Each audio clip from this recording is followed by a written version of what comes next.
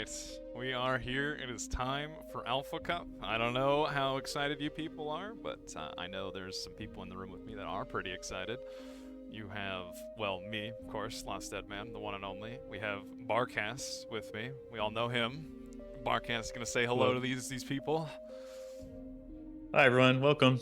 We have a bunch of other casters today that definitely will be saying hello, popping in and out because once again, we've got a lot of people pretty excited for this tournament, uh, and we definitely have had some pretty crazy Alpha Cups in the last few years. We've got this one might be the most hyped, but if we go and look at like the past, history of this tournament, because I was just told today that apparently that this is the first tournament Bar has ever had. Alpha Cup 1 was the first tournament, which is pretty crazy. And if we look at some of the names, you might recognize some of these names. You know, the famous Cartouche. I think many people have heard that name probably. You know, you might recognize some of the others for the Alpha Cup Season 1. As we look further on, we are seeing some of these names drop off and new names pop up. And you might notice as you get to about Season 4, we got a lot of new names there. And some of those names, if you've been paying attention to any sort of tournaments recently, you probably recognize a few of those names. What do you think, Barcast? You said you were here for the last one, right? For Alpha Cup Season 4, like it was the main one that you were involved in. You thinking these are some pretty good tournaments? How are you feeling like this one's gonna be in comparison? Well, I think it's going to be at least 2 times better. We all know players have been improving so much over the past year. The meta's been evolving, right? Balance changes have happened. And a lot of these same players are registered. So I wouldn't be surprised if we see it kind of shake out this current season to shake out kind of the same way as we approach the higher brackets, right? Yeah. And speaking of the registered players, if you are one of those few that has registered, go in and check in if you haven't. Okay, this is your time. We got to get going. It's time to start playing. So make sure you've gone to the challenge and you've hit the old check-in button. So now that we've seen once again that this has been a pretty exciting tournament every year, and hopefully even more exciting this year. We're gonna go to the information of the tournament. We're gonna look at the tourney format. We're gonna look at the maps, and I'm even gonna go ahead and say that this prize pool shown right now is actually now incorrect because a wonderful Brightworks, I believe you said, Barcast, donated $500 to the prize pool to bump that puppy up, which I think is pretty cool. Do you want to talk about the format, Barcast, of like what players should be expecting? And, like what we're going to be seeing. So it's a double elimination bracket style. If you go to the challenge page, a few of the first initial rounds are actually played as best of ones, and I've already kind of predetermined the map you're going to be playing on for those initial rounds. Further rounds in the tournament are actually played as a best of 3, which the rules are published in the challenge description, I think, as well as the webpage. But if you have any questions, just DM me on Discord. I'll be keeping an eye on that. But the map banning and picking should be very similar to VPL style, right? Where there's 9 maps in the pool, you end up with 3, and that's what you end up playing on. And then, of course, as we get farther into the tournament, the finals are going to be played as a best of 5, and the player who comes from the winner's bracket is going to be starting up 1 game. So you get nice little advantage for players who make it all the way through the upper bracket without dropping a series. Yeah, we're not going to see a repeat of last year's grueling best of 5 into another best of 5 between X Factor and Chisato. That was a long day, but yeah, I don't know about you, but there's some pretty interesting maps this time. Like I think everybody's seen Circulata. They've seen Heartbreak Hill a couple times. Maybe once or twice. Is there any map here that you think is like your favorite to watch, to play? Like what? Any standouts? Yeah, it's a good question. I think my favorite one to play recently is Circulata, just because I guess I'm good at it, right? But if I were to pick a map I want to see a match played on, it'd have to be Arkham Cats Valley. Arxum I'm still not sure Cats? how to say that. Yeah, yeah. If we end up with like, let's say like X Factor Chisato on that in the finals, I would just be pretty tickled pink for that to see that. So really looking forward to see like it's a big macro map, right? So love watching those like high OS players go to town on that. Yeah, yeah. I mean, we've seen some pretty hype games, I think, on these large macro maps. Like, I guess the last BPL really comes to mind, right? Like was it Autopilot versus X Factor, like finals on Theta? Very fun game to watch. And here's hoping we get some games on that level today. So I think before we start talking about anything further, any of our predictions, we do have to do one more thing that, well, if you've been paying any attention to certain charities and stuff in the gaming world, okay, like this weekend is Gamers for Giving, and one of the things that Mars decided to do is, well, donate for Gamers for Giving. So I'm gonna play a little trailer, and after that trailer, you guys are gonna hit !donate and decide if you would like to give. All right. So we will be back in approximately 2 minutes once this trailer plays. Don't go anywhere. Here at Gamers Outreach, we believe kids deserve a chance to be themselves. Video games inspire joy. They represent an opportunity for us to connect with each other through activity and story. Kids receiving medical treatment often have only a few outlets. Thankfully, gamers are here to make a difference. I'm Sarah Coe, and my kids are, I have 3 kids who are all Seattle Children's patients. My son Luca is medically complex. Just to see him kind of brighten up a little bit when that cart rolled in. Spanning from our first push into hospitals with our go-kart, our quest now encompasses our newest program, SavePoint, which will help impact even more lives. SavePoint offers toys and prizes to kids via high-tech vending machines in hospitals, rewarding patients as they reach treatment milestones and fostering a sense of accomplishment. Most of us gaming specialists are lifelong gamers. My first impression of seeing these go-karts is just the huge potential this has to bring gaming to families in the hospital that didn't think that gaming was gonna be possible.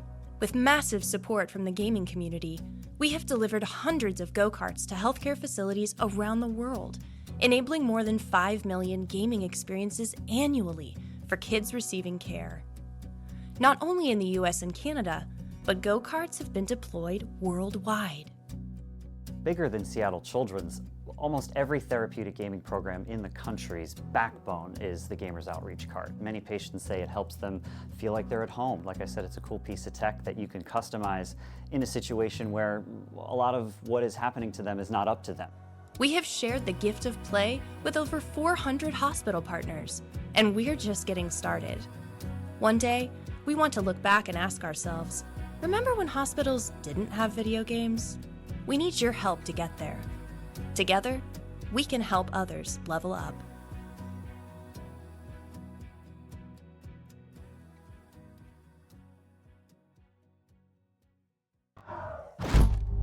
All right, we are back. Remember, hit !donate if you'd like to donate.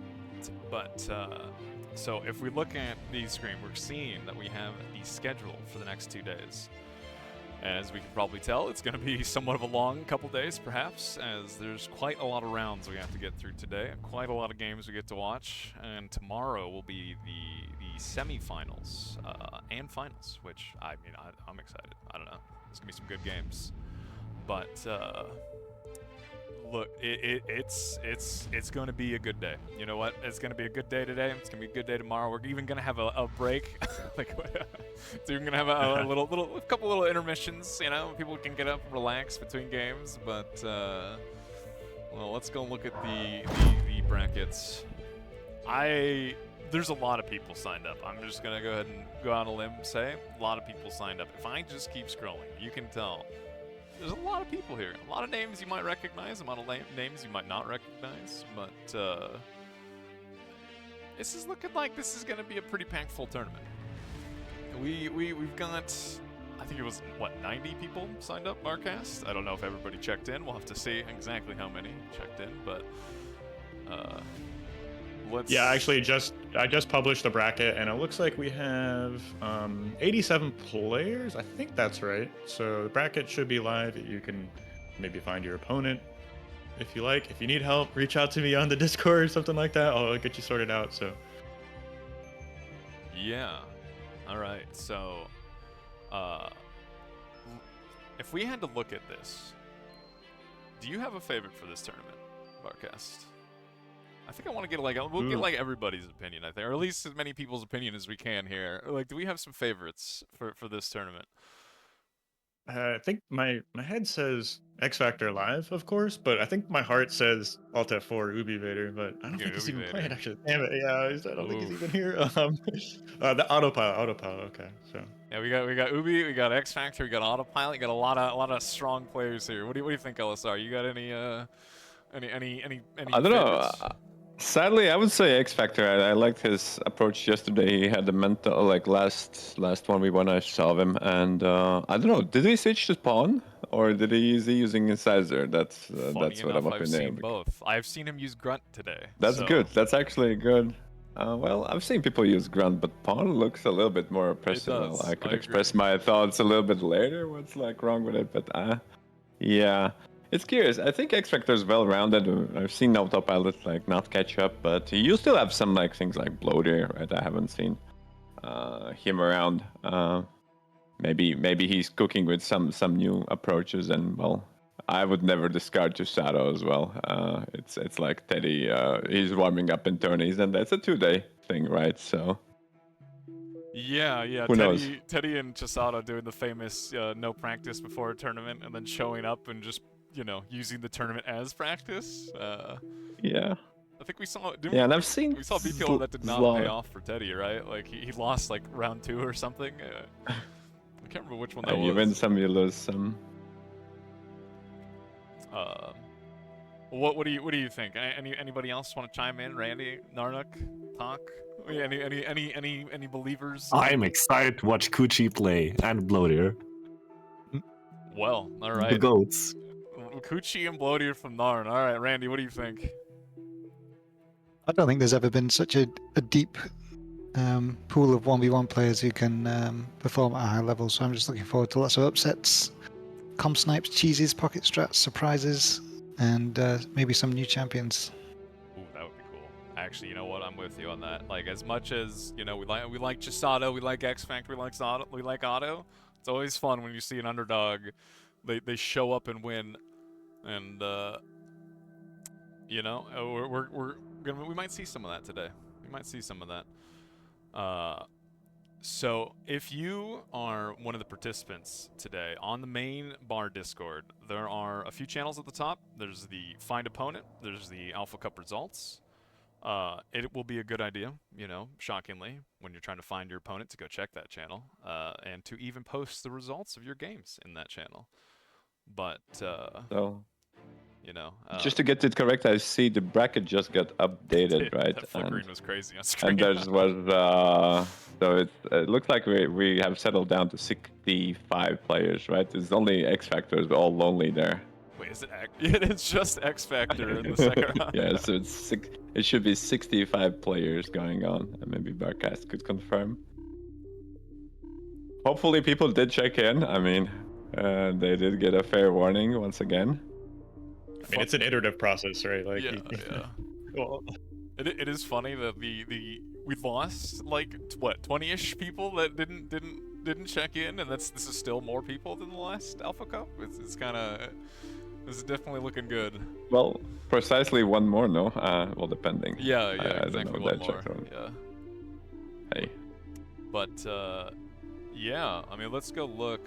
I think we can look at the various maps here.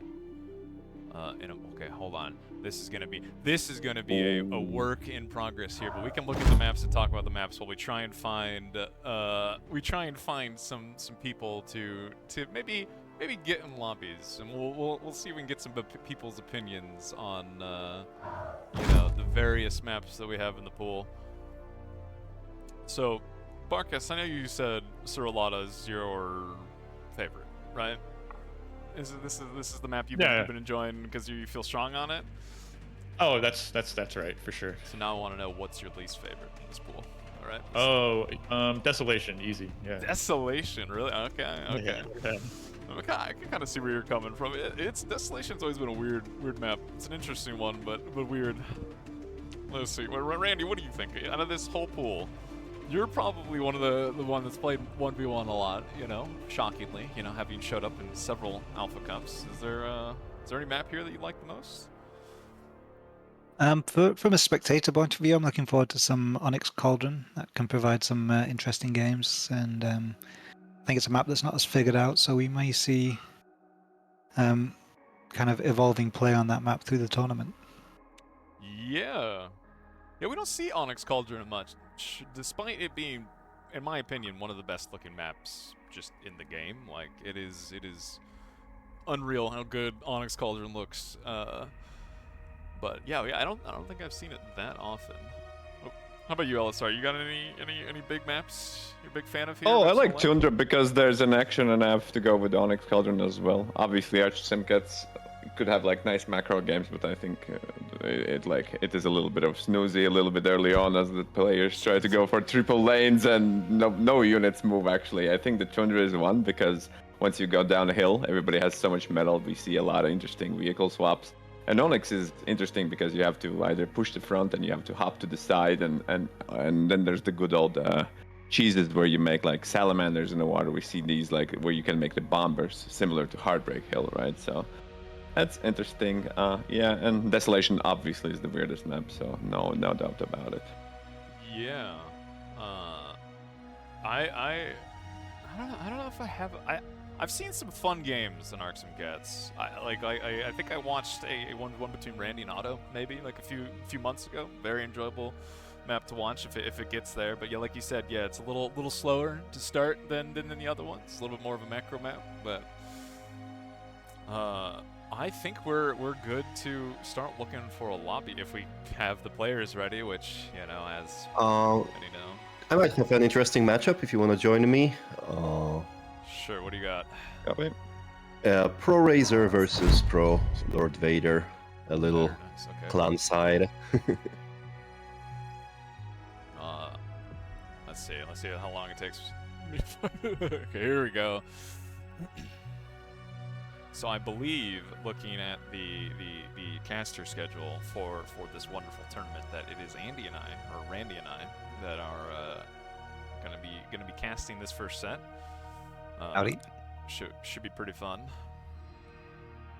I'm assuming they have not done map picks yet. I'm assuming we can swap to that screen just in case, you know, we're ready to go. Sorry to cut you off, but the maps for the best of one rounds are already predetermined, and they're in the challenge bracket at the top, so it should be on Feast of Hades. Feast of Hades, even better. All right, we don't even have to do that now. This is perfect. We get no time wasted, no lobby sim. We're going in. That is great. So here we'll swap to the game screen since it looks like these guys might be good to go. And I'm hoping we see an interesting game. So I know you've seen, Randy, since the big balance update that pawns kind of took over the meta, right? They kind of exploded in popularity. Do you think we're going to see a good amount of vehicle opens on maps like this, like blitzes and sizers? Like, what do you think? I think if we are seeing vehicle opens, it'll probably be Cortex. I think incisors are still preferred. However, it is closer now between the two, blitz and incisors, for that raiding phase. Bots opens. ARM has been very popular since the balance update. There has been a tweak in the last week to give grunts a bit more range, but we've not really seen that come through in what people are picking yet, and maybe that will change through the tournament. It's not been a very long time for people to figure everything out, so we'll be learning with you. I mean, I that's kind of what I've been waiting after the balance change. I've been waiting see Alpha Cup. I want to see what the strongest 1v1ers have to say about the balance. It's always easy to look at it and see, like, you know, the normal pub games and kind of get an opinion on balance, but really seeing what the best players do with it, I think, is the biggest indicator of you know, balance and what it looks like, I guess. And it looks like, you know, Better is going to show us a core vehicle open, so we're going to see some incisors a little closer to maybe last season's balance. Yeah, I'm not sure if there's a little bit of nerves, but he forgot his second solo before lab, so this can happen in tournaments where the things that you do automatically normally, just under that little bit of pressure, it gets a little bit more difficult. A lot of pressure does lead to premature labs. Sometimes it can be a little rough. Happens to everyone. Happens to everyone. We are seeing a Razor opting for arm bots. You know, this a little more apparently meta now. Compared, very different from any other 1v1 tournament I think I've seen. But Ubi Vader is definitely eating well this tournament. We're gonna have to see exactly how these pawns manage to fight into the incisors. So when it comes to this vehicle versus pawn matchup, right? Since we're kind of just watching, not a whole lot happening. I'm assuming, how does the vehicle player play this, or how does the bot player play this? Right? Like, is there anything crazy you gotta like make sure you're focusing on, or what is the main thing they gotta do here? Yeah, I think the initial aggression maybe just slightly arm bots favor, just because they'll have more units, can be in more places at once, whereas core vehicles, you got an incisor, a lot of metal invested in that, you can't split it between different places, so Vedor will have to be more careful where he places his units. So then the balance will switch the other way as the incisor ball kind of gains some traction and gets some mass, and it becomes more difficult for the pawn player to stop without some excellent flanks. I think we did see, you know, the X Factor build, right, and like the previous tournaments of just that incisor timing really showing up with like a big ball of incisors that you just don't have the units to stop, and it just kind of runs over you. I'm assuming something like that, even with the incisors, like build power nerf, is still gonna be pretty. It's interesting. I've never heard of that build. No, you never heard of that build? You never heard of the X Factor hiding in bushes, throwing incisors at people? Nope. Oh man, it'll be interesting to see. So like early on, it looks like Vetter's doing a good job defending. Mm-hmm. Didn't manage. But Razor's taking advantage of that. He's got cons out expanding, so it's. It looks like I mean, so what? Vetter's gone 2 con expand. He's defending well. What was Razor doing? Looks like he's expanded 3 cons. Also hasn't really taken any damage. Yeah, he's been skipping the LLTs though, so he's getting the mechs a bit faster, whereas Vedor's being a little bit more cautious, a little bit more safer. Yeah, opting for an LLT on every 3 mechs cluster, whereas it is looking like Razor is naked expanding.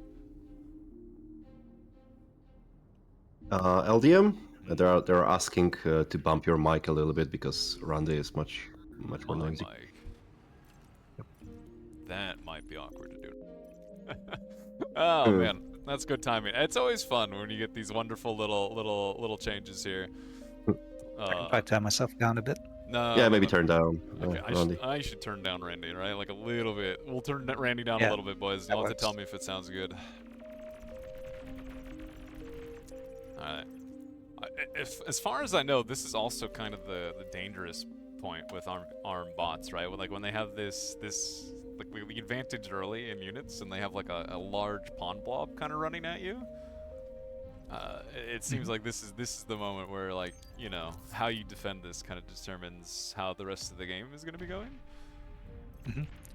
But Vedor's picked a corner spawn, so he's very defensive in his mindset. I think he just doesn't want to take any large damage early, and even giving up a bit of economic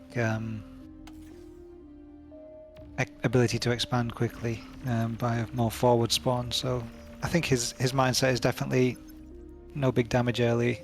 Maybe we'll get a bit behind economically, but we'll try kind of play that back out as the game unfolds. Yeah, I mean, it looks like he's defending this pretty well so far. He hasn't actually managed to lose anything. He might lose a con here actually as this continues driving into that blob of pawns. And that definitely is that's gonna hurt a little bit as he does not have that many cons out and expanding. Razor managed to fend off the counter rascals from Bedar up the left-hand side. And it looks like we have another pretty massive pawn blob running down the running down the left side, looking like this might be a little annoying to deal with as Vedder doesn't have that many units out. The curse of vehicles early. Mm-hmm. He's managed to build up a decent incisor force on the east side, but I'm assuming he's gonna see this pawn force and realize that this is not one he can just kind of let into his back line. You see both players struggling a little bit energy-wise at the moment. It's probably going to hurt Razor a bit more since he's the bots player. He definitely is struggling, looking like he's struggling to spend his metal at the moment. It'll be interesting. Like that's the thing on big macro maps like this is you have so much metal that if you're not efficiently scaling your E and your build power, you're just gonna very quickly start overflowing. It looks like Vedder's counter. There's a rascal in the back. Is there? Oh wait, we're missing out. Oh, on the naked expansions too. This is brutal. This is gonna be very annoying to deal with, as Razor also has to deal with approximately 6 incisors running down his front door. Well, it is looking like, yeah, Vedder's gonna kill this pawn force as well. Like so far, he hasn't taken that much damage, and he's doing decent damage in return. Yeah, the defense has been solid, and now he's starting to pick apart a little bit. These naked expansions are all very good for having the economic advantage, but if you can't hold on to it. And yeah, Razor's lost. It's looking like 4 mexes. Maybe this one wasn't taken, but this rover is continuing. All for basically Vedder's lost a con. This is definitely looking kind of rough for Razor at the moment. As that little He's starting to stall a little bit APM wise. Yeah, and if we look at his, the south idle. If we look at his metal, like he's really struggling to spend. Swapping to vehicles now will help, but it's gonna be in a rough moment, as this is where bots really start to struggle a bit into the mass vehicle balls. Ooh. Pawn sleeping as these incisors drive by, looking like Razor might lose another expansion, maybe 2.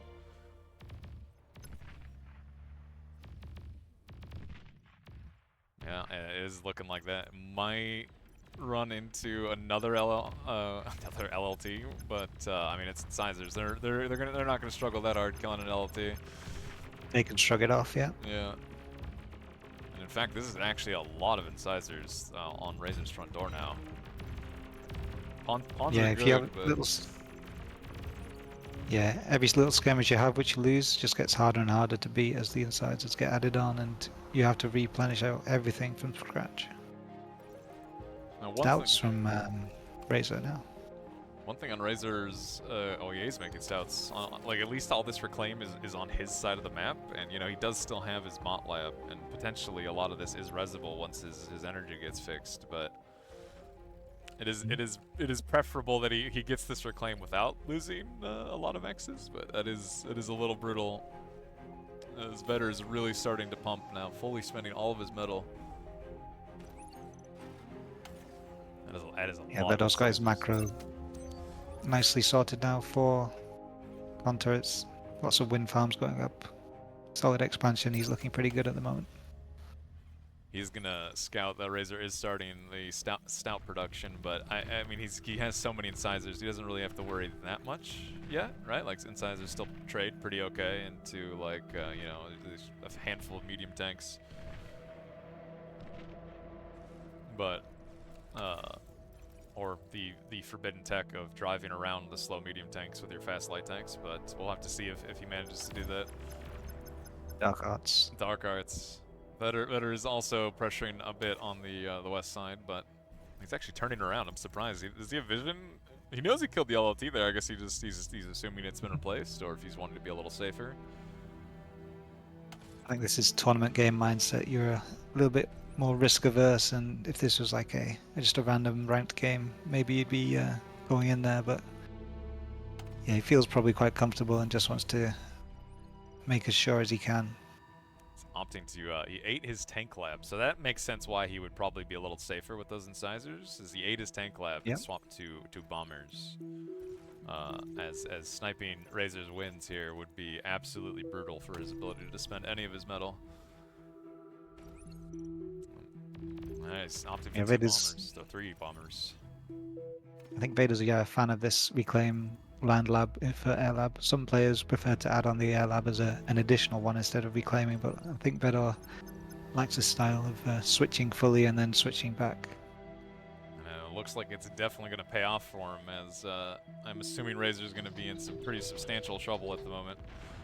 Although Vedder's scout was slightly delayed behind the bombers, so he didn't actually get the vision. Oh man, as this is happening, Vedder is actually getting run at by a substantial amount of units. Oh, wait, Vedder might die here. He needs some hot deco. Oh my. Oh, what a snipe! Wow, actually kind of crazy.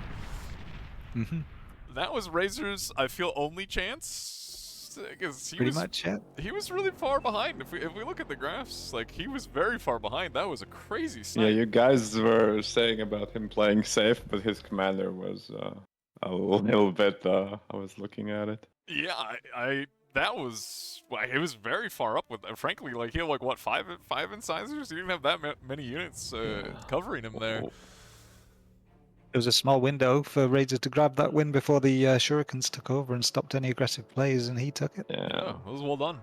Well done jumping on that play. Yeah, it was a very small window, and Razor was, I think, pretty good.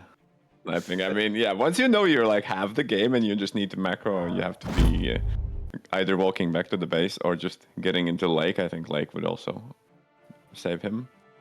Yeah, I think Vedo will be kicking himself. He was playing in like a safe way, but just forgot the most important piece and where that was. I mean, we've seen people on the chokes, but usually you go to the middle, right? You go to the middle max because that max is bigger. I've seen Chisato do this often, right? He would go to the middle and then you're at least close to water. And if you make a radar, then you cannot be sniped. But water's deceptively.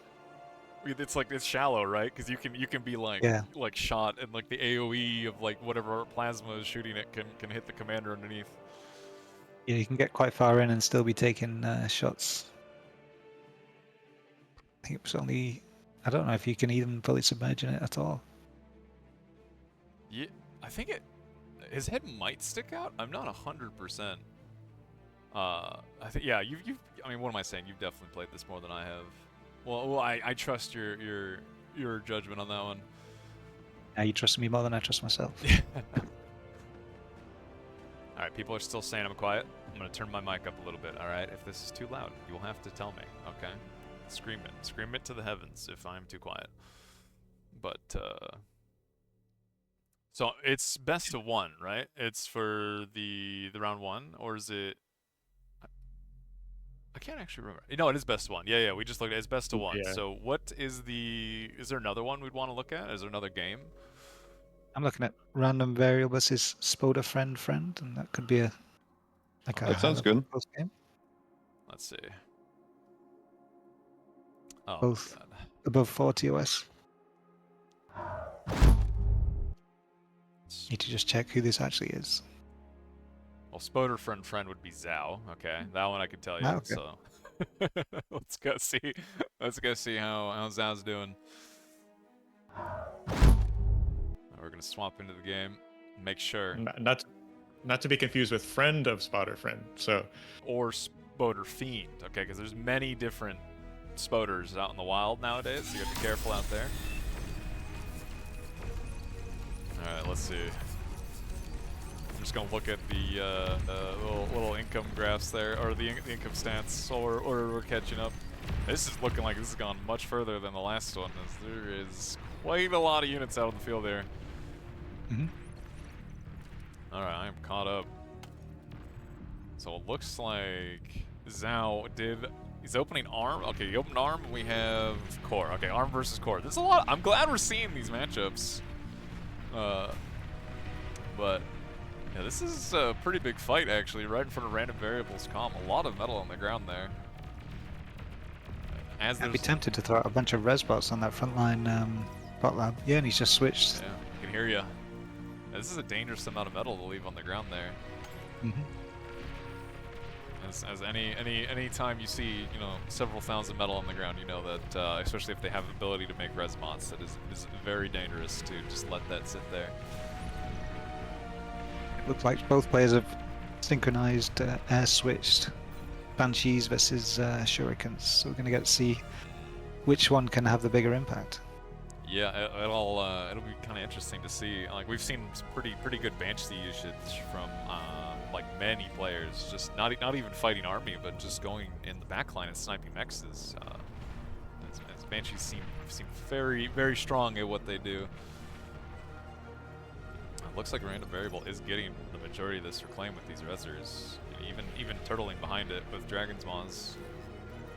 Now does have a pretty massive army on the way.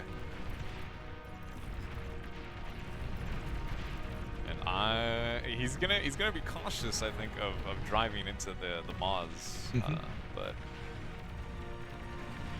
he definitely cannot afford to just give up this metal, as this is continuously climbing in value here. Yeah. I'd like to see random variable maybe switch into thugs at the front line. Just might do a bit better than the rocket bots in the scrap amongst the wrecks. Looks like he's Oh, getting here we have the Shurikens coming in. pretty decent value from these Shurries. A lot of units are getting stunned, and random variable, if is starting to trade a little better. Here comes the fighters and the Banshees from Zhao. Oh, that is a lot of Banshees. He's going right for the commander. 18 Banshees going right for that commander. And it does not look like random variable has any response to this. Struggling for the energy to cloak. Dang, and there it is. Making bombers in the back. He didn't have time. It did not have time to make fighters. Just a little Banshee sniping. Looking like Banshees are better than Shurikens. That's what I got from that. I don't know about you. One can kill the commander, the other one can't. Yeah, exactly. Damn, we showed up and we're gonna see that. I think that's gonna be what we're gonna be seeing for a bit here, is the ends of every game. Let's see. What's another good one? So Goopy and Sashkarin is about to start. Ooh, probably it's the it's the round 2, so it's gonna be. Sorry. I asked the players in the upper bracket, the second round, to not start until the first round of the lower bracket is over, so it's more synced up, right? Because otherwise you get like really far behind. Teddy's in an 18-minute long Feast of Hades game, apparently. Like, we can go try and catch up to that one. I don't know if there's a better one you guys would think would be good to see. Maybe. Next, check out Teddy. You want to check out Teddy? Teddy and Svebi. Teddy does like to win with T2, I wouldn't doubt. I've seen a few of his Could practice be using games. these- It's been fun to watch. He's definitely looking a little rusty, but he is still I think heavy. the Swebby's writing any tips, so I guess might have given up on the Teddy might. Wait, am I gonna Teddy load calling into GG. a finished game? I'm watching I think I've had too much, yeah. Raid more at start, so Teddy's already giving the gracious winner tips out, so. If there's one person you do want to get tips from, then it's probably Teddy Smith. He's heard quite good at bar, quite knowledgeable. Oh yeah, wow! Look at this stream of medium tanks in the catch-up. Holy! What is this? He's got so much reclaim behind it. Well, we got to see that game in fast forward, and now that was definitely an interesting game to see in fast forward like that. Wow. Wait. Okay, so is it just Sato game still going then? Like, I have a feeling it's just gonna be this on repeat. There's Modulo's game maybe. Kill the Fraud. They're 22 minutes in. All right, let's see. Just loading in to see where they're up to. Look, I'm sure we can catch up and watch another fast forwarded game and just try and guess what happened with the fast forward. Barkas, why don't we just go stream second round? It's gonna take ages if we just wait for everyone in the first. My opinion. Yeah, that's. I mean, at some point it'll take ages, right? Because they'll just get ahead and like they'll put this. I don't know. I can message players in Discord if you think that's a better idea. Oh my god. That is, it's getting a little contained here. Like, modulo is definitely, or modulo, I can never say his name. What is wrong with me? He's like fully contained him. Oh my god, I was really killing the banishers, but yeah, this is looking like somewhat of a game over already, as we're looking at approximately 113% metal income advantage, which I've heard is probably pretty good. But have you seen a lot of? This is probably a good time to ask, Randy. Have you seen a lot of like banisher usage in 1v1s? It's kind of taken over team games recently. I've been not too present in the team games, so I haven't experienced this as much. But have you seen 1v1s though? That's the question, right? Like, no, not yet. Interesting. Not yet.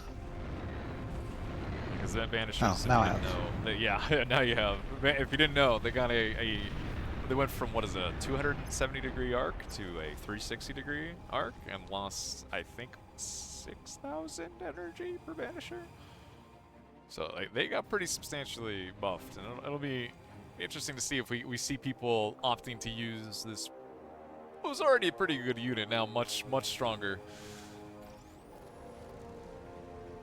Looks like modulo I can't, dude, is is opting to use this game, I think, as a macro practice, right? He's getting his fusions up, he's getting all of his mexes up.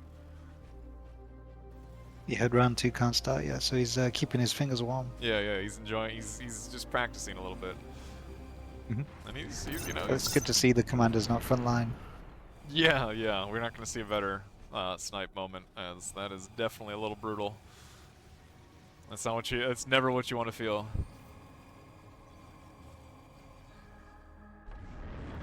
Yeah, one day, all day. One day. Okay, as we look and talk about how there is, in fact, a commander on the front line, and it is not modulos. Okay, it is Guild Franz, in fact. Hey, he's using his comms HP, you know, to tank for his army. Wasn't that a good play? Like, he's relying on the. He actually just heavily baited that tanking army. some banisher shots. But the wasps are coming. Oh yeah, here we go. We've got a couple flex. They're not doing great, but they're trying. I mean, banishers aren't bad AA either. It's okay. I don't know if it's gonna be enough. That's looking kind of brutal. Just the wants to AoEing him to death. Dang. We didn't get to see most of it, but the man had queued up multiple aphids, so I'm assuming he was fully prepared for this to go into an hour-long Feast of Hades game. All right, what do we got left? We got any games still going? Or are we gonna? Yeah, join me for goopy Sass. It's gonna be the second round. All right, goopy Sash. I'm hyped for this. I'm ready. Both identical OS. Oh my god, they are. It's been a while since I've seen Goopy or Sash, really, actually. Now that I think about it, it's a while since I've seen either one of them, so it'll be interesting to see if either one are basically up on the new 1v1 meta. Goopy, of course, in chat saying, gonna be the worst game of the tourney. No, we believe in Goopy. We believe in Sash too, but...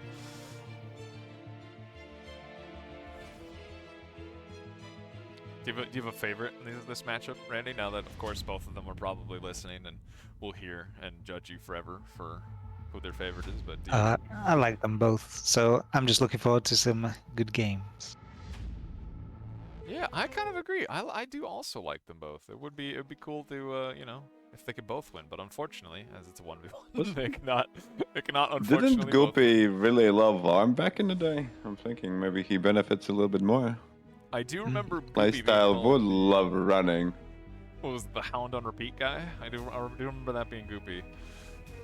Whether or not that was team game or if that was 1v1, now I couldn't tell you. Okay, that might be a bit beyond me.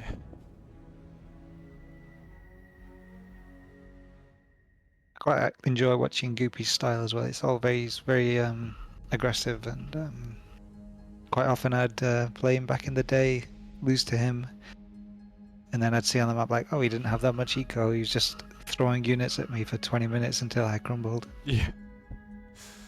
Alright, so my understanding is that this wonderful, now that we are in round 2, this is going to be between Mr. Randy and LSR, our 2 casters for this game. So I am going to mute, and we're going to have those 2 get to cast this wonderful game, and, you know, I'm gonna leave it to you guys. Enjoy.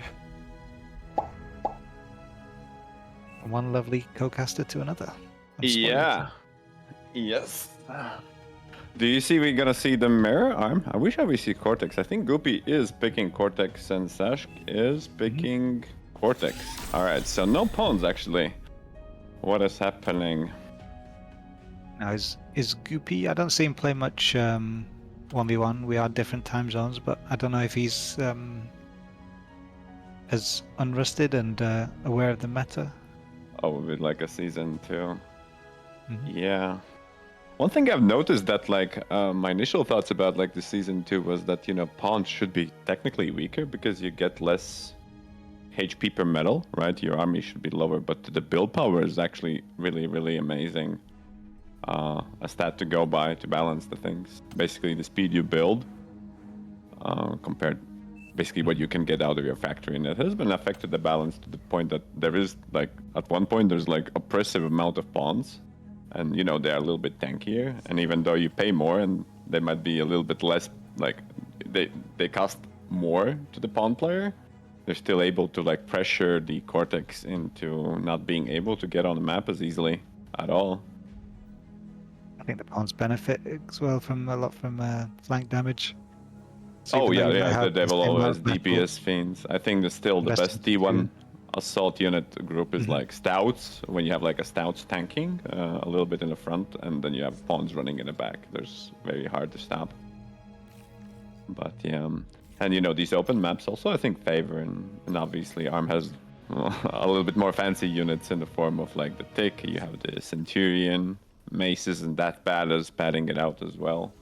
Thug's obviously better. But yeah. So we do see Goopy going grunts, which is something I didn't think we'd see much of today. So it's either he knows something we don't, or he's just not as practiced since the new patch came in. I'm hoping to see something special though.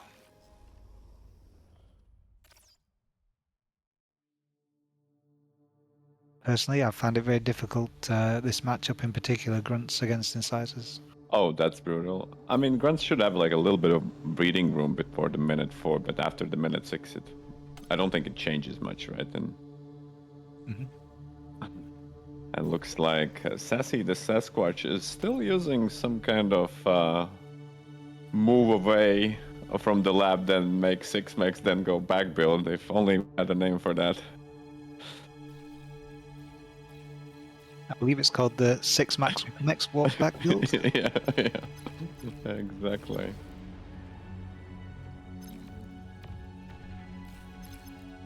The first interception been good. What do you think about the rowers is what I asked it. Like, they got the HP buffed. I already thought they were pretty menacing. If you're playing ticks, like, it's faster, you cannot chase it, you need always like at least 2 ticks to get on it. Like with a good APM and more HP, it can do a little bit more, no? Since it didn't change in price. I find it very hard to chase them when they're already in my base because they can kind of kite you around a little bit with you when you've got ticks. When you need multiple units, and it takes away APM, and it also usually takes more metal than they cost as well. I think vehicle scouts might be back. We used to see games where there's a lot of opening vehicle scouts. I think on CCR specifically, there was this one time when everybody was making tons and tons of vehicle scouts. I'm surprised we don't see it now, not as much.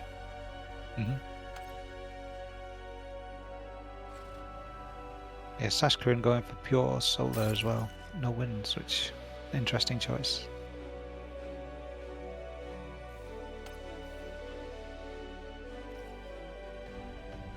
If you don't make winds, you can't get screwed over by the RNG gods. Well, wind is still pretty good. I guess you could go. Well, depending how you expand, you can go. I know you like sitting in the lake, no, and making tidals. Technically, Yeah. it could be doable. That's a nice stable source of income, especially in this map. But Cool off my tired feet as well. Yeah, it seems like not too much aggression coming out from Sashka, and he's just happy to sit back, similar to Vadar was with the vehicle play. Just kind of absorb this grunt aggression early on. And Goopy's doing a good job of just naked expanding behind, whilst he has the map control and presence. Players naked expanding. Goopy is gonna push it from two sides. Maybe see something going on, but I don't think he has a chance against like 5 incisors. And looks like Sashka is indeed preparing for like a 7 to 8 minute strong incisor attack. Probably trying to go for the. I think the incisors are really good at like this 8-minute time, either like skirmishing or picking off and seeing if you can get some things, or either diving for that sweet wind turbines, trying to basically do an energy crash on your opponent. Sashka getting some free damage, and will be able to defend his high ground pretty well. Yeah, Sasha's got very good radar coverage. He's got 3 radars up already, so these raids have been quite easy for him to deflect. Is the crystals not worth? I usually would, before you would see some res bot, if you open the bots, I've seen. There's one near middle for Goopy. Oh, that's very optimistic place to be jumping on those crystals. Rover will scout it, and yeah, it doesn't look like it. Maybe it will get saved. Good micro by Sashkarn. Retreats with the rover, and oh, this is not good. Maybe he paid some attention elsewhere. He's getting surrounded, even though incisors are still doing good, since they have such a great HP pool, and you know they do counter the grunts pretty well. He's able to even kill them, but you know the grunts will. Sash. Yeah, but it went better. But yeah, I think Goopy really you know, with that defense, the Wraxell on his side, he could start to get some resers to res all that. And looks like Sashka is actually retreating, even though he has more, well, 3 incisors versus the streaming grunts. And gonna try his luck on the other side, currently chasing the grunt ball at the bottom. Oh, Goopy also playing, gets 1 incisor at the bottom, decides to back off and buy this time. Yeah, I think the incisors need to be grouped a bit more tightly so they don't get picked off individually. Yeah. Well, there was this hitbox change. I think, yeah, the best if you can ball and just pick off and, you know, kind of weave in like a snake in and out. You basically take no damage and the grunts die so easy. You can really get huge damage efficiency. Well, not damage, like the kill potential. But yeah. He has been somewhat slow to expand, even though he's catching up now. Sashkorin still has a little bit of metal advantage in a total. The Sashka is almost up, almost 3,000. Like I would say, 2,500. That's pretty massive. I think a big difference is the speed of the construction units, because the gaps. Well, it's quite a big map, and the spaces that have to be traversed by the conbots, it takes them quite a while to get from mech cluster to mech cluster. Could be. Well, a bunch of it is kind of dead metal currently sitting in the solars, but you know that dead metal could turn once he gets his wind up and decides to reclaim them to go for even, like once he unlocks better energy sources, then he could eventually reclaim them. But we have a attack currently going on. I think the incisors will decisively win the north side. Well, the rather east side. Kills the LLTs, but Goopy hasn't transitioned to his own tanks or haven't added the shurikens yet. You would oftentimes see Teddy already have shurikens by this time, I think. It's going to be difficult as these numbers grow and grow to fight incisors with grunts. I think he does need some kind of switch. does have a lot of Yeah. metal saved up, so he does have the resources to make that switch if he decides. Yeah, even dipping into the excess right now, I'm not sure whether he had issues with the energy, but the looks of it, he is also accessing. And He yeah, was- that one lens sizer is going to be pretty annoying to deal with. He was stalling the energy a couple minutes ago, but does he get the reclaim off on the incisor? Not quite. So yeah, that incisor's right in the back, and it's just an APM drain trying to clean that up. Yeah, non-grunts definitely not going to be enough. I do believe you need at least 3 grunts, and the positioning also needs to be pretty good. Yeah, Sash remember with the air that. switch. Oh, the air switch is pretty good if you manage to get it off. We often would see time. I think he might even solve the wind block. Yeah, I think he could just make like 2 to 3 bombers and just bomb the wind block, and that should be game. But he doesn't even need that. He would just. GG's He's gonna out. call GG as incisors get to his wind block. Yeah, I think it was pretty much over the point when the incisors get more than the grunts. It's going to be impossible for him to hold. Hey guys, we had a little change up in how we're casting the tourney, so would you all mind just staying on for the second round of round 2? Sure. Can do. All? Yeah, okay, and then we'll all right, thank you. That was a pretty. I don't know. Look, that game for me, it looked pretty decisive. I feel like for the. Well, Like Goopy the incisors, called it right? himself. Incisors beats grunts like anytime. Mhm. Okay, Yeah, I we're think- ready with Kuchy versus Lovish if you guys want to join. Copy. Not late.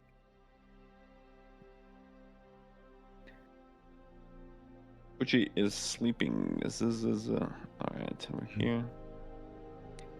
Yeah, I feel grunts versus like pawn take is a playable matchup, but it's if you end up getting that grunt versus incisor matchup, it's very difficult. And I think that's one of the reasons why a lot of players will go arm bots instead of core bots this tournament, just to try and avoid that very difficult matchup. Yeah. How do you feel like incisor versus pawn? I thought incisor would be able to do a little bit more, but it looks like one thing is that I noticed is that the pawn is a little bit faster than incisor, just by 1 speed. So the pawn is really good defensively already, and incisors actually cannot do that much versus the pawns nowadays. They have like a little bit more HP. It's not like in bob and weave, right? So the pawn player will be always be able to produce and put enough pawns in a good position versus incisor attacks if he scouts them, right? What I would say is that there's no obvious, as of yet, imbalance. Like, Oh yeah. I think I do feel it's even. It's not as rough as yeah, still early days, quite a fresh patch, but at the moment it seems like quite an interesting matchup because they are quite different. But if you ask me which one was favoured, I wouldn't be able to tell you with much confidence. well, I would say arm, but it's like the way it snowballs, right? So arm is able to put a little bit more pressure, and if you play core vehicles early, then you're sweating already because there's like the ticks. I mean, you have to do maybe if you do a little good. Yeah, that's why I mentioned if you do good stuff with rovers early, I think that would make sense. But there's the ticks and the pawns. I've seen people pretty freely push with like 4 to 5 pawns. Zlo did it really well today. You would have like a 1 tick and 4 pawns, and those groups would just go around and see whether they can, abuse core vehicle. And the core vehicle has to stay mostly home with his incisors and expand slowly and make LLTs. Because if you get your incisors picked off, it's not like you have res bots to put you back in, or like if you lose a mech, you can't like quickly use a res bot to res it. So vehicle already has its own risks. And then once you gather from the assault, the arm is already like expanded across like 40% of the map, has radars, and can produce the pawns, and he's just waiting for your attack, and all he has to do is essentially place his pawns, which are same speed. It's not like you can outmaneuver the pawns much. And So looks a little bit rough for incisors as well. Spawns are better, but Yeah, I agree that one of the awkward things I've found playing incisors is that you don't have that access to the res bot as easily, and it's a bit awkward to kind of go back into bot tech when there's not many aggressive units you really want to build in the lab. It's just for that res bot. one thing that you have access is maybe as defensive option is the pounder, but I don't think a lot of maps actually are like that well suited. I guess you can park here like some. And it's also whether it's like a good attacking unit, maybe. Usually the arm would take out from it, but it's a pretty decent defensive unit for say like a city's crack one, like where you can like, oh, he's coming this side, and you can place a pounder across your base and use it that way. So anyway, do have Kuchy this game going core bots, but he's done it right at the front. Maybe he has some kind of pocket cheese strategy. He's going at very heavy grunts. One grave robber. I've seen him play. He usually sticks to the simple but kind of efficient strategies. He makes a lot of wind. It's like optimized goopy. The way I saw him play is he would only expand on the one lane, and on the same lane he would push a lot of units trying to stretch the opponent's APM. So I think in this case, depending, it might be something like through this lane, he would push one con, and then he would run a lot of grunts through the same lane, and that way he doesn't get really flanked, and he doesn't have to worry about his back mixes. So I think his idea is to put pressure and basically make his opponent panic a little bit. From what I don't know gather. if he's taking a bit of a gamble that he's against arm bots, because micro and grunts arm bots early game is quite a fun, effective thing to do. Versus incisors, this would be tricky, but he has got the preferred matchup, I think. And you're right, that con bot has queued up along that one lane. Yeah, I found. So next in queue, 102 grunts. Yep, exactly. Lovish has seen I this like grunt on the way. Kuchy strategies. There's often like this deceptively like simple. It's just like if there was any new beginners, like you could copy Kuchy or the idea behind it, right? You do something very simple. You do not try to expand on multiple places at once. You find your own niche. He has spent his battle bank now, and the commander. Oh, he's just switched it. I was going to say it's still on high priority, which I would switch off, but he has just switched it to low. So the con bot expanding will get everything it needs to put those mexes down. First spawn just face tanked the grunt and completely obliterated. Actually interesting in a fight that like the pawn gets left with more than half HP. But yeah, it depends how you run. Only the grunts could bob and weave, right? Versus the bullets like in Matrix. It's quite interesting, the interplay between grunts and pawns. As soon as the pawn gets in range, you kind of want to dive towards the grunt, so dive towards the pawn with your grunt, so you get the increased laser damage for being close. It's that kind of in-between ground that you don't want to be, where you're just in range of the pawn. You either want to be kiting it or hugging it. The pawns are pretty speedy. I mean, I think they got some speed buff before, so they could be able at least to engage, but yeah, you're right about the damage fall off, right?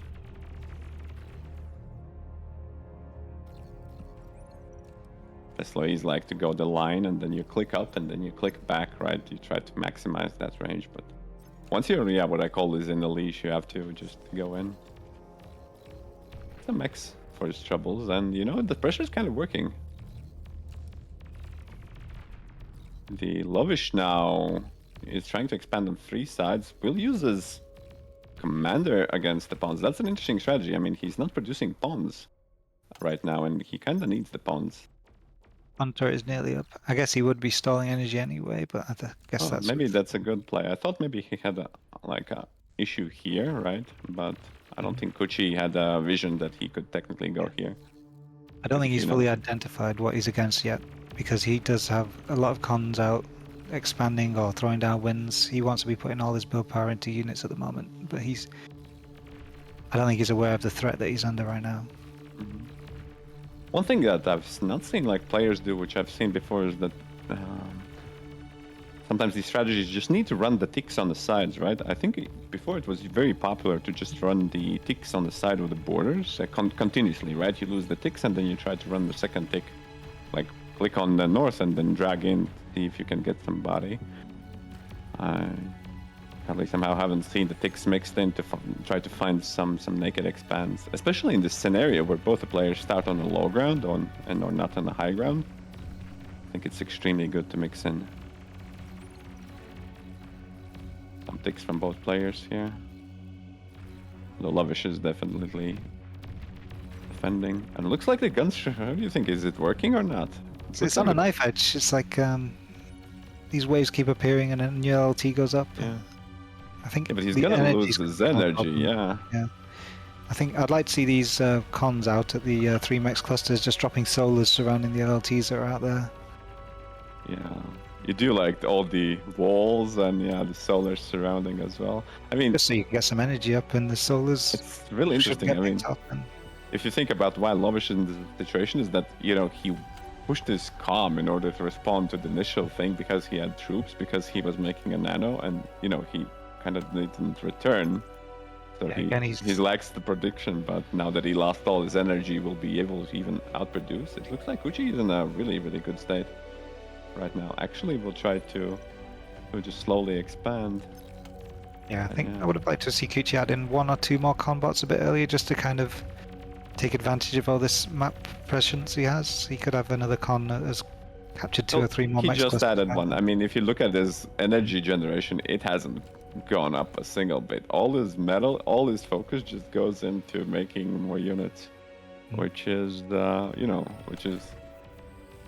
just to put such a pressure, and the pressure is working out. It's just like grunts after grunts after grunts, and that's gonna be enough. Grunted to death. And I don't think he was completely dead there. I think he still had some chances.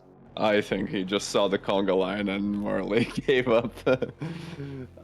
Yeah. Well, he doesn't know. He's thinking probably he's thinking that the Kuchy has already expanded across maps, did the same 3 mechs opener, right? Yeah, that's exactly the thing. You don't know. Yeah. So I choose the option that. Sure. Have to stick in it. Your opponent might have nothing as well. He's just. I can't imagine there's much worse feeling than GGing out and then seeing, actually. Oh yeah, your opponent had the same energy, same everything. Because it was like Kuchy had 30 more energy generation than he did, so. Yeah, and Lovish, he had a lot of ability to rebuild quickly with all the cons that he did have out, 2 construction turrets, etc. Yeah. Really, I feel like you can't go wrong with Kuchy, right? Like Chef Kuchy always has got some got some interesting builds, and that was definitely kind of a scary one to deal with. Just the unrelenting aggression, kind of fun to watch. Yeah, Lovish failed the morale check. Yeah. I mean, he if we looked at the graph at the end, he was still pretty solidly up. He just had no energy, and defending the next wave was gonna be real brutal, I think. But I feel like he just needed to move back his commander to his base, and he can start rebuilding there and have it on lockdown. Yeah, but his commander got baited out because there was troops coming. So it's amazing how these builds sometimes put you in weird situations where maybe it wasn't his plan to even go out. Well, do we have a next game to jump into? Yeah. Any takers? Marcast? You got any? I see. I think that's maybe we should place stream something not on Fist of Hades now. So there is a already matchup between Zlo and Sashkorin on Tundra now for the round 3. Really? I thought we were gonna go to losers match, but we can as well, of course. There should be some good clash depending on how well the. Let's look at maybe not. Let's on to the challenge and let's see what we got. So I'm looking at the bracket right now. I think actually that's a good point. This low Sash is looking pretty good right now, unless you all see something else that stands out to you. Yeah, most of this is looking pretty. I mean, the Zao Lopatka might be good as well. I don't know. Yeah, Spooder Zao Lopatka. Yeah. That would be interesting. Lopatka is a step up from the random variable, I think. Well, they're in game. They've been in game for about 10 minutes. If you wanted to go look at that, I mean, I would love to see. I think Lopatka's played a lot and Zone knows a lot about the game. We'll swap back over to that one, and I'll let you guys get to watch. You know, a bit of this. With our luck, the moment we get in, it will like immediately end. But Stop it. all right. I think both of them are pretty defensive oriented. Oh.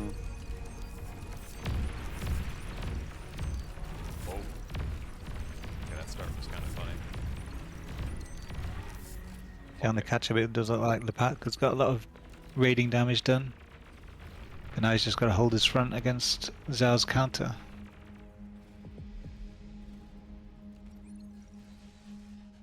It's like Lopatka's majorly ahead right here. Yeah, it's looking good for him. He's got a good little res ball as well to quickly. His commander is just like a little bit kind of. I don't think you wanted your commander between enemy army and your own army. That's what Shocks told me. Like that's the worst situation to be. The one good thing is he's up a hill, so that's very hard for him to dive on for Zhao. Yeah, and looks like it's gonna be a counterattack, and as LDM mentioned, might even spell the end, unless Lopatka wants to play this extremely safe and get the medal first. Yeah, I think he just doesn't want to get his army degunned, and he's being a bit cautious. Yeah, Zhao's, I think, aware that rezzing is going on. Does have the energy storage. He could actually defend this, I think, provided he doesn't run out of pawns. But the blitzes are pretty fragile. Looks like he would have to give up the medal anyways. Yeah, it's a horrible position for Zhao to be in, where you can feel that he's behind an army and he can't fight for the wreck field, which has resbots on it already. And brutes are skirmishing around and clearing every LLT slowly.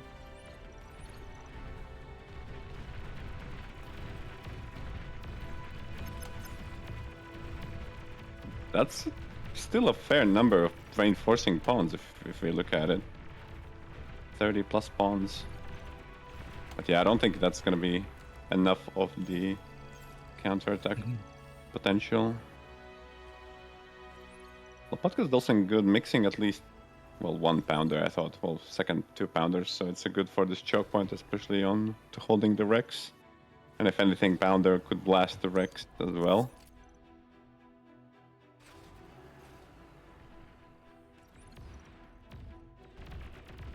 So what would you do here in Zhao's position? Would you continue to fight for this, or maybe try and send your army elsewhere on the map? The only...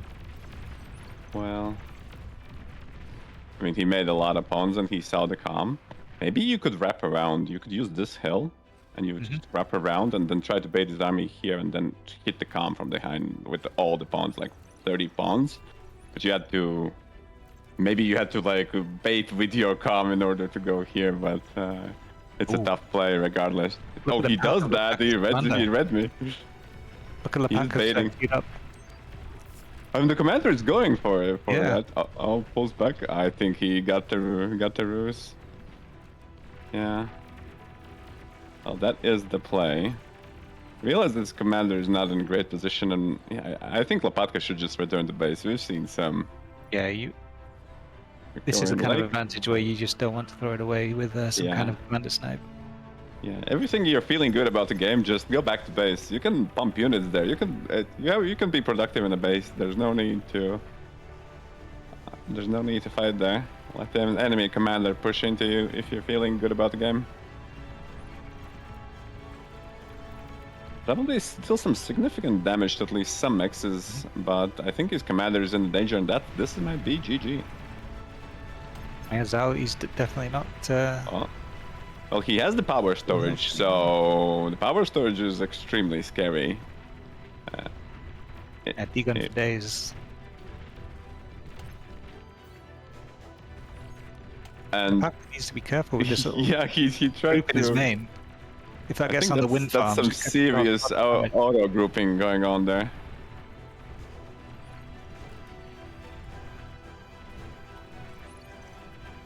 Banshees in the play. I think. Yeah, but they've been revealed. I think he should have tried to keep that secret and then maybe commander snipe with him.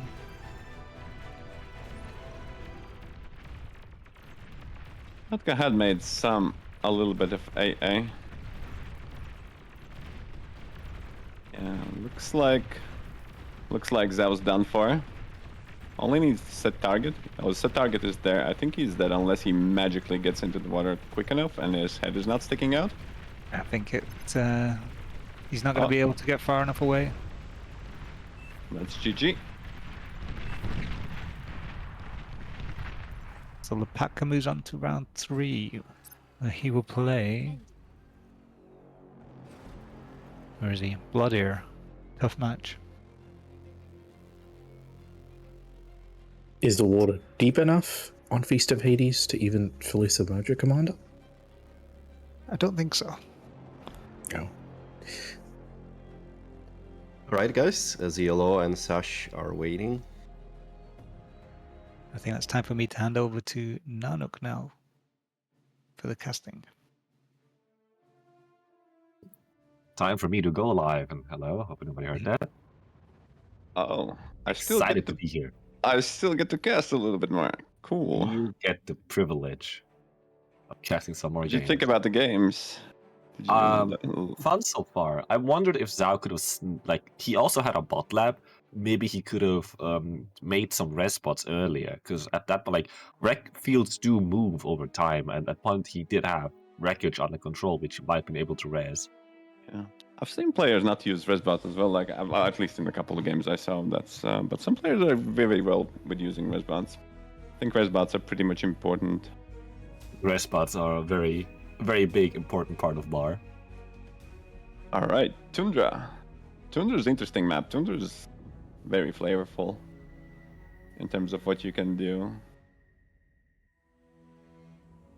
I think our audience has feasted on Hades quite enough for the last hour or so. Hades has been feasted, as it is. Moving on slowly into the round of 3. The many players slowly dropping out, but many more interesting games we'll be able to see. Well, Zlo is definitely going to play ARM. He's definitely sold on the pawn from what I've chatted him before, and same as Sashkurn. Sashkurn is also using ARM, so we'll likely see ARM versus ARM. Pawn on pawn action. And let's see. We can't dream of blitzes yet. What is the rough meta on Tundra? I mean, Tundra, you can run over the hills with spots, right? There's two strategies. Usually one is when the commander from for Sashkurn is going here, because this is a hill here, and it's much better to have a commander there. Then you expand on both sides. But the key is always these big mixes are the definite decider. The more middle mixes you get, the richer you are, and that means more army. But there's a plethora of strategies. We've seen people go down low, then make a vehicle so they can control the middle a little bit more. We've seen players use and abuse the hills. You can run the pawns on the very peak to basically go around the pesky vehicles or pull the army in a way that, it's very hard to reinforce that side if you're an a vehicle player across the other side of a hill. You always have this gap open. Zlo, interestingly, has choose the position where his base is really close to this gap, for example, right? So technically he could reinforce and defend better against the hill, but he has less control over this area, which is easy to defend early. It's also difficult for Sashqueen to go there, though, as the map's I like not so Sash difficult, positions the better. You can place one radar here. The radar's pretty safe, and this expansion is. You can defend it with 1 or 2 LLTs here. It's easy to get. Interesting watching Sash go for the res spot way earlier to eat those trees, while Zlo has his in queue, but it's quite a bit slower.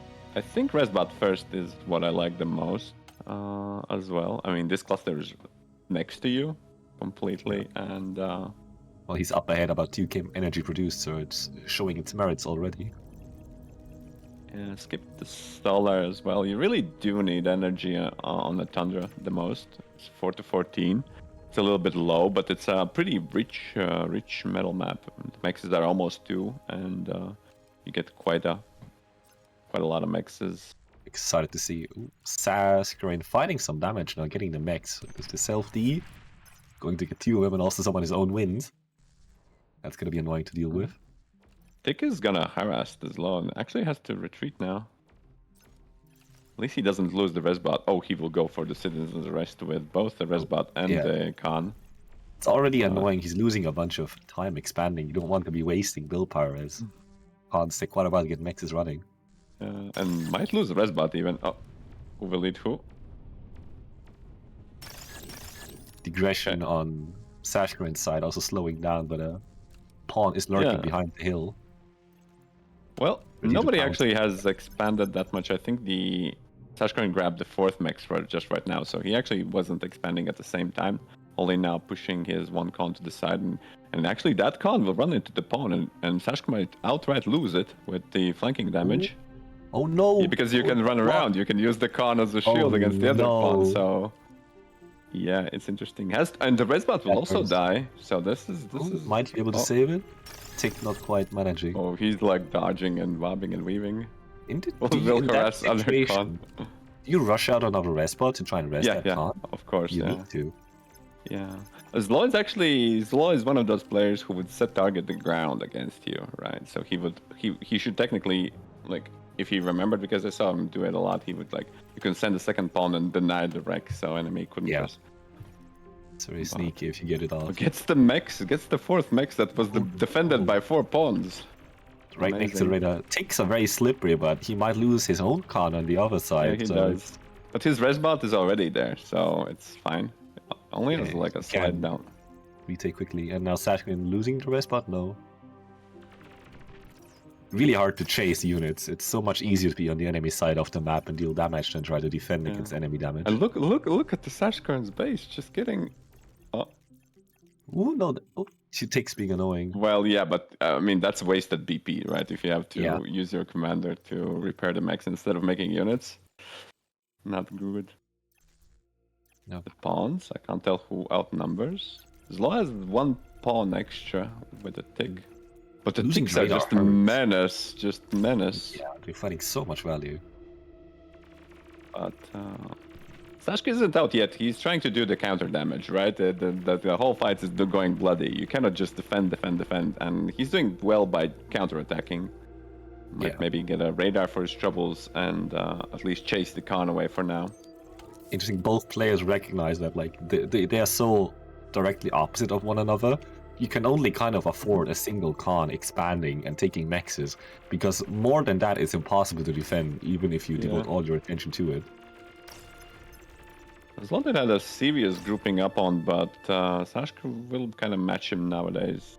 Although Zlo still has a little bit more units still. It's 8 versus 10 pawns, and Zlo has +2 ticks to even, see what's up. Will he recognize? Will he go in? If he trades badly here, he can leave a big wreck field, so he needs to be sure that he's gonna do well. He's just gonna use pawns as distraction, try to set the ticks in, but doesn't work out. He has a lot of second group moving up from the other side, so he might just try a big pincer maneuver. As Sash will have to assign more units to the right-hand flank just to keep it safe. The eastern flank. Yeah, one thing with the pawns is that Zlo is really good at, he splits one of unit off, but he's really good at, you cannot, defensively pawns are better, right? As the plasma shoots, you want to be moving back. You want the pawns to run into the plasma. That's really big thing about the plasma interactions is that depending on who's moving in which direction, you get a much better damage. As you're retreating and firing plasma into their faces as they're chasing you, they cannot shoot at you since the plasma is like a kind of gravity-based projectile. I don't know how to explain it well, but such is the case that you always want to be retreating as if you on the pawn in pawn battles. You want the opponent to be pushing into you as you run back. Well, finally, the Khan got res after a couple of minutes lying on the ground and immediately died again as Zlo's kind of moving in as. I think Zlo is doing kind of really good job, like just being everywhere at the once and finding a little hidey holes, and that's gonna be enough for Sashkarin. He feels too much cornered there. He got pressured hard and had to drop out. Just the early tick efficiencies and not getting good trades on the other side, and one con bot dying, the other not on the other side. Yeah, the ticks were brutal with the 4max. I don't even know what you do against that. What other game? Micro god, yeah. Well, you need LLTs then. If your enemy is a micro god, you just want LLTs. Then you can focus your APM on places where it matters. Let's hope if he's a micro god, Okay. he's not also a macro god. So we have a tough choice over here. Either Blodir versus Wupatka or Yuri Yanami versus IndaCluB. Ooh, I would like to watch Seen Sato and Sato. IndaCluB. Yeah, I haven't seen IndaCluB 1v1s, I think, at all. IndaCluB has kind of transitioned into more being a 1v1 player. I heard that, yeah. Leaving team games behind. Now focusing on his 1v1 career. Alright, 2 minutes. Yeah, I'm joining in. Joining the Sato Club 1. And okay, you people watching, hopefully you can tell me if this mic's better, because once again, we're going to keep turning it up until we get it to work. As apparently, as normal turny things are, you know, everything decided to break the day of the tournament, which is very typical. But yeah, I'm going to mute again. All you guys, once you get in. All right. I've seen Sato opening with a 6 plus ticks, 7 plus ticks, 8 ticks.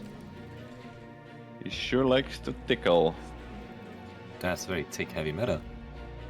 The Well- IndaCluB already slowly adding more pawns into his mix, while Sato Yeah. wanting to stay more safe in the early game.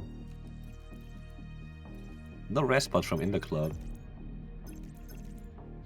Very interesting. The 2 mechs tick open, but not that much pressure. If anything, sometimes I would even like to go. I wouldn't say like 4 mechs openers that good here, but just having 2 mechs into 8 ticks into then only make the 3rd mechs, you lose so much metal. How much metal is? Oh, they're both even, so they're both actually not playing 2 mechs. So I would call this a little bit aggressive.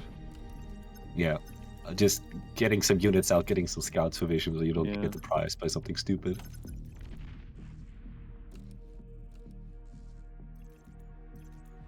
I mean, Tundra isn't one of the smallest maps. You do buy sometimes.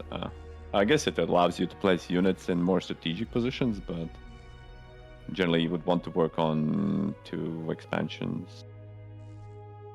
Only like that, unless you're going down. So Chisato's expanding Khan, opting for a wind block instead of taking Nexus is an interesting move.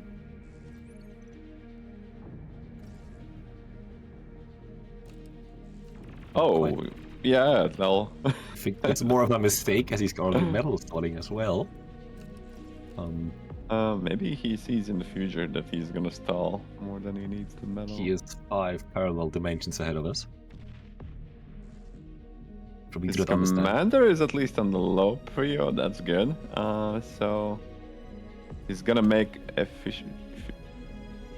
Yeah, maybe he's right. Actually, that makes me question it, because sometimes there is situations where people don't even look at their stats bars and they just make mechs because mechs is always good and you always need metal, Yeah. but they don't think. And it's just interesting to know that. You don't- Yeah, but he He noticed it literally and now started wind making turbine. letting it decay. Yeah. Ironically now being low on energy as well. Oh, but he's killing Inda's very, very Oh stacked. my! Oh, Inda being a little greedy, getting all his Yeah. wins blown up. That's a huge Yeah, blow. that early, I think it's not good. We've seen some players risk it really hard, but usually they do it very stacked. I think.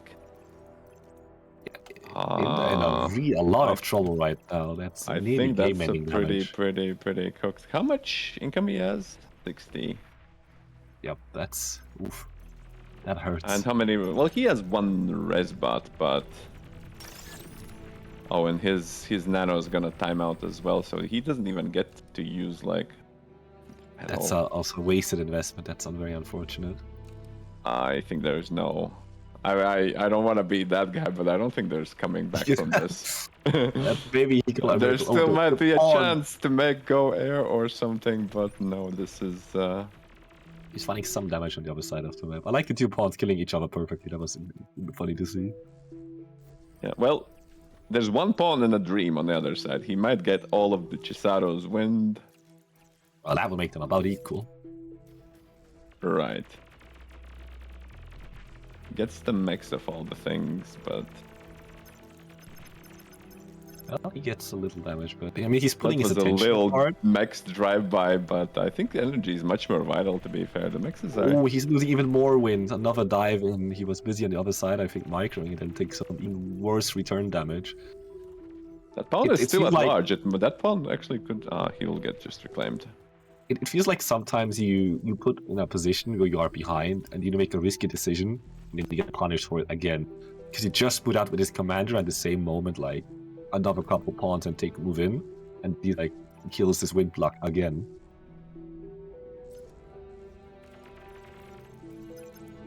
So, Chisato might be warming up slowly. I think so.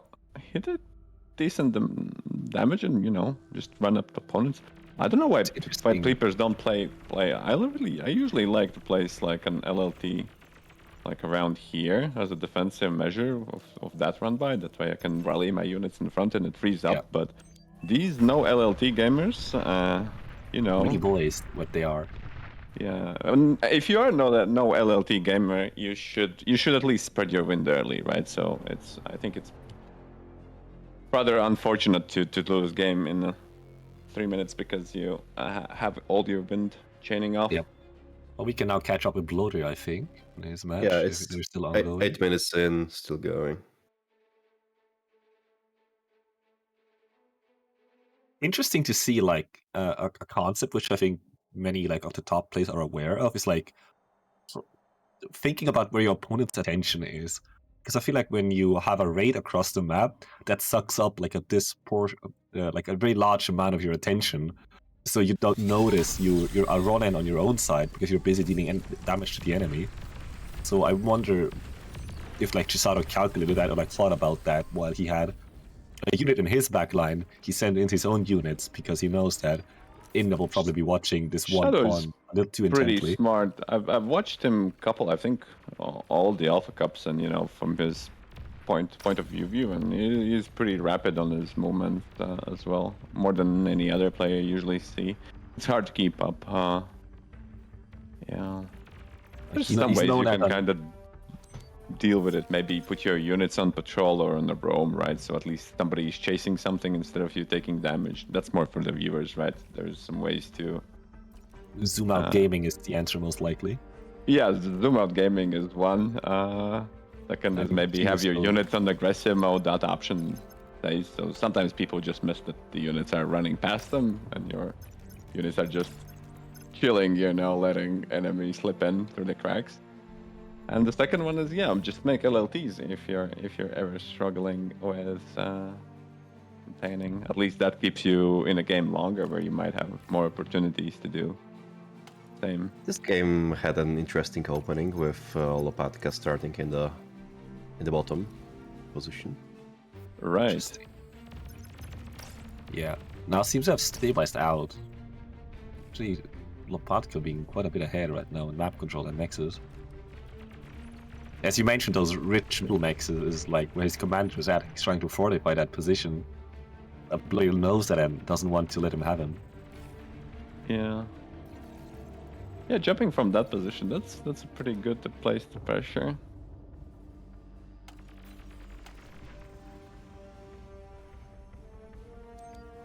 We have the matchup of the tournament to a degree, I think, which is Pawn versus Incisor. Yeah, 10 minutes, and it looks like nowadays it's just units. I used to see way more greedier players getting all the mexes first, but it's just units. I guess the game's getting more mature and more aggressive overall. Alright. Less window, yeah, good players finding windows to punish, like how Chisato punished IndaCluB as well. I think that was a little bit unfortunate, though. Oh, the LLT getting rest on Blodir's side of the map, now getting kills. Oh, this is the best when you actually get to... Oh no. Oh, okay, now he gets it killed, but he loses many units in the process. That was a funny little trade. But Pawn's also killing the Khan. Yeah, that's unlucky. Of all the things he should have saved from that, at least he has res bots, so I think... Yeah. He needs to keep those alive, because he doesn't have a bot lab anymore, so if you lose those, that's really bad. Also, Lopatka not having a mech at the back of his base taken, that's not that... It's a small little macro mistake. Oh, yeah, well, a while ago the tick just got in. I don't think he noticed that tick. Although, even though I think he maybe reclaimed it, but... You know... Takes at least, I think, two key presses and a click to fix that. Well, APM is premium, and right now he's focused on dealing damage. Well, it's pretty big for Lopatka if he manages to save that and reinforce that side location. He's in a very good first position. To get the big mechs. Even pressuring Blodir's side. Yeah, the stats don't lie. Single grunt. Ooh, that can get some mexes killed. It's... Oh, he stopped running. Blodir might be able to stabilize here. Interesting that he has opted to go for an Armada Solar economy, while his enemies come for a Cortex Wind economy, and I think that's a somewhat of a factor as he's... Didn't they make Advanced Solar like much better for Armada now? It's still 5,000 energy, it's just cheaper, right? It's a little bit better, but... Not really, right? You don't see it being made that often. I think people still prefer... I mean, it's better, but people still prefer like the eco of the faction, which they know is better. It might just be that like it has a bit of inertia before people start adapting. It's like the ways of old are hard to change.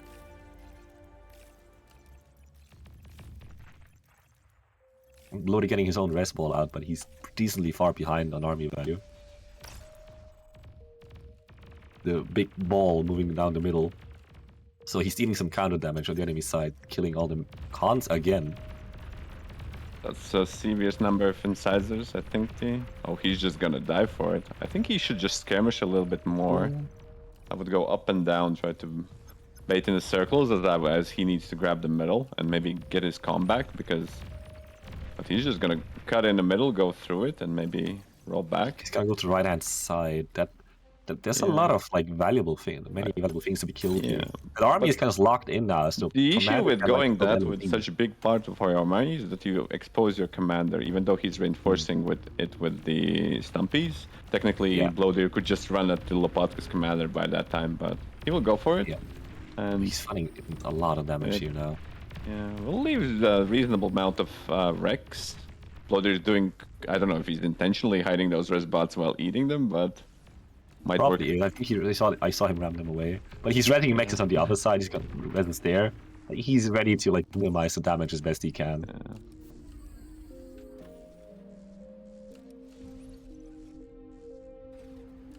Oh, now wind has dropped low, and now Blodir is actually up on energy produced with his stellar solar economy. Yeah. Another run-in on the left side. Will get stopped by, I think, the second LLT wall, but... Actually, that's more of a feed, if he can, like, capitalize on this. It's interesting about resurrecting the dollars on that side. I think Lopatka has great control over the middle, Absolutely. It has grown a very, in addition to regular forest, he also has the LLT forest there. He's got the biological diversity. The single Wolverine ready to poke down all the LLTs of Blodir as his calm is getting a little exposed. Yeah. Blodir he has energy storage, but not much energy in it, as the brutes are inevitably approaching his calm. Will this be a game? Brutes not that good at sniping calm. Lopatka doesn't feel safe either. He doesn't know how much. I mean, you could look at the energy. You could look at the energy and figure out maybe that was a good time to actually go for it. But usually, if you go for a calm dive, you can look at like, oh, it's minimum wind. It's probably a good time. Yeah, for any attack, realistically. But he can just slowly whittle away at the pawns.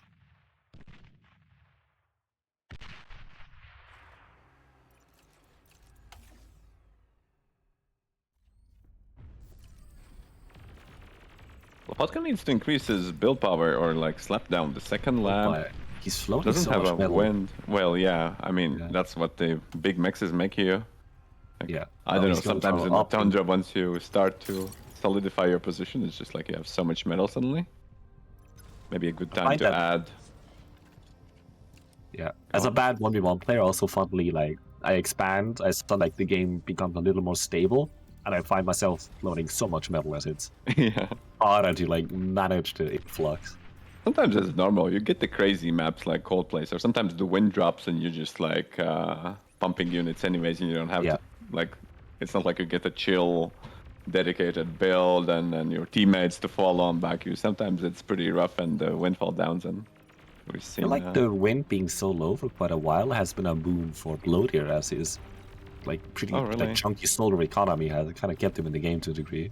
Right, but if you think about it, the Lopatka has at least 3 advanced solar himself, while Blodir has none, right? So it's almost 12. I mean, he still has more basics than advanced could cover True. for, but it's much evener, if that's a word. Lopatka, yeah, not being a slouch either, going wind only.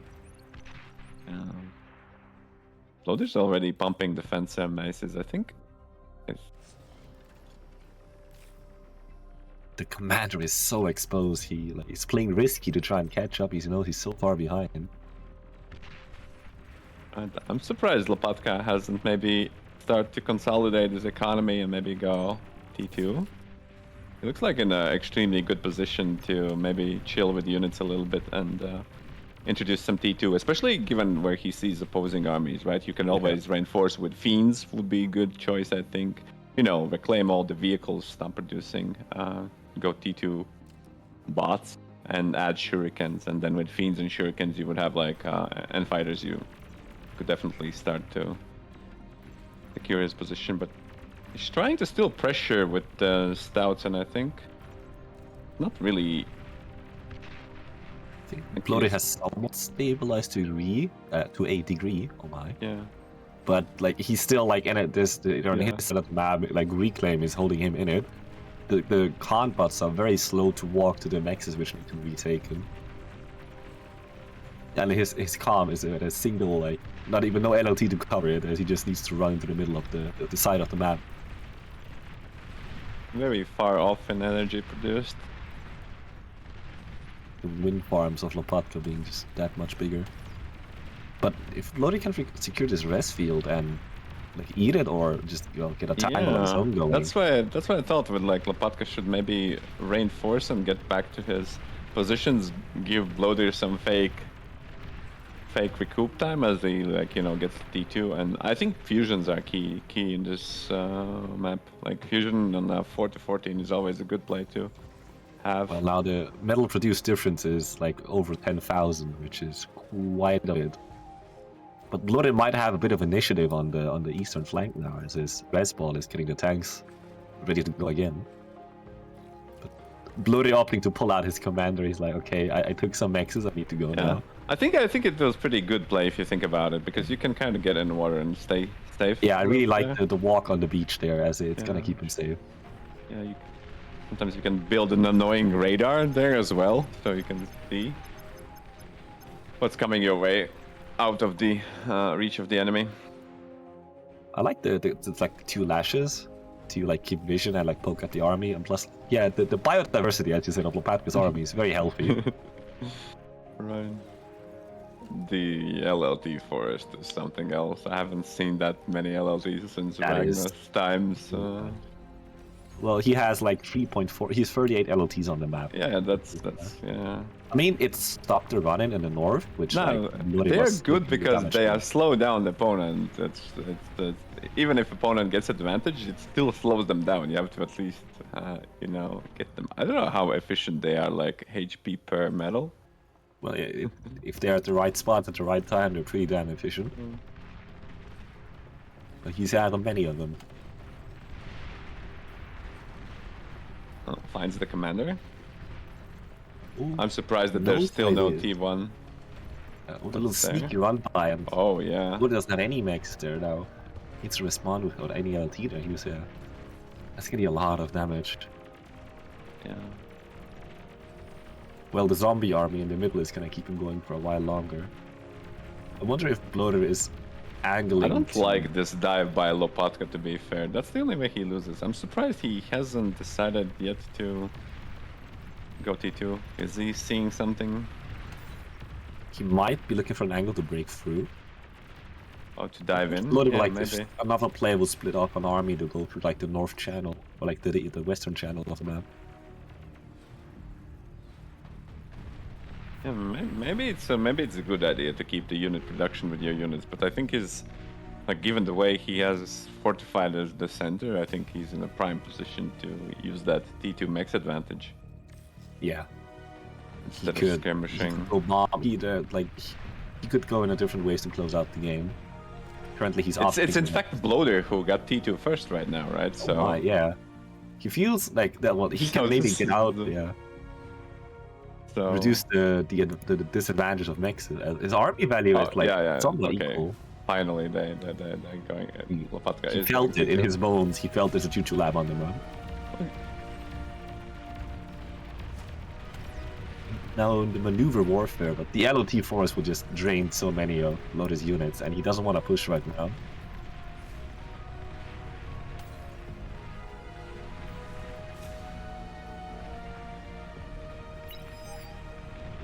Yeah, the first bull comes out of the T2 lab. Oh, the one is already there on the front line, so I guess that was maybe even the cue for Lopatka to get his own T2. Yeah. Oh, enemy well, actually has T2. I guess I need one too. Yeah. The reactive future. Like, oh shit, he has it already. But like Lotus- both plays in a has safe Resbats. enough position. Resbats repairing his main army. It looks like it's pretty damaged overall. Just a couple. And of will boost get more tanks in damaged there. with the bull AOE. Oh, bull gets picked off.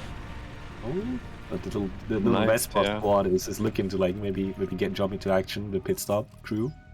Yeah, he should. He Opting to should. go in.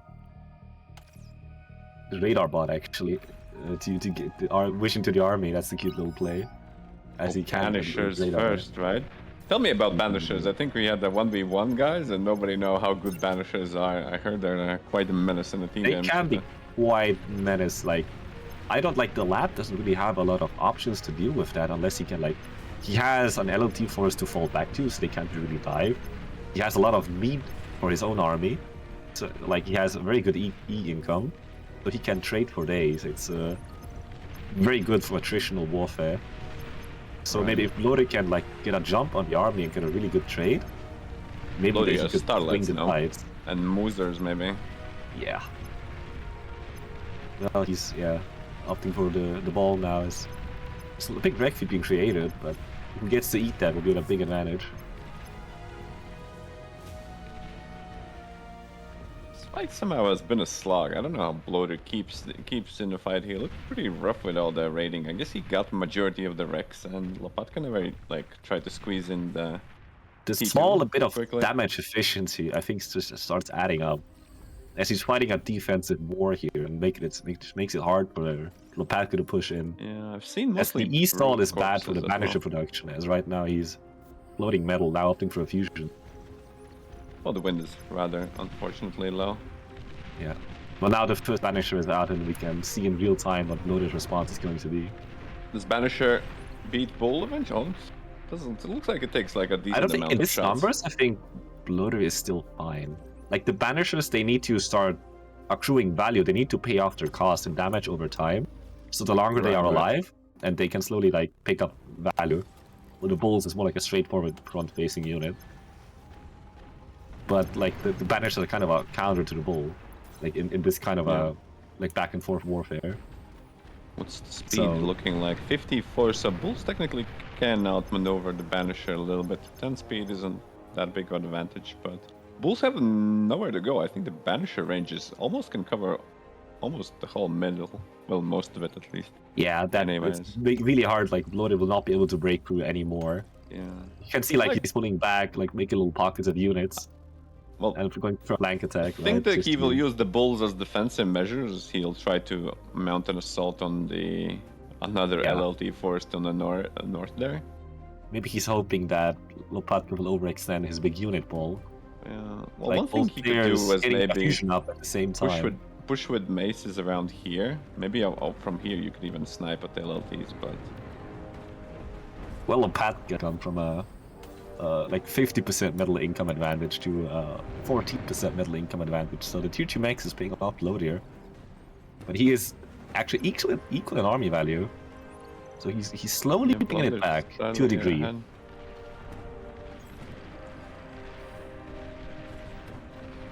Looks like it's just going to be balls on repeat for now. Is LLT in army value? It's defense value. Oh, right. You have a metric like that, yeah. I didn't actually notice. But the entire running getting stopped there. He could maybe run around, but Lopatka being a defense enjoyer is not taking any of that.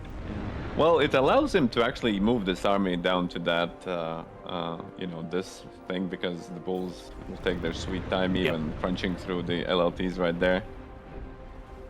I wonder if Blodir is baiting him in, maybe, to get a surround on the army.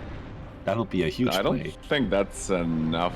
Like, those couple maces against the brutes will take care of it. But trust, there's a centurion, a mace, a pound, and a lash coming from the north. Like the four-man squad, the heroes. He will go into LLT first because he sees an opening, kind of. But is it an opening? Okay, now he's pulling the army back, he's spying him time, and eat some of the wrecks here. Like, 2 res spots eat so much metal so quickly, and Blodir is floating a lot of metal himself right now. He's upping all the BP. Well, he's eaten his solars because he has fusion available now. Yeah. So he wants to like reinvest his economy and upcycle. Well, Lopatka is just happy to hit the tiger button there. Lopatka is accessing all his energy gain, which is not good at all. He has 180. Over 15, like maybe 10-15%. That's quite a lot. You could eat his solars, but he has, he's quite a bit richer. Now Blodir's army is trapped. But he has bought himself more time. Brute's getting some revenge on the bulls, even though you still should pre-spread them a little bit. The bull AoE is massive usually. Yeah. Tigers should do very good defensively as well right here, being able to, especially against like a single units. See Lopatka rezzing the units on the western side, but I think I would rather have them in the middle eating right now. As that middle on the ground is hard to get rid of for Lopatka right now. Or Blodir, you mean Blodir can't get rid of his metal, or? I mean, Blodir, well, he's reinvested real fast, to be honest. Like, he got the Starlight coming. Something to counter the Banish the Wall. Or the Tigers will just throw through the wall. Tiger flank, as he just pulled back units, and now the units need to move back. But, like, it's hard I think to the walls that. would stop, but you cannot stop the cheap Tiger just driving through the walls.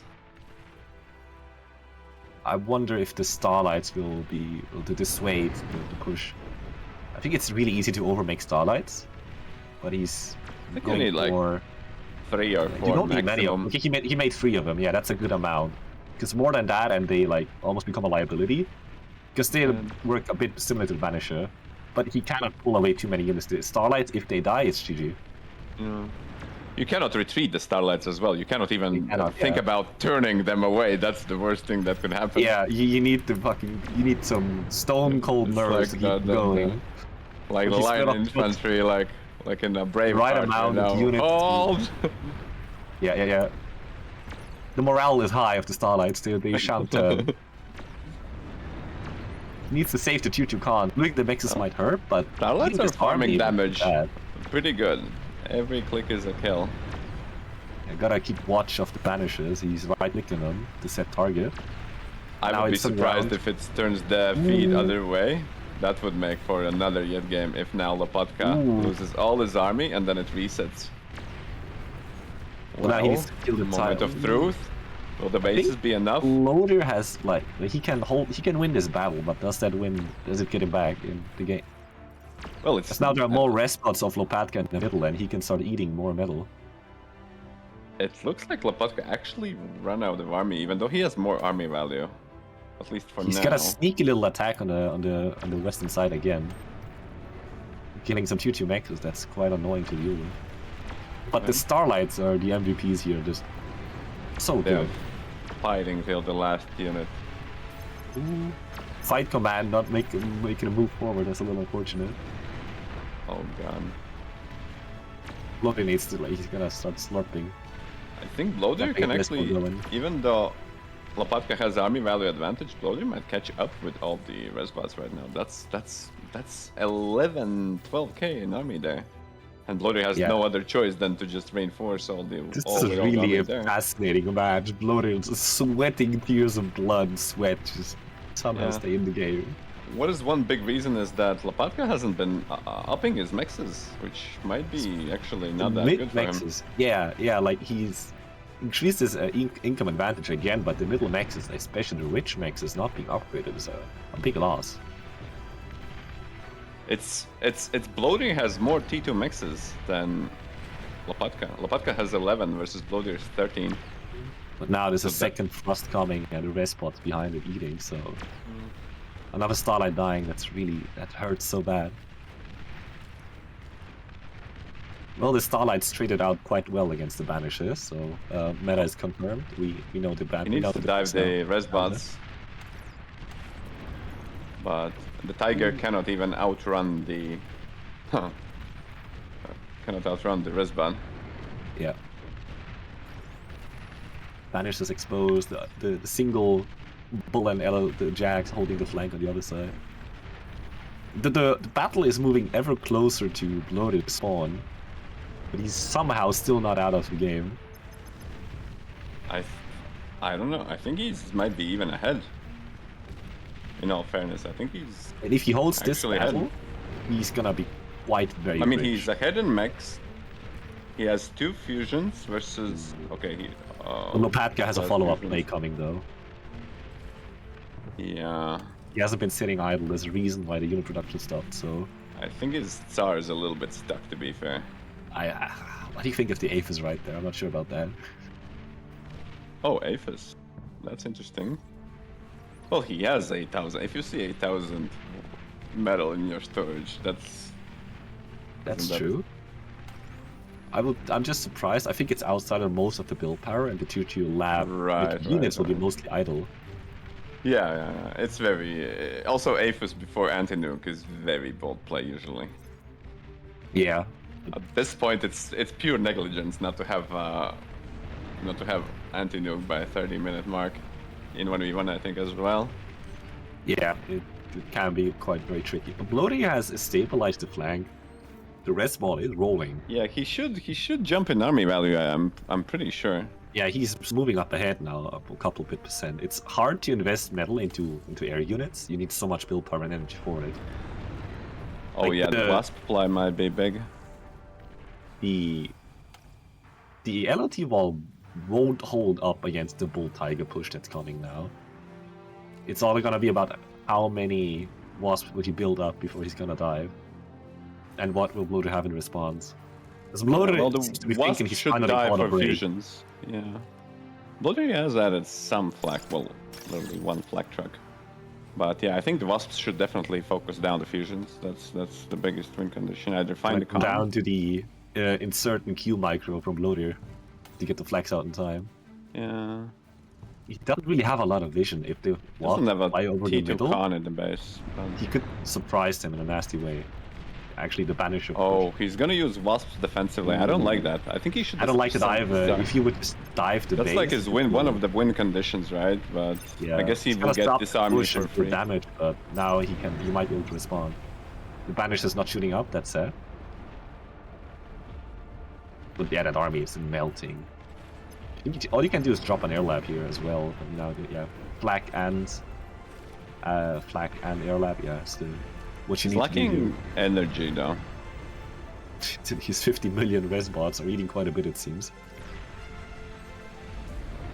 Oh, and Dargon is ready for the Lopatka as well. Ooh. Lopatka, it's his game to lose still for quite a while now. But... Well, he did spend his metal almost, even lacking certain metal amount for the Aphis to finish it up. Flag's coming. Is he going to be able to deny the flag? But he can kill it for sure. But it's good for res bots, to be fair.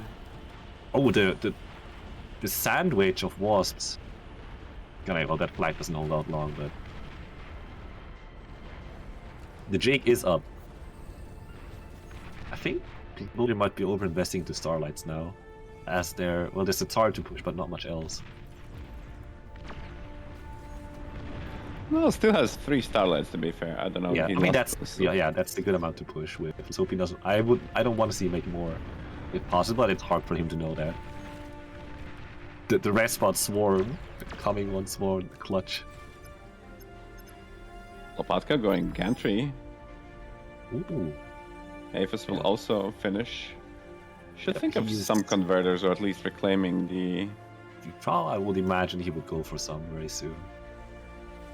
Yep, Aphis is online, and now he's gonna jump ahead massively in energy produce.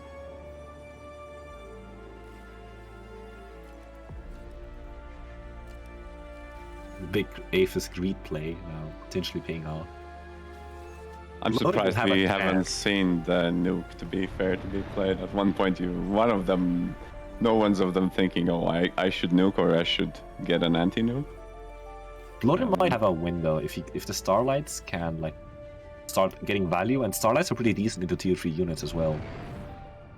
So it's gonna like hope if I don't know, cutting down how much damage the air will do as he's gonna go for a flank. The dragon actually will be like an anchor for the wasps, as it will be really good AA against tier 1.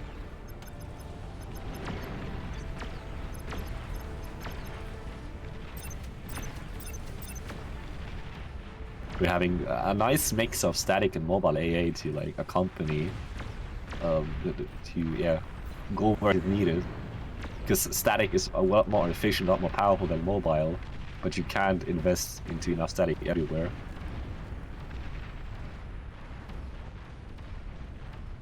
All the wasps are dead, and just the dragon remains now. A lot of BP for Lopatka. Ooh. Half HP. Blodir actually cannot push right now, as he just can't fire his starlight, and he's about to nearly waste metal. Yeah, he needs to. Oh, put is down he? the He didn't. I mean, the Aphis play didn't work. Oh, the fusion play by. He needs fusions bad, Blodir. Yeah, I think he's excess just a tiny bit. Just a teeny tiny bit. Now the fake diving and the flank. He somehow got a surround on a dragon, which is impressive. Yeah, I was thinking he should maybe like cut the fighter productions of the scaling fusion up in order to save his energy. I don't. But He yeah, might but be scared the that he has dragon a was... lab. Ooh, scary. The 3 Tsars in the middle as well. Tsars are strong units, like if they can. Yeah, this late, right? For price, they're pretty good. If Blodir can fire, he will hold, but if he can't fire his starlights, he's probably gonna collapse here. And Banisher is a good unit, doesn't need energy to fire, it's quite convenient. Oh yeah, yeah.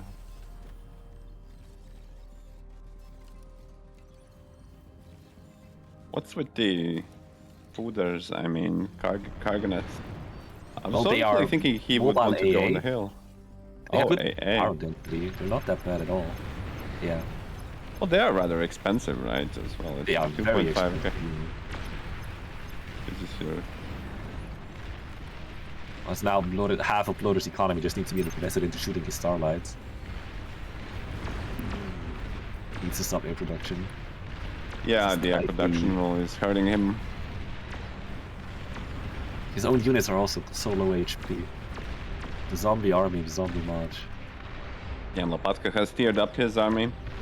And Blodir had the army value advantage, at least on the paper, with regards to Can units. still fight. Like starlights are not bad. Like as long as like he doesn't get dived upon, it's so dicey. He's going for a pulsar behind it just to hold and be like anchored in mid position.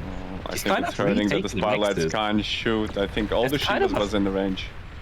Kind of a feat almost. If like Blodir is getting ready to eat the starlight's anchor, he's looking decent. Now Lopatka is trying to find damage with the tier 3 flank on the Shiva and Card buddy going on a walk. Yes, Lopatka still hasn't upgraded the Nexus in the middle. He's rather opting for a defensive wall of Scorpions instead. The mighty res ball is the zombie army of Blodir not dying. opting to push even out now. Is good. Well, as all production is essentially running on those res buds. Yeah. It's actually pretty out of hard level. to chase down, and the rockets will grind slowly, so he will be losing units slowly. If he gets some of these tier 3 units rest, that's going to be a huge boon for his army. It's going to give him a lot of stability. Also, his pulsar is finished, or nearly finished. And that's so hard for Shivas and Karks to push with an army in front of him. But Lopatka is just getting his second wave. He's like, alright, I'm chilling. Still chilling after chilling for 40 minutes.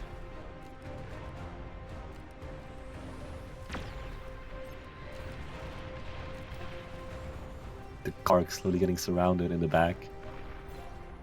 I think, yeah, the bull doing it. More Aphis coming out with a slightly explosive layout.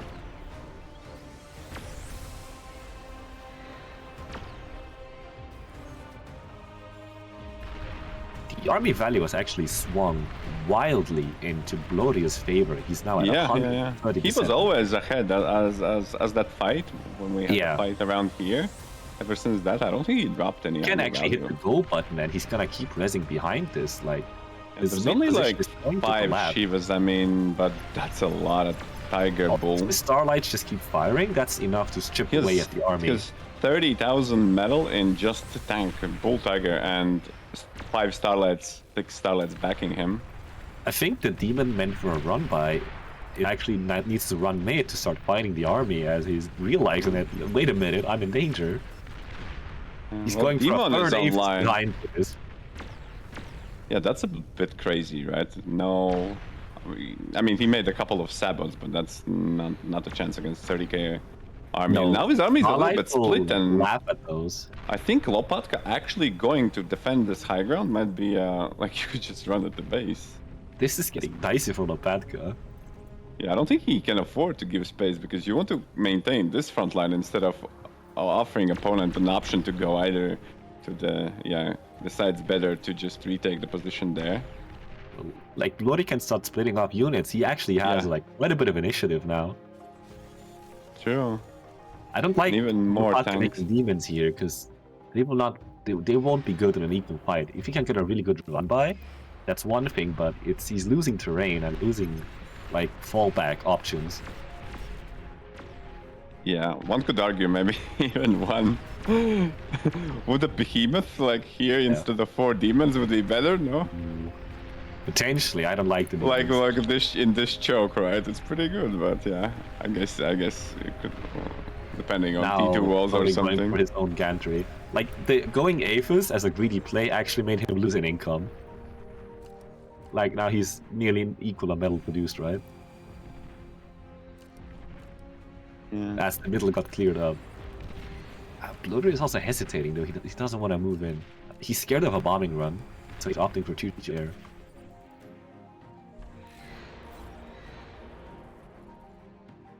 Oh yeah. And Blodir's not scaling much, so I think he's gonna slowly kind of lose. He is slowly losing, but he has an army advantage lead, but he then slowly needs to start using it. He might just be stuck on like a defensive mindset. I think going air would be good. If you actually, let's say you use all your tanks to push up to here, and then you like secure this perimeter, then you can just like run T2 bombers through here, and it's very hard to defend. That's low terrain to dodge anymore. Yeah. I mean, he's opting for a Razor run-in, which is also good, because Lopatka doesn't have anything that trades well against him. Only the Karks, but they are like very expensive. Don't demons do decently versus Razors? They do. If unless Razors surround, right? It's the flanking damage. I mean, like, also like means... the Starlight backbone of the army is what's gonna make it menacing, right? Well, Lopatka's gonna run from the other side, which will prompt Blodir to go into Lopatka's main base.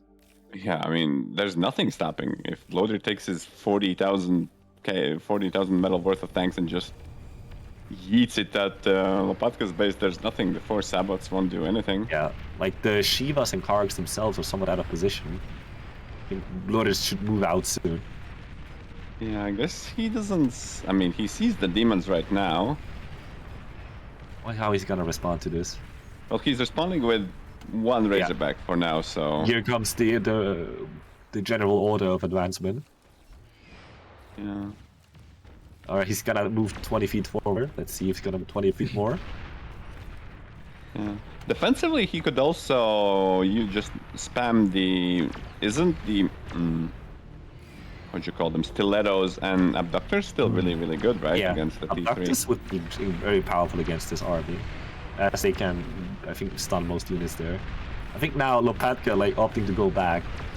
Blodir might just push onto the high ground. And Yeah, I mean, if he takes high ground, there's no way anything goes through here to defend at the back of the base. You cannot actually reinforce the back of the base, right? Yeah, plasma units on the high ground are really good. Like the Shiva shooting down is gonna be brutal. Oh yeah, I the think Shiva. Blodir is winning, like from a very back position, is putting it. Yeah, way back. But oh, 5 dragons. Oof, these are not dragons, but Blodir made a lot of tier 2 air. He hasn't been sleeping. He has 40 tier 2 fighters.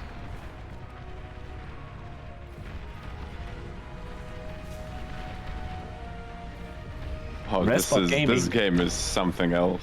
This is brutal. I mean, these air fighters are getting pretty good trades now with the dragons. That's gonna be 20,000 metal down the drain. And oh, the Platka surrenders. Surrenders. What a game. Oh my. Blodir pulling it back. Keeping his nerves together. Red spots. Keeping him in the game. That was an amazing game. This is a good game to analyze for Lopatka and for Blodir, I think. Yeah. Both of them. I think Blodir is probably feeling really happy with this one. I think so as well, yeah. He was on his base and just basically survived on enemy metal donations. Yeah, hanging on by a thread. That was really tough for him. But well played. Well played. I feel like that game like solidly showed Resbots are S tier unit. Very good unit. For sure. That was Gentlemen, wild. I think I have a delicious matchup for you guys. Teddy versus Autopilot. Waiting right away. Is this round 2 or round 3 or 4? This is best of 3, and it's gonna be round 4. Yeah. Alright, so I will be handing off my caster mantle to I think Barcast. Casters and some new people taking over, right? It's looking like it's gonna be Hells and Barcast are gonna be our Hells. caster. Someone drag him in. If we can find our Hell's Hound. Oh, there he is. Hells! Get casting. Also, once again, people, yell at me. My mic sounds good or not. Alright, we've got... What a game. What a game that was. Crazy. That was a fun game to watch, I know for sure. I know I was requested to... But before the next game, okay, to once again call out the Gamers for Giving guys. If you want to donate, now's your time. I think it was ! charity. I think is actually the command. So go ahead and do that. If you want to give some money to some kids to get some games, okay, maybe they'll become bar players. You never know. But yeah, we're in this lobby, boys. All right, and I think this is gonna be kind of a pretty crazy game. I don't know. Little piece of trivia. So, despite those players being absolute kings of 1v1, everyone knows that, they have never faced each other, Autopilot and Teddy. Yeah, that's crazy. Right. Really? Over all these 1v1 tournaments? Yep. And also, like, off-tournament games as well. Never played each other. Wait, not even like a pub? That's crazy. Nope. That's actually shocking. Wow. That's going to be fun to cast. Their very first meeting in at least 1v1s. So I believe for this one you said it's best of 3, right? So we get to use our fancy map picks little scene for this one. Yep, I'm ready. Nice. All right. Let's see if we can convince Teddy and Otto maybe if they're ready to go. It does look like Teddy's in a game, so. He just stopped in. He was sleeping until literally we started talking. Yeah, that's typical. So he's quickly looking at something. I'm so distracted watching the end of this Blodir Lopatka game. I decided not to spoil it and just watch the cast. Yeah. So, I really want to see how this ends. It's a fascinating back and forth. Like, I think that game proved fusions are better than Aethys, alright? Chisato's in absolute shambles over all these fusion unit enjoyers winning. And it was interesting seeing the matchup, right, between like the Banisher heavy Tiger Balls and into like the Starlight armed vehicle kind of matchup. It was interesting.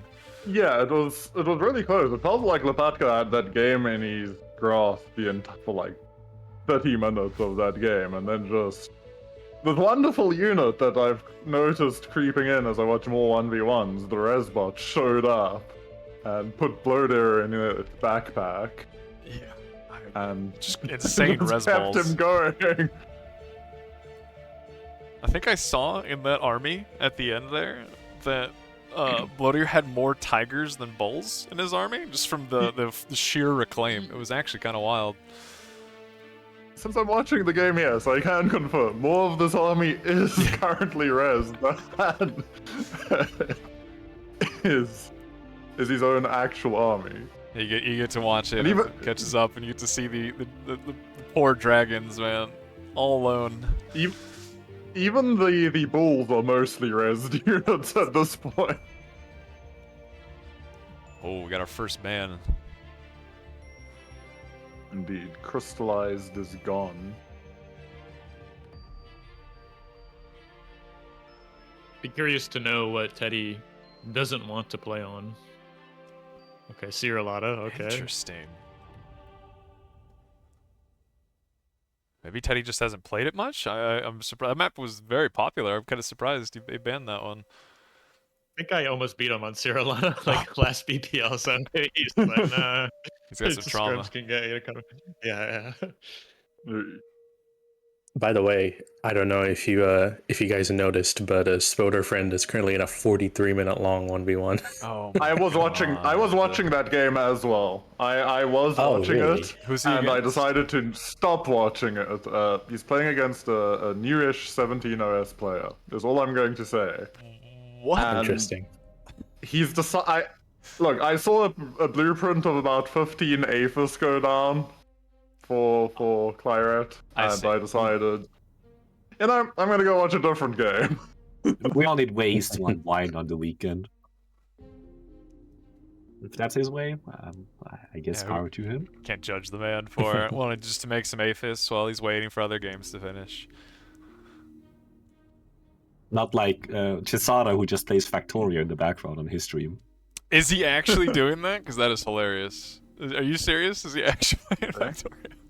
Yeah, he had a modded Factorio run open with like 265 hours. Nice. Nice. We have Eye of Horus coming in as the autopilot pick. Ooh, that's quite bold versus a classic player. Versus Teddy. I mean, Teddy. Yep. This map is as old as Teddy. That's what I'm gonna say. No, I think in 1v1 though, autopilot will throw down the gauntlet to almost anyone. I think he's quite confident. Autopilot's easy top 3 player in the game right now. So, as far as prediction goes, what do you guys think the match score will end up on? We get. Man, That's a difficult question. This is actually maybe one of the hardest, I think, to predict, because they're both so good, but also neither one of them I feel like has been playing that much 1v1. I feel like I'm still favoring autopilot slightly. I'm gonna go with 2-1 to Auto, even though they're both tournament teammates of mine. I'm gonna go with Auto over Teddy for now. When have you played with Otto? I do think Otto has played just way more bar recently than Teddy has, and I think that is actually kind of a factor. I was looking at the match history, actually. Otto's been playing pretty much mostly free-for-alls. Yeah. Which, by the way, is great practice if you, for the late game. I'm not sure much about like the 1v1 T1 phase of the game, but I think he's got that pretty well down. I think he navigates that most better than anyone, to be honest. True late game practice is playing Naughty B Raptors, it turns out. That is true. That is the real way. Emre showed us the way. Oh man, Arksome Cats. Desolation up as the next ban. Yeah, we got Desolation for the ban, but then Arksome Cats for the pick. I don't know, that seems like it's a map that also Teddy has definitely played a decent amount. He's got to feel pretty confident on that map. Yeah, this is what I was looking forward to, like Autopilot versus Teddy on Arkham Cats. Like, I don't know if you could ask for something more than that, but we ended up getting it, so.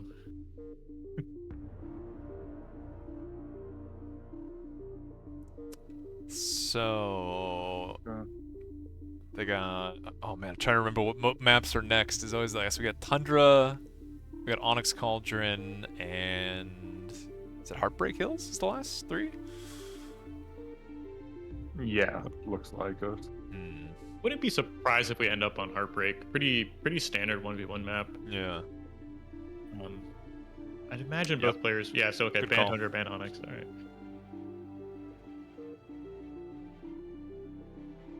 I hope you guys do get to look at some of the loser bracket matches. Oh, well, there you go. Heartbreak Hill right there. Yeah. Well, it'll be interesting to see, like, if there's any, like, really big names, I guess, in the loser brackets fighting each other. Like, And right now, this Goopy and Vid are going off against each other in Onyx. That's kind of Well, that should be a good match. Yeah. And they're still in the best of 1, so a little unfortunate. See, Sashkoran's also in the lower bracket, IndaCluB. Obviously, Lopatka. After losing that crazy game, that was wild. What a comeback! I really can't believe it, honestly. Like,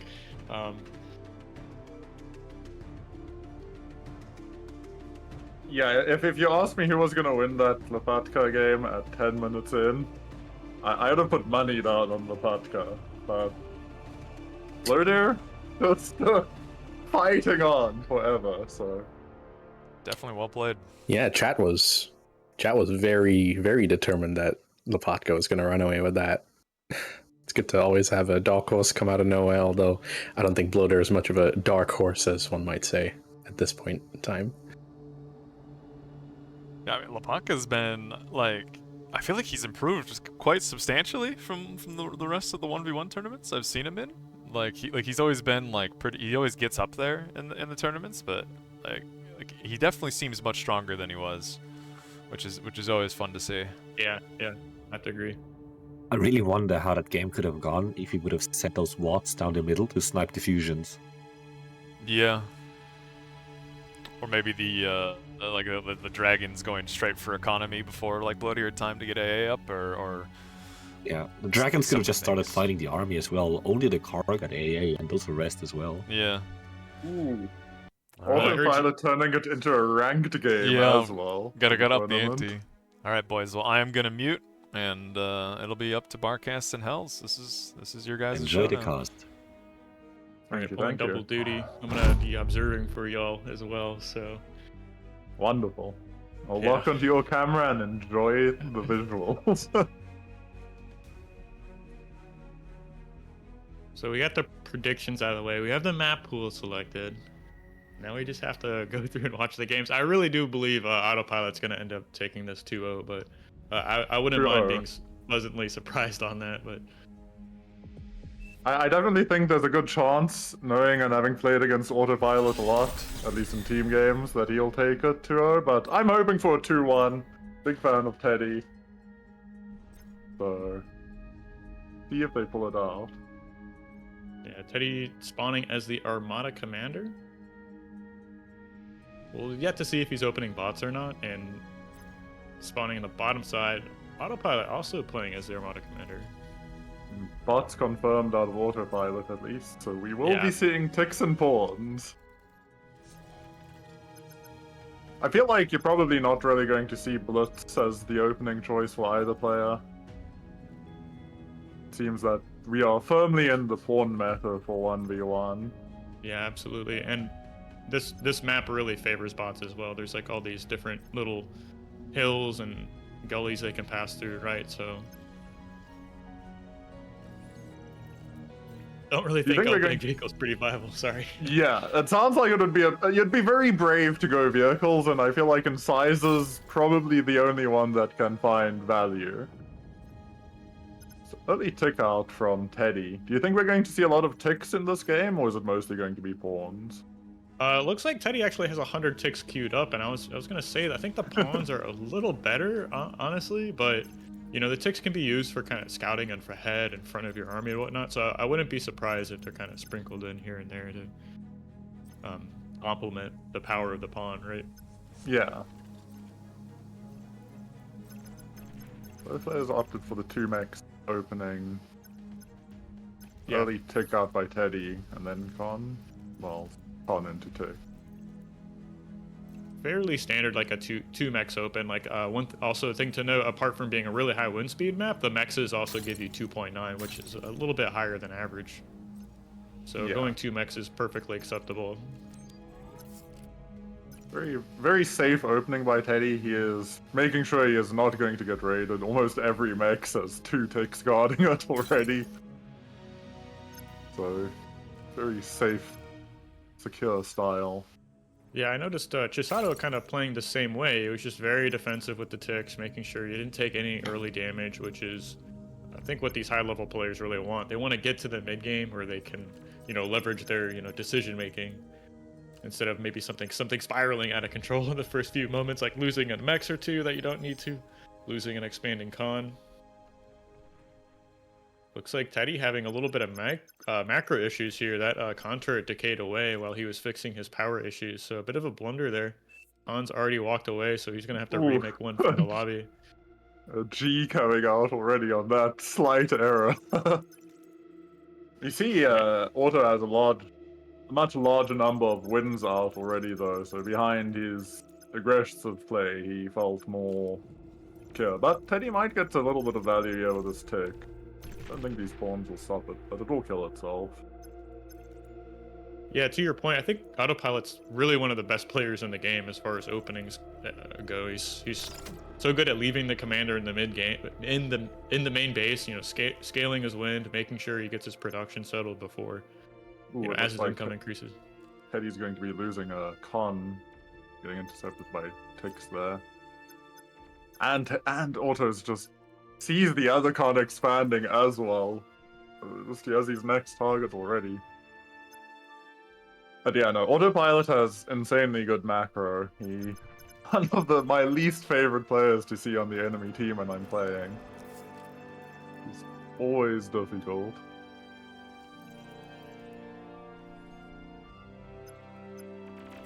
Nothing really to stop these 4 pawns here, right? I mean, ticks are just not enough to take these. I mean, one goes down pretty quickly, but if you get any amount of kiting at all with the pawns, it'll just shred through these ticks. So, see a few pawns being matched here from Teddy, who did get that contour it up. He produced his first resbot here, so hopefully he has a chance to pick that. Now Teddy's just stalling on E production at the moment. There's this weird snowball effect going on here. But he might find value with these raids. At least his expansion path is safe.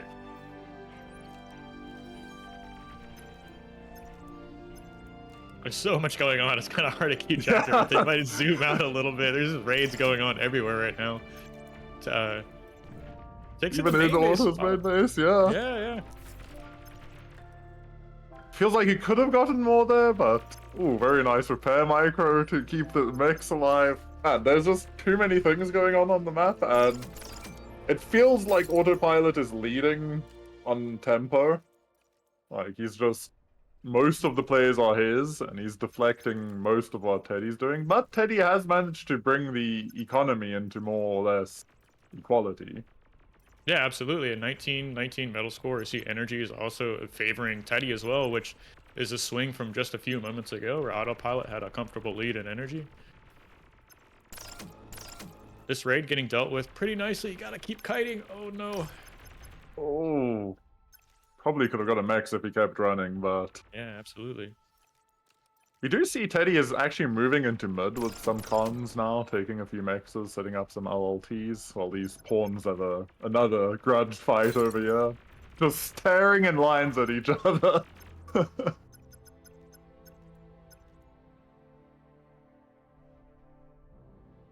Does look like it's stabilizing, but it feels like Auto has just more units out on the field and more units running into annoying places right before this LLT goes down as well. Ooh. Yeah, to your point, we see raids in all 3 lanes here, left side, in mid, and on the right side as well. I think there's nothing really to stop this 11 pawns just running right through mid. Even in mid, these pawns can just dive this tower if he has... Got stuck on a wreck, but just another con dying.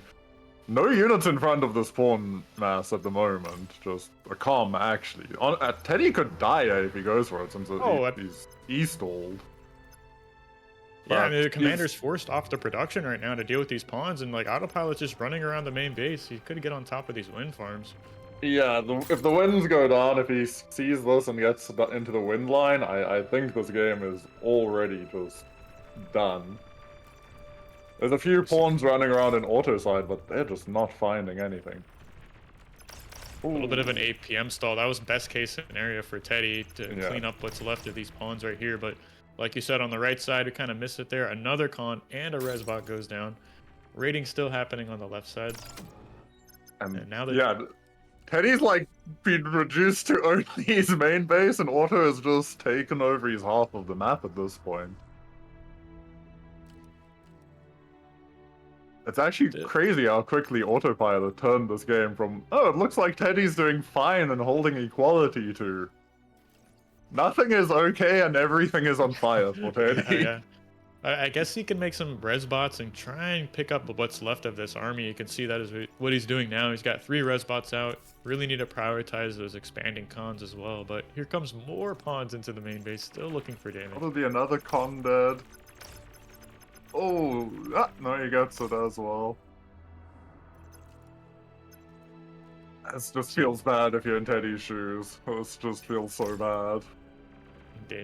This map can be like this. It gets pretty snowbally if because it's such a wide lane to expand, right? You want to go left, you want to go right, and that's really just kind of spreading yourself thin. On top of the fact that there's really not good radar coverage. I mean, units pop out of the fog of war, and you have really no time to react. This is a great radar. Yeah, with all these hills and mountains and ups and downs, the radars don't really give you enough reaction time. So it's interesting to see with like this controlling the tempo of the game, just constantly going forward with stuff that Auto did, just made it impossible almost for Teddy to hold the line. Does look like we had a small counterattack from Teddy, but it didn't really get anything done. There's a few units running around in the back doing some things, but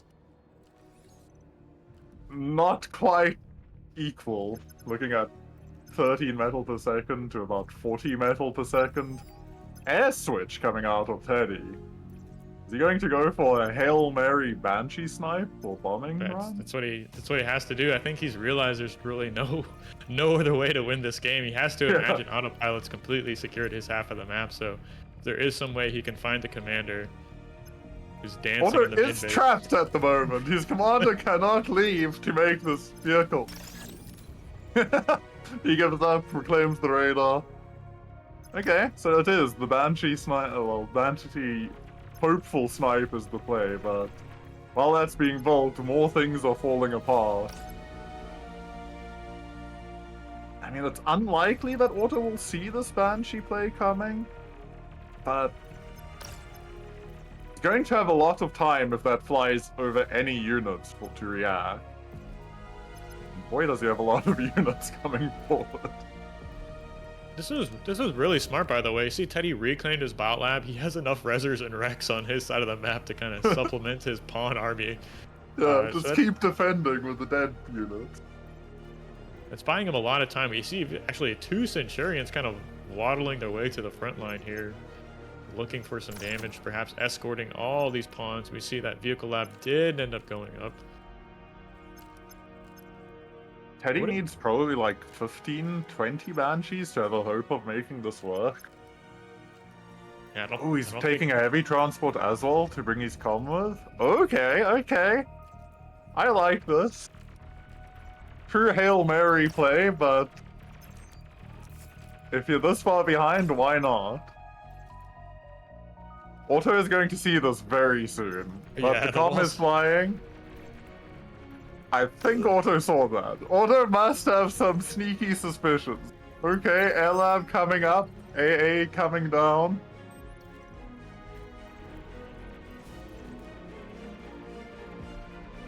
There, any shot.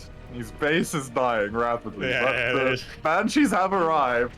I think Teddy might be intercepted in the middle of the map. Oh, he's not being GG. I mean, honestly, dominant performance out of Autopilot that game. A cheeky try at the end by Teddy, but man, Autopilot just did not let up and honestly crushed Teddy in that game. Yeah, really, really well played. Just kind of Autopilot playing to his strengths, right? Just keeping the commander in the main base, executing his open, scaling his win perfectly, right? And on top of that, it just has constant pressure everywhere. I mean, that early game was a little tough to keep up with, but yeah, really, really well played for the initial game. Looks like we're gonna jump right into the second game, so you're loading Yeah. into this. Some cats coming up. Oh, this is a bigger map. Unlikely to suffer from the same sort of massive raiding issues, but maybe? Could happen again. So for my prediction to come true, I need Teddy to take this map. Teddy fighting. I think he's got a much better chance here. It's going to be a lot harder for Autopilot to get that same level of rating. I mean, I say that, right, but this map is huge and wide open. I mean, Teddy can get some good radars up. I mean, there's a few good ones on this map. You can see they also have like pretty much the farthest possible spawns you can get from each other. So this should look like a much different game. Also, I looked with the initial spawn position, it looks a lot more defensive, and then you have good, as you said, good radar coverage to see if there's any cheeky raids coming in. Probably react in time. Yeah, this is a pretty common spawning location in the 1v1s, right? You're on this plateau, you've got access to this quick early metal and energy reclaim. I like to get these trees for a little bit of a fast con turret open, something like that. And then of course, like there's these very narrow chokes to get on top of the plateau. So it's a fairly defensive open or defensive spawning position, so to speak, compared to something a little farther forward. We do see a difference here. We have Autopilot playing bots again, arm bots, but it appears to me that Teddy is playing Cortex vehicles.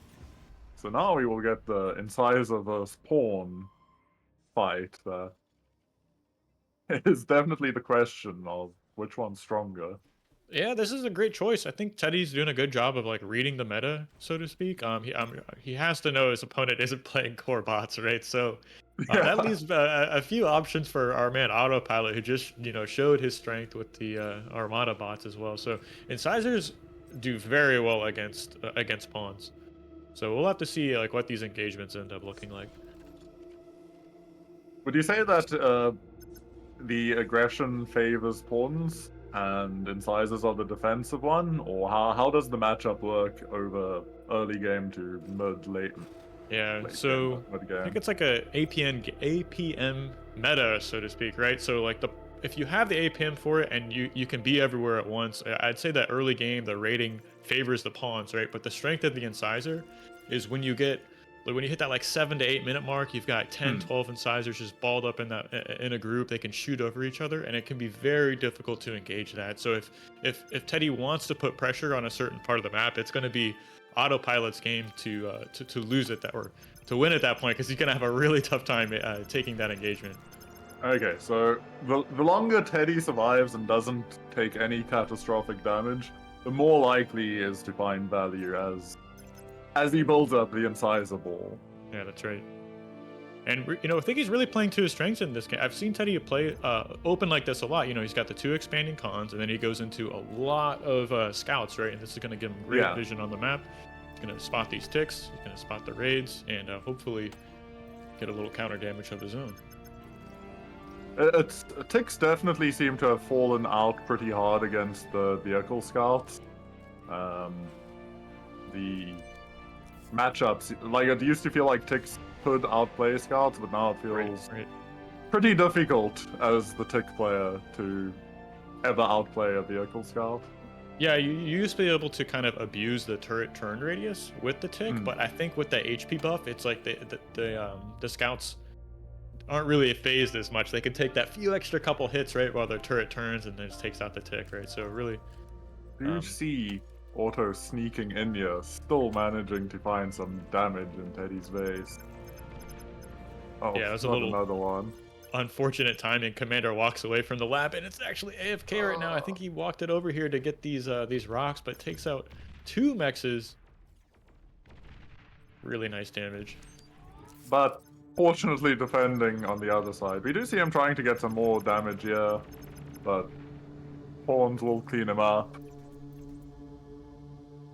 So early game, a little bit of damage found by Autopilot. Nothing game-ending, but annoying certainly to lose those mexes. Yeah, that's really what you're looking for. You know, a couple mexes with a tick is plenty of value. Definitely slows down the open. Like these cons, for example, could have started on this construction turret a little sooner, maybe made a few extra wins, but they were forced to remake these 2 mexes, which is not an insignificant amount of damage.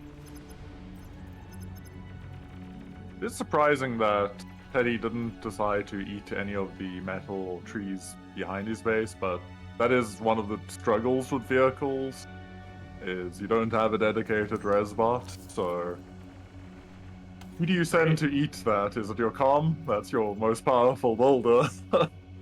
So Yeah, absolutely. just sitting there.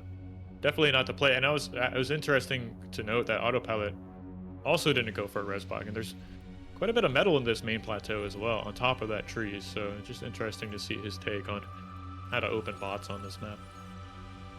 Do you see the incisor push you were talking about? About 5 incisors, 4 inside screener. Yeah, he's escorted with this, escorted by the scout here, so he's gonna get a chance to look ahead and see if there's any LLTs he should avoid. Meanwhile, Autopilot also raiding back. Yeah. LLT finishes LLT just in in time. time. Yeah. But taking out the radar, man. Enjoy getting overloaded. The incisors are fighting pawns now. They got a con at least. Definitely trading well for the incisors there. Looked like about 1 incisor for 4, but pawns appearing everywhere in Teddy's side of the map, taking out a con. But falling to the LLT at least. Could be worse. But 1 tick. And it survives on 2%! No! Oh, that hurts Teddy inside. But the incisors get cleaned up by the pawns. Just APM checks all over this map for both players. It looks like, I'd say, just comes ahead for Auto. Taking out some Mexes, taking out a con. This game would be so much more even if that tick didn't slip in. Ended up getting 3 mexes, a radar, so just paying for itself over and over again with the value. And it's like, you know, these mexes aren't producing metal right now, so it just like turned off a good portion of his economy for a 20 metal unit. Yeah, just keeps accumulating value. Every mex that's dead and isn't working is just funneling eco away from you. Teddy is pushing in multiple areas with incisors, but it feels like Auto is just generally in place, and with the resbot, I feel like Auto is going to start getting some major value increases here. Does kill all the pawns on that side. See how good these incisors are actually at trading. So he ends up winning both of those battles, takes out this defensive LT. Looks like he's going to get this expanding con for his troubles. That's very nice value for him. Yeah, this is the counter damage he really needs, taking out radars and mexes, kind of, you know, punching back, returning the favor. A little unfortunate, Teddy didn't spot these res bots on top of that reclaim field from earlier, so they're just getting so much value right now. Does look, I think he might even find some more cons on the top side of this fight. Oh wow, an air switch coming out of Teddy. Teddy definitely feeling a bit more confident this game with how it's going. So this is a lot of pawns catching him. Yeah, and one thing to note, just the commander's been expanding for Teddy this whole time, so you know, really not having the build power in the main base like we see Autopilot use a lot, just, you know, kind of comfortably scaling his win. That's given him this little metal income advantage, despite being fairly behind on E though as well. So kind of a trade-off. It's interesting to see how many energy storages Autopilot is building so far. This is something he's been using in a lot of his games. So I wouldn't be surprised to see him add on at least 2 or 3 more, right? But he really leverages the power of the energy storage on these lint maps to stabilize his economy, get out those really expensive, energy expensive units like con turrets, air labs, bombers, and T2 transitions. So if we do get to that, he should be able to comfortably transition to T2 whenever he thinks that's safe to do.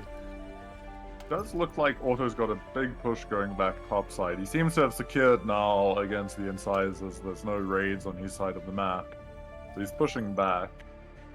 We do have a few shurikens out for Teddy. Could give him a very nice trade on this, but currently eco favoring Auto mostly, though Teddy does have a bit of an M. Ooh, Auto. A bit of an APM stall there. And LLT Forest finding value.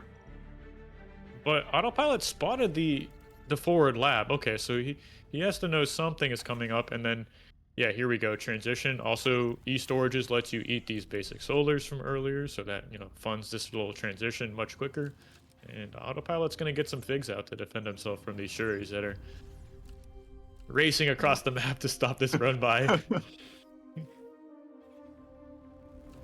So it's quite interesting. I see Teddy decided to opt for aircon to take the mexes and expand slowly through topside as well with the aircon.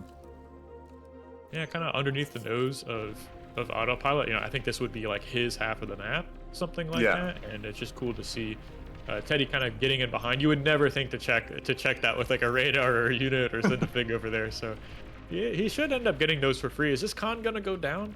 Definitely. This pawn raid, the fighters showing up, taking out the shurikens, and just pawns running in once again, causing havoc. But big counter push coming here, but running straight into the pawns. Does the surround give them the edge in this fight? No, definitely not. Incisors too good. Now he's gonna turn around after being surrounded. Still doesn't lose the battle. I mean, maybe you lose a few of them there, but that could have been way worse, obviously. Yeah, equalized a little bit at the end, but it was looking really good for the incisors. So it looks like Teddy's utilizing this forward lab for actually just spamming some res bots. This is a really smart move here. He's going to pick up that con that went down, and also, of course, all these wrecks sitting on the field.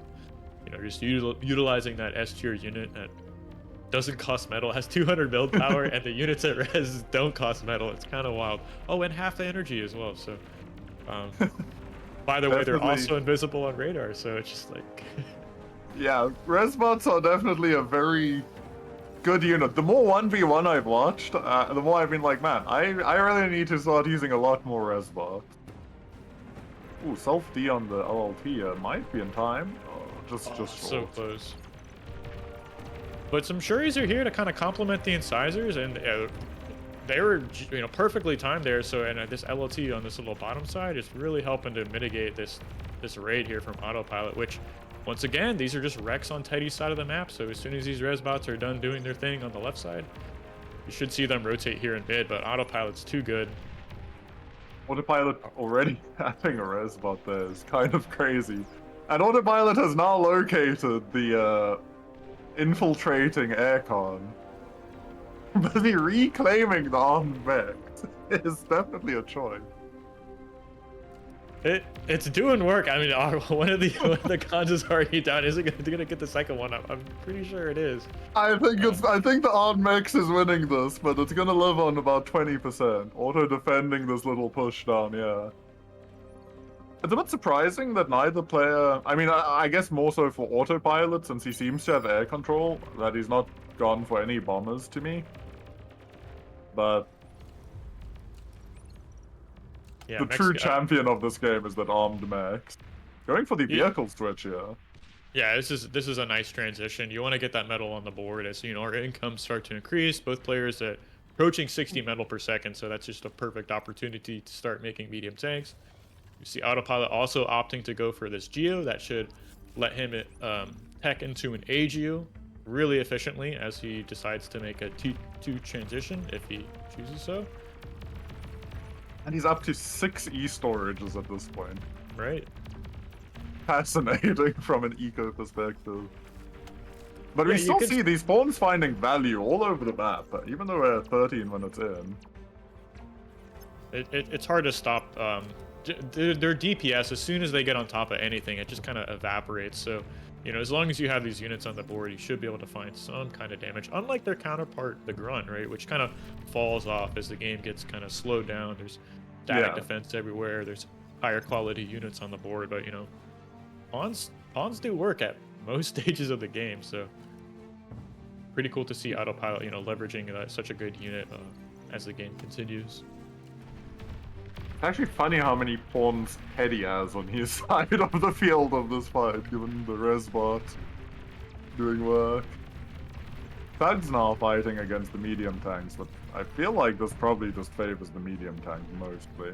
Oh, absolutely. I mean, this is a lot of metal right here. 3,000 metal in this army. There's just like a handful of grunts and shuris to stop this, so this should end up finding damage if he continues to press forward. But meanwhile, in mid, there's quite a substantial incisor presence here. Unfortunately, they're sitting underneath LOTs. Okay, now they're finally moving forward. Looks like there's a large force moving forward as well to match these incisors, but this push is falling apart because of the shurikens. Medium tanks historically bad at actually hitting any shurikens with their shot. Yeah, Autopilot stopped producing figs for a period of time, and I think that just gave Teddy a little bit of a bigger window to use these shuris. See, he's got red spots on top of this. Side now. Yeah, exactly.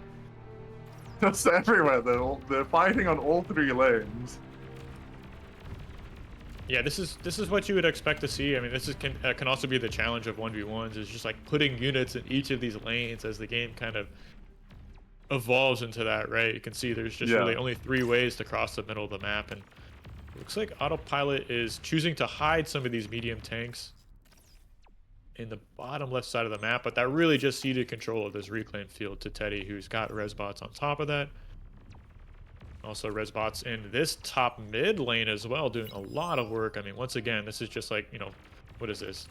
1600 build power, just producing units right on the front line for free, essentially.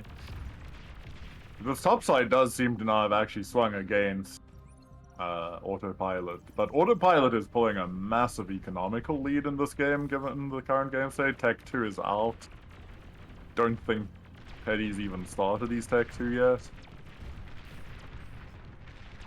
Yeah, so he's gonna fall behind very quickly. He's gotta leverage these T1 units while he's got this army advantage, right? But I mean, if the game goes on past the next 5 minutes and he doesn't make a transition, Autopilot even reclaiming his air lab, just desperately trying to put metal into this T2 transition while continuing to produce medium tanks. In some ways, it surprises me a little bit that he's pumping most of his resources into the stout production, as well as making more consoles. Wouldn't, as you're definitely a more experienced 1v1 player in this regard, my mind says, why not just put all of that into Jag production? Yeah, that's it. Is there a reason not to do that? Your intuition's telling you the right thing. You'd think on T2 transition it'd be best to get those fast-moving early T2 units out on the front line to get their value against these T1 units that frankly can't really do much about Jags if they're microed 100% of the time. But maybe it's just a little bit of an easier way for Autopilot to transition into T2. He doesn't really have to babysit the medium tanks. They're still like a pretty metal efficient unit, right? While the game is still on T1, so to speak, and also might disguise the fact that he's even on T2, but Teddy's too good. The scouts the main base, right? He's ready this whole time. And his T2 is out to match already. That was quickly done. Yeah. Big push coming through again. Both sides of the map, you see medium tanks from Autopilot really pressing forward in both of these lanes, but I feel like it may end up being a little bit of a feat on the top side, but you know, as I say that, I don't really see resbots left over. He just has a few up here, so perhaps not the worst move in the world. Meanwhile, in the bottom lane, This feels a little Teddy favorite actually as well. This thugs in low numbers can deal with the medium tanks, especially if you're kiting. It seems at the moment Otto's just using this more to buy time. He hasn't really committed to either fight. He went forward and now he's baiting back. Maybe his big thing is he wants his E production higher, to get this AGO out and then switch over into Jag production. You might soon see the Banishers. I mean, well, Teddy can't even make them, right? He's desperately trying to get up this Geo, and like Autopilot didn't even touch his energy bank to get up, you know, the T2 lab and the Geo as well. So he's comfortably ahead right now with a 150% energy lead. It's so interesting to me to see this. He's making bulls, but he's still making starts. He's not cutting the start production. I would love to pick his brain about like, okay, there you go, eats the lab. Oh, two incisors somehow find the main base. Like, just the door is open. Come on in, right? Just gonna. There's no one in the base to stop them. They're probably going to get eaten by a con tower, I'd imagine. Taking a little bit of splash from the wind as well, but yeah, this is an okay amount of damage. Yeah, it's annoying to say the least, right? You gotta use your APM to deal with these two incisors that are just in the back of your base somehow. Teddy's not even looking at them. These men have been abandoned back here, but boy are they annoying Autopilot at this moment in time. So what is this? 4 T2 cons from our man Teddy. Comfortably sitting back, expanding. Meanwhile, Autopilot, it's got the one I see. Is there any other T2 cons? There must be one on bot side as well. Second one, yeah. I see there it is. Yeah. But he's got a lot of BP or something for one special. Yeah, that's maybe really... Oh, I was going to say, that's really what you need, is just to kind of get these T2 mexes up as quickly as possible. They pay for themselves so quickly. Yeah. So efficient of a unit. See him skirmishing with the starts and the bull still sitting here. But honestly, I feel like this map state is pretty decent for Teddy. Like, other than even in terms of E income, he's more or less reached equality. There is an advantage still for Auto, but nothing crazy. This battle is going his way as well, and Teddy actually even turning on the second Geo as well, so he might even catch up and, you know, exceed Autopilot's production on E, and that would really have to swing this game in his favor. It's such an efficient unit. You can take a zoom out and see air seems relatively even, so really no threat of like a bombing run or either player abusing Shuris. But you know, this push here in mid from Autopilot's looking kind of scary. This is, you know, single bull on the front line, a healthy amount of medium tanks, and there's really just grunts and AA bots to stop this. Yeah, another bull coming to join them. It looks like there's some T2 units pathing down mid as well, possibly bull.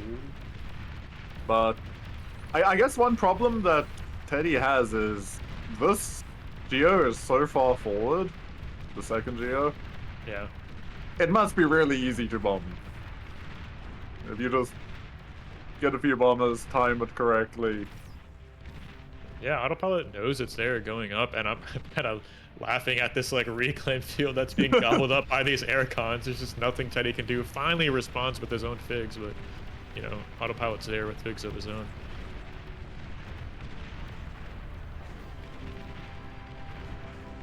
Do you think we're going to see banishers out of Teddy, or is Teddy going to be living on the old meta? This bull breakthrough in mid is looking a little bit annoying, actually. There's kind of scary.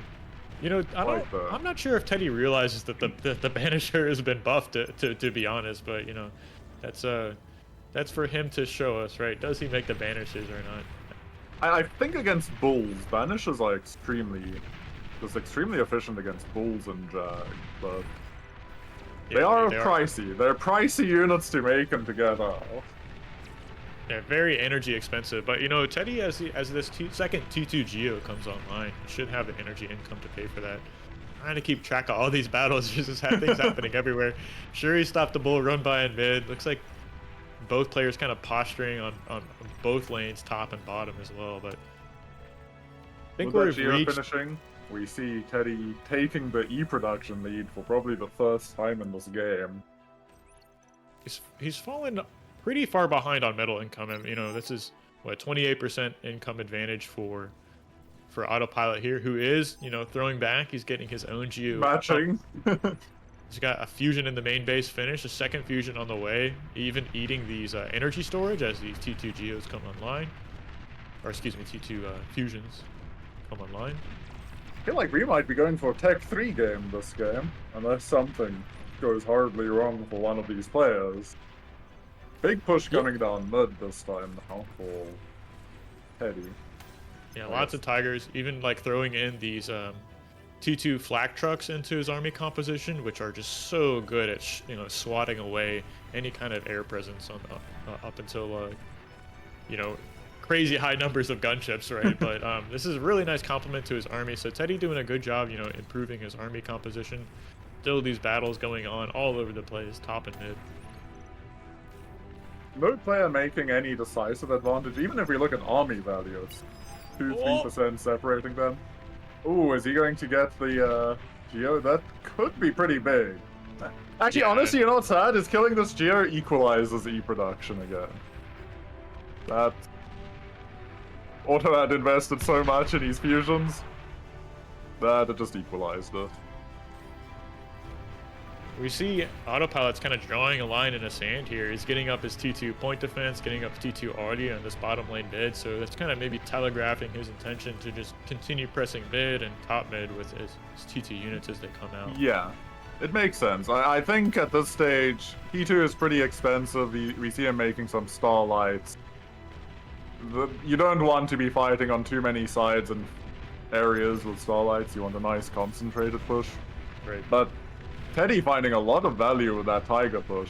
Even getting this con going down mode, probably. Yeah, really punching back here, and he's, you know, taking out all these T2 mexes that this construction gang has been working on with just a few units. I mean, just a few T2 tanks have gotten a lot of value. Even this anti-air just getting in the back line. There are currently tanks driving into Auto's base, and not really any units. Nah, I say not any units, as there's a Starlight and some bulls driving to intercept them, but... Yeah, not ideal though. I mean, this is, you know, scouting information as well. He spots the T2 air transition from Autopilot, the fusions as well. And another wave of Tigers is going straight down mid again. Teddy might be, you know, clawing his way back into this best of three. He's getting a bulwark up in top mid, kind of, you know, doing the same thing here. We see these mobile anti-nukes coming out for Teddy, making their way to the front line, really trying to, you know, buy himself some insurance policy against losing to a nuke. Well, I mean, I did say, for my prediction to come true, I need Teddy to win this game. So keep it up, Teddy. You're doing what I need. But it definitely feels like these Tigers are extremely difficult for Auto to deal with. They're just running everywhere and riding past the bulls. They're not bothering to fight. They're just diving into the eco. Autopilot's kind of floundering here. I mean, he tried to make some gunships to deal with these Tiger run-bys, right? But the T1 Figs from Teddy cleaned those up pretty handedly. I guess finally now is able to stop all the Tigers, right? We just see some runs in mid, but kind of sensing a transition here. Yeah, Lab is gone for Teddy. P2 Air coming up. Yeah, this is where Teddy really shines, or for that matter, all these high level players really shine at this part of the game. They know how to do the check transitions. They know what units they need and where, and like how to abuse their opponents, right? So Teddy's really cooking something. He's just trying to get air control for now. You can see he's like leveraging all the static defense, getting up even this like Screamer long range anti-air in front. Big push in mid. The only problem I see for Teddy at the moment is this army value after trading all of these Tigers away, and his mid is now extremely exposed with this counter push. Top side I think is secure. That bulwark is going to do some work. Maybe the bulls can go past, but this mid push here, I think that Geo is going down. Yeah. Probably not game deciding, but painful again. This run by is going to get through. I mean, he ran right past the bulwark, right? Oh, this wreck is stopping these bulls from hitting. Oh my god. Quick, try push faster, get them up the hill. One bull. Surprised he's driving towards the What is Teddy going to do to stop this, though? Because he ate his lab. He doesn't really have units left anymore. Yeah, he needs We like actually gunships to come out. Yeah, and we actually see Auto pushing bot lane as well at this point. Oh, he went for the forward T2 lab, but the timing is painful. And the bulwark's not up yet. Well, it looks like Autopilot's, done a good job to stabilize. Energy income's dead even. Teddy's has a metal advantage. It's kind of hard to tell. There's so much like reclaiming stuff going on. Well, sorry, I wasn't thinking. Shurikens, right. What else are you going to do when units are in your backline doing things? Shurikens. That's the answer to every question. Yeah, probably a smart move here, going into this T2 air, securing air for himself, and now we see the gunships coming out, right? So we're gonna clean up these bulls that are, trying to get some value. And still another big push here on bottom mid. The Starlights have made it their way to the front line. This bulwark is not nearly in time. 2 Sabers, though, are going to hurt. 3 Sabers, actually. One of them goes down, but... Enough grunts are messing with the targeting to dissuade Auto from pushing too much further. But we do see his army value is still increasing compared to Teddy's. Who turned the... Okay, he turned the forward lab online, so he's going to be remaking these Tigers. Still not in that T3 phase of the game. What are these main bases looking like? Teddy's got the 3 fusions up. Still has that Geo. Autopilot's on the 4 fusions as well. Kind of remade this bot lab to start spamming 6. Ooh, Autopilot going with the Prude instead of the forward Geo position, making sure that he doesn't suffer from the self-nuke. Yeah, not as kind of detrimental to destroying your main base this far one out here, and I don't really even mind making it just in case, even if it does go down, they pay for themselves so quickly. They're so efficient as far as in terms of metal. And oh my gosh, his bulwark. Oh, he closed the bulwark to stop taking damage and then EMP'd them. But we see the Flax moving with the Bulls finding value, taking out all of Teddy's gunships on bot side. Repair's too good, though. Res bots, man. They do everything. They res, they repair, they eat. What more do you need? If they had some kind of anti-air maybe to protect themselves, maybe... Maybe some anti-ground firepower as well. Just give them a little bit of something. T2 already is super annoying to deal with. I guess it is kind of being... The DPS is being soaked up by this bulwark, which I didn't even know you could close these up, by the way. So kind of showing my 1v1 this here. Tachyon also has that. You can close them. It makes them infinitely harder to kill. So... very useful if you know you're about to get nuked or tack nuked or something bad is going to happen that you can't kill. Just close up and you'll be fine. It's basically 3 times the HP. Yeah. Same applies for rattlesnakes, and I'm now obviously blanking on the name of the core T2 arty, but they also close. Persecutor, that's the one. This is kind of scary right here, actually. These bulls that have, kind of made their way into the backline here at Teddy, escorted by these 2 flags, right? Yeah. Both 3 stars. All the shurikens just died in one flak shot. There's not enough shurikens to stop that. It feels like Teddy is going to be losing. Teddy sending the Hail Mary commander forward here. That's not a good sign for my prediction. No, definitely not. There are some Tigers here to kind of slow this down. Okay, Teddy's commander is going to start... corralling them. Teddy! Oh, wait, what? Teddy! Your commander! What? Okay. Oh. Not even slightly worried. This push from Autopilot is getting really scary. These Starlights, as we've seen in the previous game, right, really tough to stop and deal with. They kind of escort the push as it slowly makes its way forward. But T2 bombers out here from Teddy. Is this how you deal with Starlights? They actually are very good at killing Starlights, but I'm not sure if he wants them to be here. They seem to be part of his patrol pattern. They're like flying forward and then flying back, and Auto just saw this and sent everything in. Auto is losing a lot of his fighters here, though. Yeah, really. T2 air, pretty good. And that air advantage is really swinging in Teddy's favor. And these cons that have made their way to the front line here, going to be intercepted and swiftly dealt with. I could see this bombing being the solution here. I mean, there's not a lot of AA left anymore. There's one flak that I can see. So I'm surprised isn't being shuriken. Oh, it's doing so much work right now. It's up to 16 kills already. The Shuris are doing work. This is kind of hard to watch. I'll zoom out a little bit. Shuri is winning this fight. Yeah. Yeah, right. I think Teddy's winning the fight. I think he's breaking through. There's a lot of reinforcements coming. He's paying a lot for it. I mean, all this T2 fix seem to have gone down, but Autopilot's really not reinforcing with air of his own. Is he transitioning, perhaps? Of course. Aphis. Wow. Huh. Well, that's definitely going to give a big economic lead through to Autopilot. But this is 20,000 metal that he's donated over to Teddy's side of the field. Could be useful for something. Yeah, Resbots on repeat coming out of the lab. They just need to kind of fix their rally point so they make it a little farther. Even a second T2 air lab out from Teddy, which has become really common for high-level players in these like late game 1v1s, right? You really can leverage these gunships that are so fast at moving across the map. I wonder, my guess is he's going to actually go for the main base soon. I think we're going to see a pretty big T2 bombing run. I think that's what Teddy wants to do, and then he accidentally revealed it. And you see him make... Okay, I said that, and I saw him building bombers, and then I saw him cancel the bomber. What are you doing, Teddy?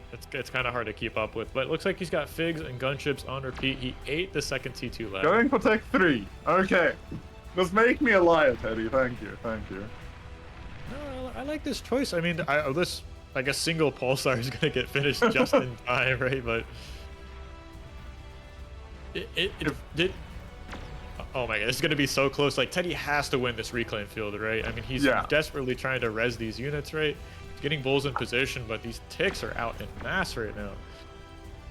And it's so difficult because again, he's eaten his ground, his lab production, so his only reinforcements are what the res bots get up in time, and these starlights are just picking away at them.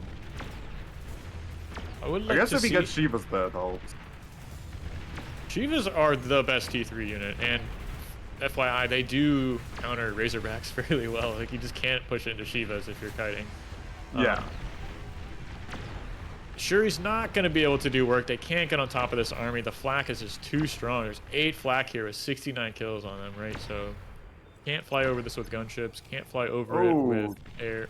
Primo's taking out so many of Teddy's. That was wild. That is very painful.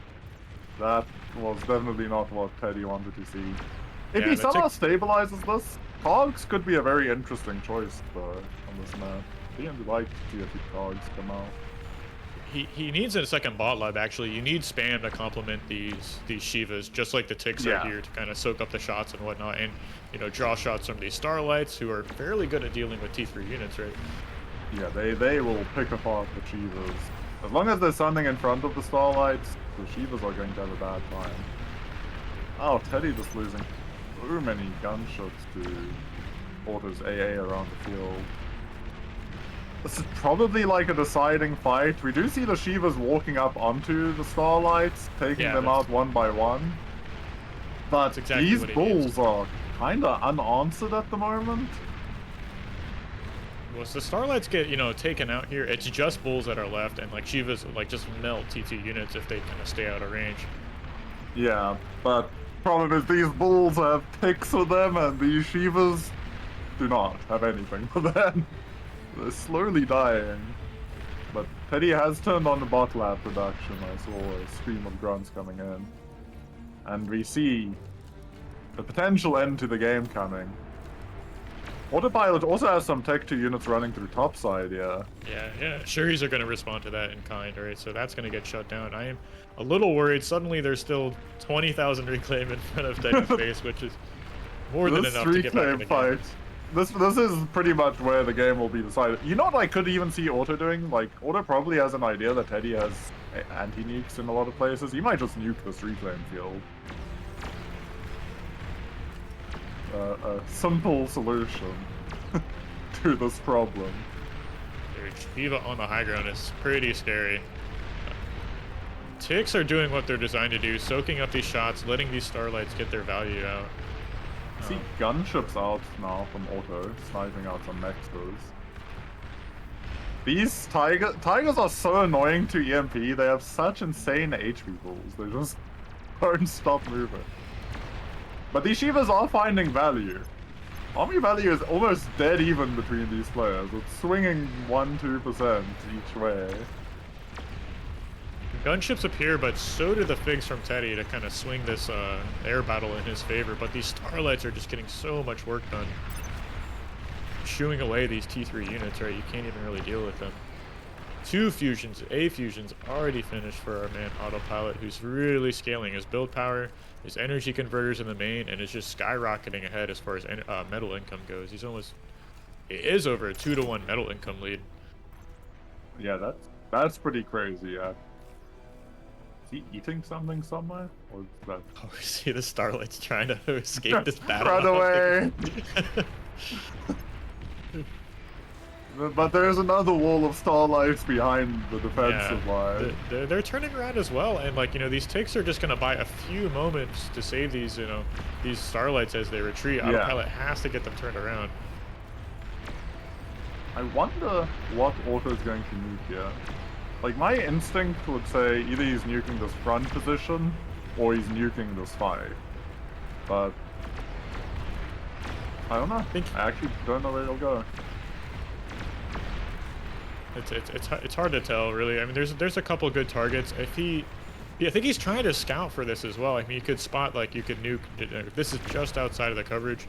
Okay, he goes for the forward base. Does Teddy RNG the timing on this anti-nuke? He might. Okay, here comes the nuke. Anti-fires. It's in time, I think. Unless it misses. Oh, it missed! That is unlucky. Ooh. Somehow Teddy knew. He sniffed it out somehow, but just barely not in time. Oh my gosh, D-guns. He was disappointed in it. The price of failure is getting D-gunned. Wow, what a game.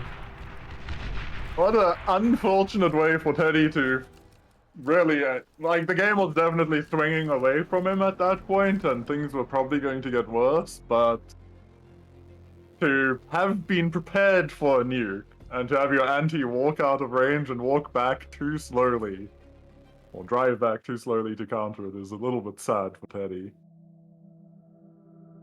And you are correct, the 2-0 coming out for Autopilot. Yeah, well, I mean, just shows you, I mean, Teddy's a strong opponent, right? But Autopilot has definitely leveled up in the past years, so really showing his strengths there. And, you know, as I mentioned before, free-for-alls prepare you so well for that stage of the game where you have, you know, T2 air, you're just putting up static D everywhere, pick spam going off. So, I mean, it's just, he's so good at every phase of the game now, so I'd really put Autopilot as a contender to make it to the finals and perhaps even take down the tournament. But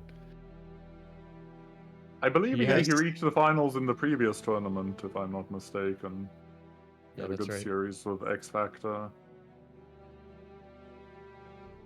Looks like Yanami and Blodir are still fighting, so you might want to switch there. That should be a good game. Yeah. Maybe show the brackets in the meantime. There's some interesting stuff going on. Yeah, I mean we can give it a look. Let's see. So what do we got? Autopilot 2-0ing Teddy. We got anything else crazy up here? Zlo 2-1 Kuchy. Nice. Wait, X Factor 2-1 Wraxell. Wraxell took a game off him? Whoa, that's surprising. That's wow, yeah. Okay, I wish we'd seen that game. That was still a really good game. So Teddy is down in the losers bracket, as is Wraxell and Kuchy and FlyingDuck. is our biggies. Well, I'm caught up. I guess I should actually go back to the bar screen, and I'm gonna give it back to you guys. So this is game number 2, just for context. And the first do you know one who... was. I'll quickly check. I don't know.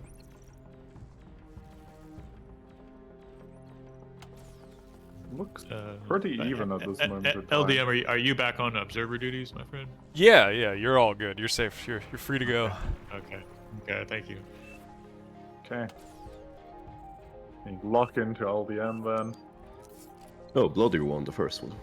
Oh wow. Okay, now Chisado says he he won, so I'm not sure. You know, everyone won from the first game. So, trying to catch up to what's going on in this game, it looks like both players are T2. Interesting that Chisado is playing T2 armbar. Now that is not a decision I would normally see. Welder's pretty good. Wow, that was a really good D-gun. Actually, it was perfectly placed right next to that LLT. It's gonna stop these blitzes from going down. Little context for the viewers here. So Yanami and Blodir are both top 3, I think, players from FAF, Forged Alliance. So you have a quite an interesting matchup here before, like, they could play a different game with a similar similar balance as well. Yeah, right. And I'd say this part of the game actually favors both of their styles. I consider them both, really strong macro players. So I'm assuming they're both perfectly comfortable navigating this T2 phase of the game. We see Yanami already has, or Yudi already has his Aju up in his main base. Yeah, at the moment it does look like Chisado, Yudi, Yanami, whichever name we're going with for him, is macro-wise ahead. But Blodir is actually running what my thought in the previous game is, if you have T2 vehicles, make some Jags and go find value. They are very nasty to deal with. Yeah, super strong in that early T2 part of the game, but this man from Brazil is a madman when it comes to macroing. You see, he's going into T2 air already. Sprinters. Huh. Okay, now I don't know what the consensus is in the 1v1 group of players, but in the team game players, sprinters are widely considered to be horribly inefficient meme units. I don't know. Sprinters are an interesting choice. They're pretty good at stopping leaks, right? And can't think of a faster unit in T2, right, to deal with that, right? I mean, of course, they're not good at dealing with Jaguars, I imagine. Yeah. They're a more expensive pawn that is more expensive. We do see Chisado trying to defend across the map against these Jags, putting up lightning claws, but to be fair, he is using welders at this point to shut down these Jag raids, which is pretty good for welders. They do win this. They're just slow. But, I mean, even after all of this raiding, at this point, Chisado is enjoying a comfortable economic lead. You'd think that he might suffer a bit with these Jags coming through. And we have a Lich out. He made one atomic bomber, yeah, and then reclaimed his air lab, right? So what is he going to target with this? I guess it's the Agio, which isn't even finished. I mean, it takes 2 to snipe a commander, right? So surely that's not his intention. Yeah, he might go for the T2 lab, if I had to guess, actually. I don't know what he knows. Hang on, let me go see what this is going to be wild, actually. Yeah, and there's no way to stop this, right? Yeah, you can't get flak in time. The Jags will damage it slowly, but he's just going for the T2 lab. Perfect value. Insane. Get stopped. Oh, no! He stopped flying! But he got his value. That's fine. That's also really painful for Blodir. Yeah, destroyed the wreck too. I mean, that's like, what, 3,000 metal down the drain? Is Aphis scaling already? Just kind of nodding to the meme that is Chisado and his playstyle, right? It's like, metal, please. Can I get Aphis up? But it's so funny because that meme is just so wrong, But it's so funny. It's one of the best memes to come out because the man will not ask you for metal. He will just be efficiently making aphis. That's his true strength. Yeah, I mean, carry slave meta is a difficult, difficult thing to burden, or bear on your shoulders. Words. But Anyways. I mean, this is pretty bad for Blodir because he lost the T2 lab. He's gone into bot lab now, and he still hasn't started making his AGO yet. We see Welder's raiding at this point, which again, not something I commonly see.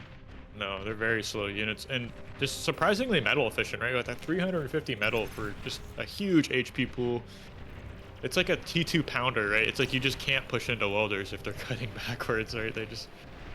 Yeah, they're extremely efficient with a lot of units, but they're similar to a sumo in a way, but... You're right. It's a better analogy, right? It's rare that you see sumos waddling across the map to raid, so started finding interesting ways to use these units. Abandoning his Aphis rush, though, and going for a fusion before the Aphis now. He decided a little bit more efficiency. This is a pretty scary push, actually. Now there's Jags in the backline of Blodir. He's gonna split this army up into every direction possible and just take out more mexes.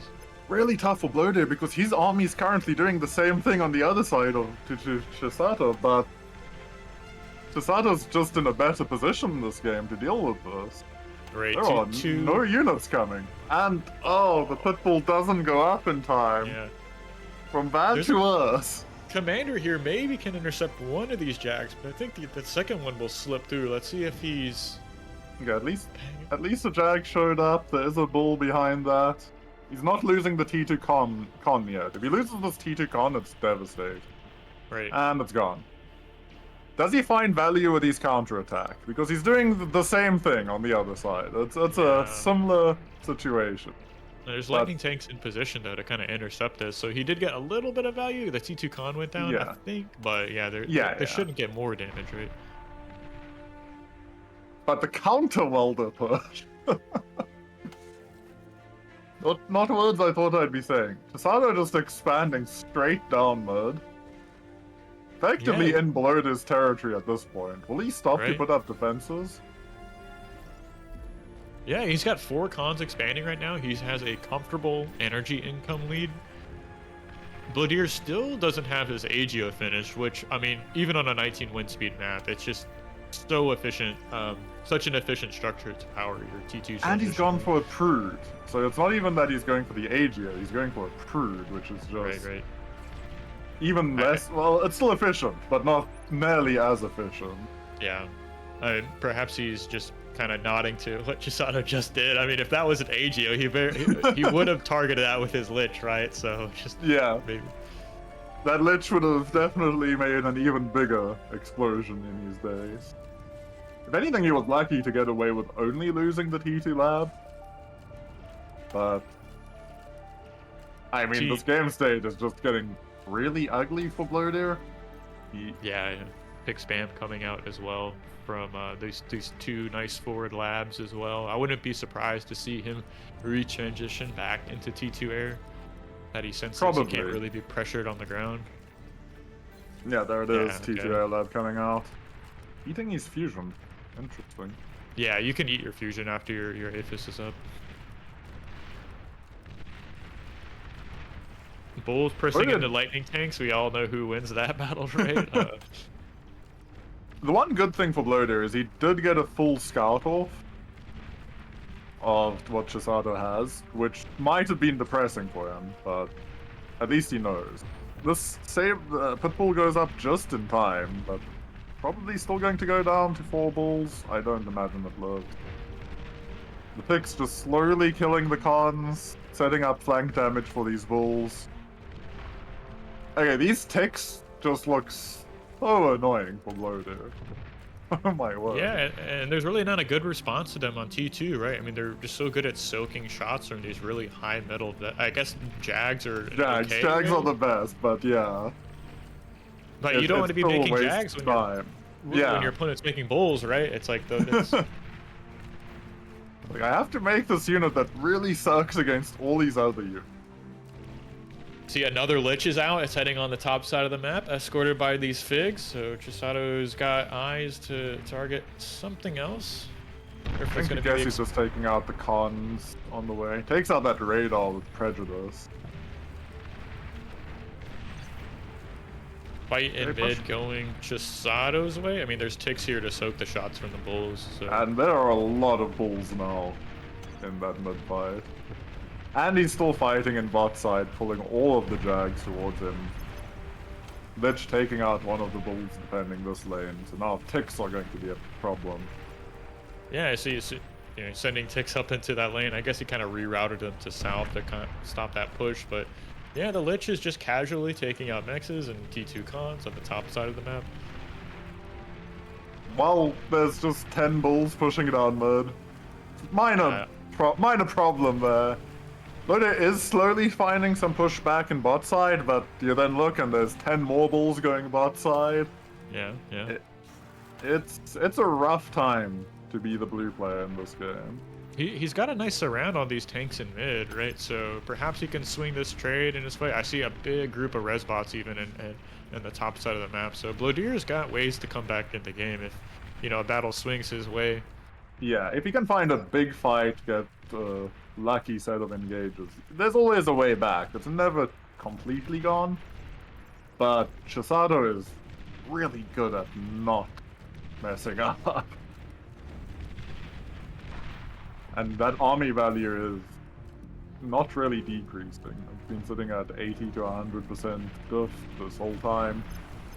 Big jag push going down mid. This is running into bulls though.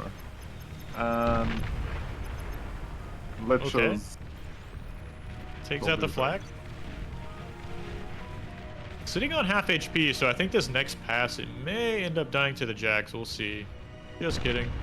No, that was decided to take all 4 of the units out. The ground-based AA will kill it if it goes in. Yeah, this push from our red player, making it all the way to the main base here of Blodir. He's reinforcing it even with more ticks and bulls. It's crazy that he has a resbot all the way up in that push, eating. It just died to Blodir's bulls, but like, it's insane.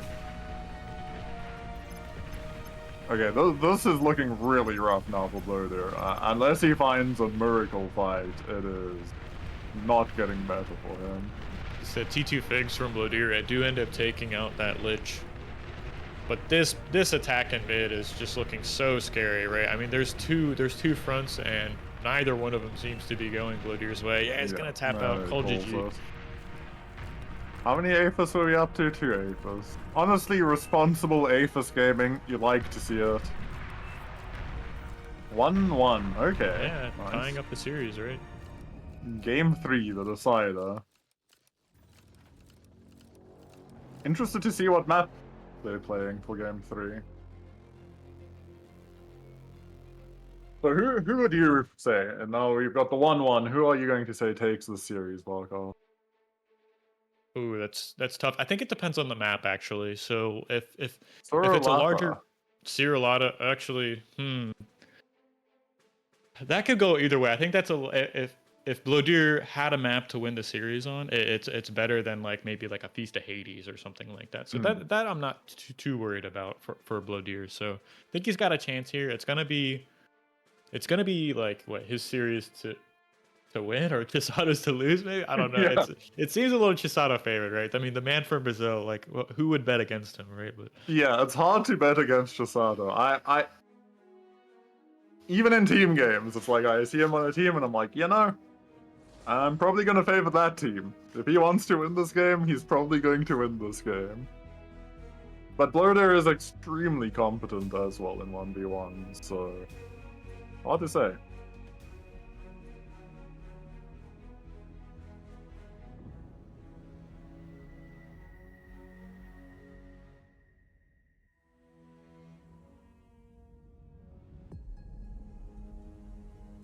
just doing some housekeeping here, responding to some of our players.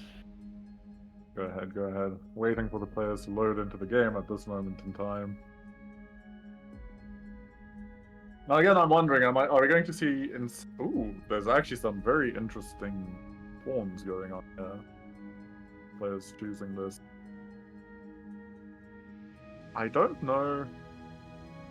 Do you think Surulata is a map that favors pawn gaming, or will we be seeing incisor gaming? Do you expect any specific things to see here? Yeah, I think with the wind speed so high, it really favors bot open, and then the terrain, it can be a little bit hard to navigate with vehicles in that like really early phase. So defending yourself can be pretty difficult on vehicles. I mean, not saying it's impossible, but I definitely prefer opening bots on this map. Okay, we have something happened that Sada didn't like. We do have pawns for sorry. We have arm versus cortex. Blodir rocking the arm, Sada rocking the cortex. Yeah, I don't mind this too bad. We saw in the maybe previous few weeks while we were on the last balance patch that it was very difficult to play core bots versus arm bots, but it seems a little bit easier now that we gave five range back to the grunt and also buffed its metal cost slightly. So, but he's not even gonna do that. Yeah, he's just going to say vehicles. Something happened with the start though that induced question mark XD. I don't know what Chisato did to start this game, but something happened there. That is definitely a bold queue of 48 incisors in that lab. I suspect he wanted to go arm. Possibly. Would make sense. Because now he's locked to vehicles on Surulata, which is pretty... Blodir has... Oh wow, I don't think they realize that they've spawned so close to each other. Because Blodir's pre-build path is all the way up into Chisato's base.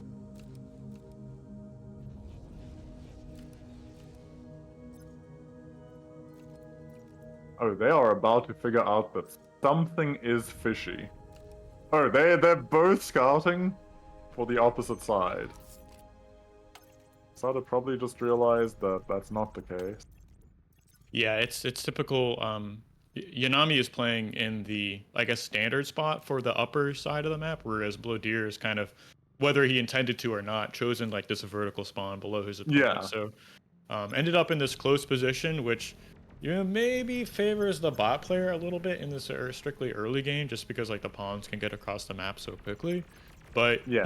Chisato's doing a good job of harassing. I guess that one gets kind of cleaned up here, and he has a pawn to defend this expanding con. So now that these scouts have been cleaned up, you can see like Blodir has these two expanding cons. They're really not threatened. The commander's in the main base, and what is so powerful about that on this map is like this 25 wind speed, right? So like Blodir can comfortably scale his energy whenever he needs to, whereas Chisato has, moved his commander. I guess he's moving back, kind of performing like this like X Factor build, so to speak, or the 6 mechs open, whatever you want to call it.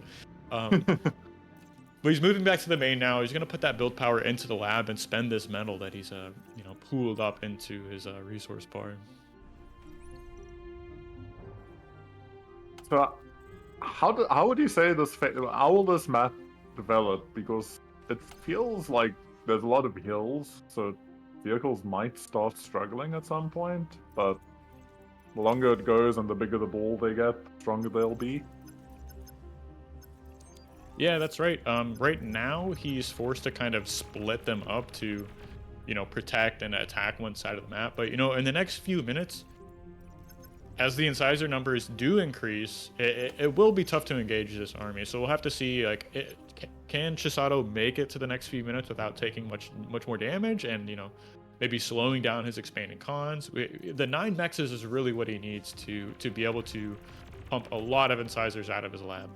So, and we see Yanami has like so much metal in the bank right now. I think he actually needs to get down a construction turret or something like that. He's stalling on energy and floating metal, which is not ideal when you're kind of on your last life in the best of 3s. So and this feels like a map that you probably don't really want to be building solas on with 5 to 25 wind. That wind value is crazy. Yeah, you want to be going for that like autopilot style, or just like making energy storage, right?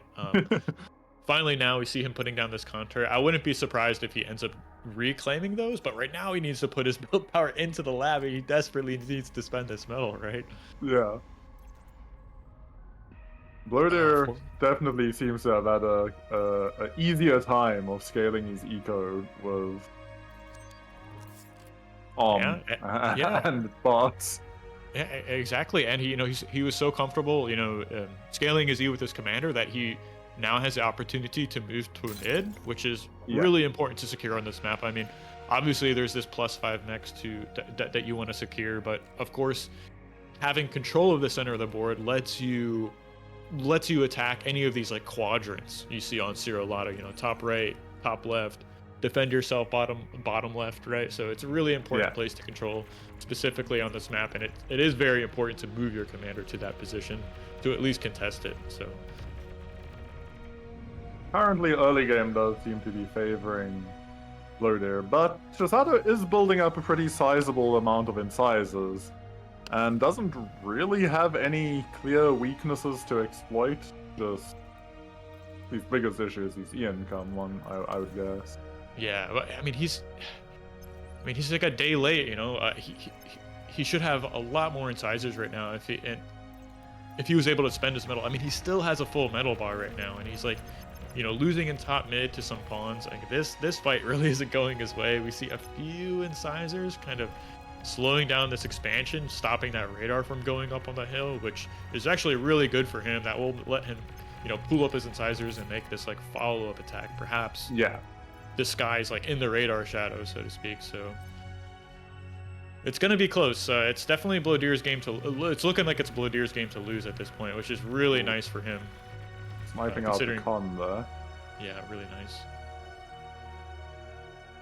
But fortunately for whoever loses this game, it is double Elam. Right. Still a lot of pawns gathering up now from Blodir, pushing towards this forward mech. Kind of feels like Sud is running out of units, actually. The good news, I guess, is that none of this is happening on Blodir's side, really, so he doesn't have to worry too much about a res ball happening, but... Right. This follow-up attack is looking really scary there. There's about 20 pawns just running right up mid, and there's nothing really stopping him Blodir from running up into the main base, or just cutting right and clearing through this expansion. He catches that expanding con, another con going down. It's really not what you want. This is looking very, very, not looking good for Chisato, especially given the fact that Blodir has now like started expanding into another quadrant, has secured mid, has the massive pawns locking down this entryway. Yeah, this is kind of scary, and Chisato, okay, he has a radar. He knows where this is coming from, right? He sees it, but is he going to respond to it in time? Yeah, that is not ideal. I mean, he knew the pawns were there, and he had the incisors on his main, which is just like, this is what I was saying. It's difficult to protect yourself on vehicles because like rolling down and up that like little high ground your main is on is really awkward with vehicles at this spot in the game. So you just can't like dash over with your incisors like you can on some flat open maps. Definitely looking like a tough situation. We do see a large incisor push going down the other flank to Blodir's new expansion, but there's already units moving there, gathering to that's not enough. It's just like 3 pawns to stop it. So that could go Yudi's way, and this push in mid is getting deflected from Blodir. He's got enough production. He's switched into vehicles himself. Yeah. So that's going to get deflected or shoot away, but it looks like he's heading towards mid. Let's see how well this attack is going to get dealt with. I mean, pawns hiding are really strong, and maybe not strong enough. I guess this expansion is going to go down. Not quite enough there. Ooh, but Chisato running into... We do see res bots now, though, and some res incisors, which is going to be an issue. If Chisato could somehow start resing all of these dead units on his side, he'd be in a decent position, but... Yeah, he's reclaiming that little fight in mid we saw from earlier, right? So that's a tiny, Yeah. 1100 metal going his way. He's re-expanding to top left, which is completely undefended, and I see a single pawn actually making its way there, so that might get dealt with pretty shortly. How do blitzes do into incisors? Because I see Blodir is now putting in blitzes. I think that's the big question on everyone's mind is, like, are blitzes good against incisors? Because it's just a matchup we've never really seen in 1v1s. I mean, I personally really haven't seen it myself, so I'm not sure how to answer that. I do know the blitzes are much faster than the incisors, so it is, like, your decision whether or not you want to take an engagement, which I guess favors the defender, maybe? It's tough to tell. Looks like Yanami is gonna end up saving this con, which is really nice, but I think it might go down. But the next wave shows up. Oh. Will Blodir commit to the con? Looks like the blitzes. Is this con living a charmed life? I think the income graph is like really telling the story here. You see Blodir is up almost 200% in the metal income. Got a comfortable energy lead. He has map control, shutting down these expansions, right? So it's just really snowballing that advantage from earlier. I don't really see a way from Chisato getting back into this game, short of just like a devastating. Yeah, I think the issue comes out here. Yeah, this explains the immediate question mark XD or XD question mark. So Chisato not believing in this his own play style at this moment in time. Honestly, I think I would have let him like respawn if he wanted to, but probably not the best thing to do. Is like, but it's probably I guess it's not enough of the fact that he has another set to play, even if he loses. Not enough to make him want to ask for a restart if that's the case. I want to say Chisato came up from the lower bracket in one of the previous tournaments. I might be wrong on that. D-guns are very good, but I guess it misses every blitz. I think he D-gunned more of his own tanks there than he D-gunned of Blodir's tanks. And that just kind of shows you how good blitzes are. They're much faster going up hills, and they are much more maneuverable than incisors. But Blodir doesn't care. This is how you. He pulls it off. GG. It got a little bit close there at the end, but yeah, it looked kind of like Chisato wasn't very comfortable with what he was doing on this map. Yeah. At the start, the opening didn't seem as clean as one would expect from him. And Blodir just ran away with it. So I guess that answers the question of, would you play Arm or Cortex on this map? He answered my question with a question mark himself. Or your question, rather. Yeah. Wow. Well played, Blodir. I mean, taking down arguably a favorite to win the tournament there. So definitely a bit of an upset, I'd say. Not that Blodir is like incapable of winning there, but I think it was definitely like, if you ask most players, I'd say it's like, that's probably a little Chisato favorite in a best of 3 against most anyone. So really well played to him. But Blodir is definitely one of the players who are up there as being able to take the series against him, which he just proved. But I do think I agree with you. Most people would favor Chisato given his track record in bar of tournaments. But 2-1 to Blodir. Pretty interesting games. That second game, I wish you'd seen the first game though, because that second game looked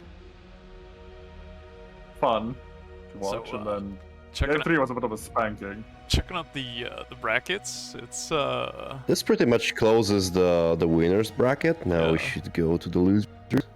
So we've got X Factor Live versus ZLO tomorrow, then Autopilot versus Blodir.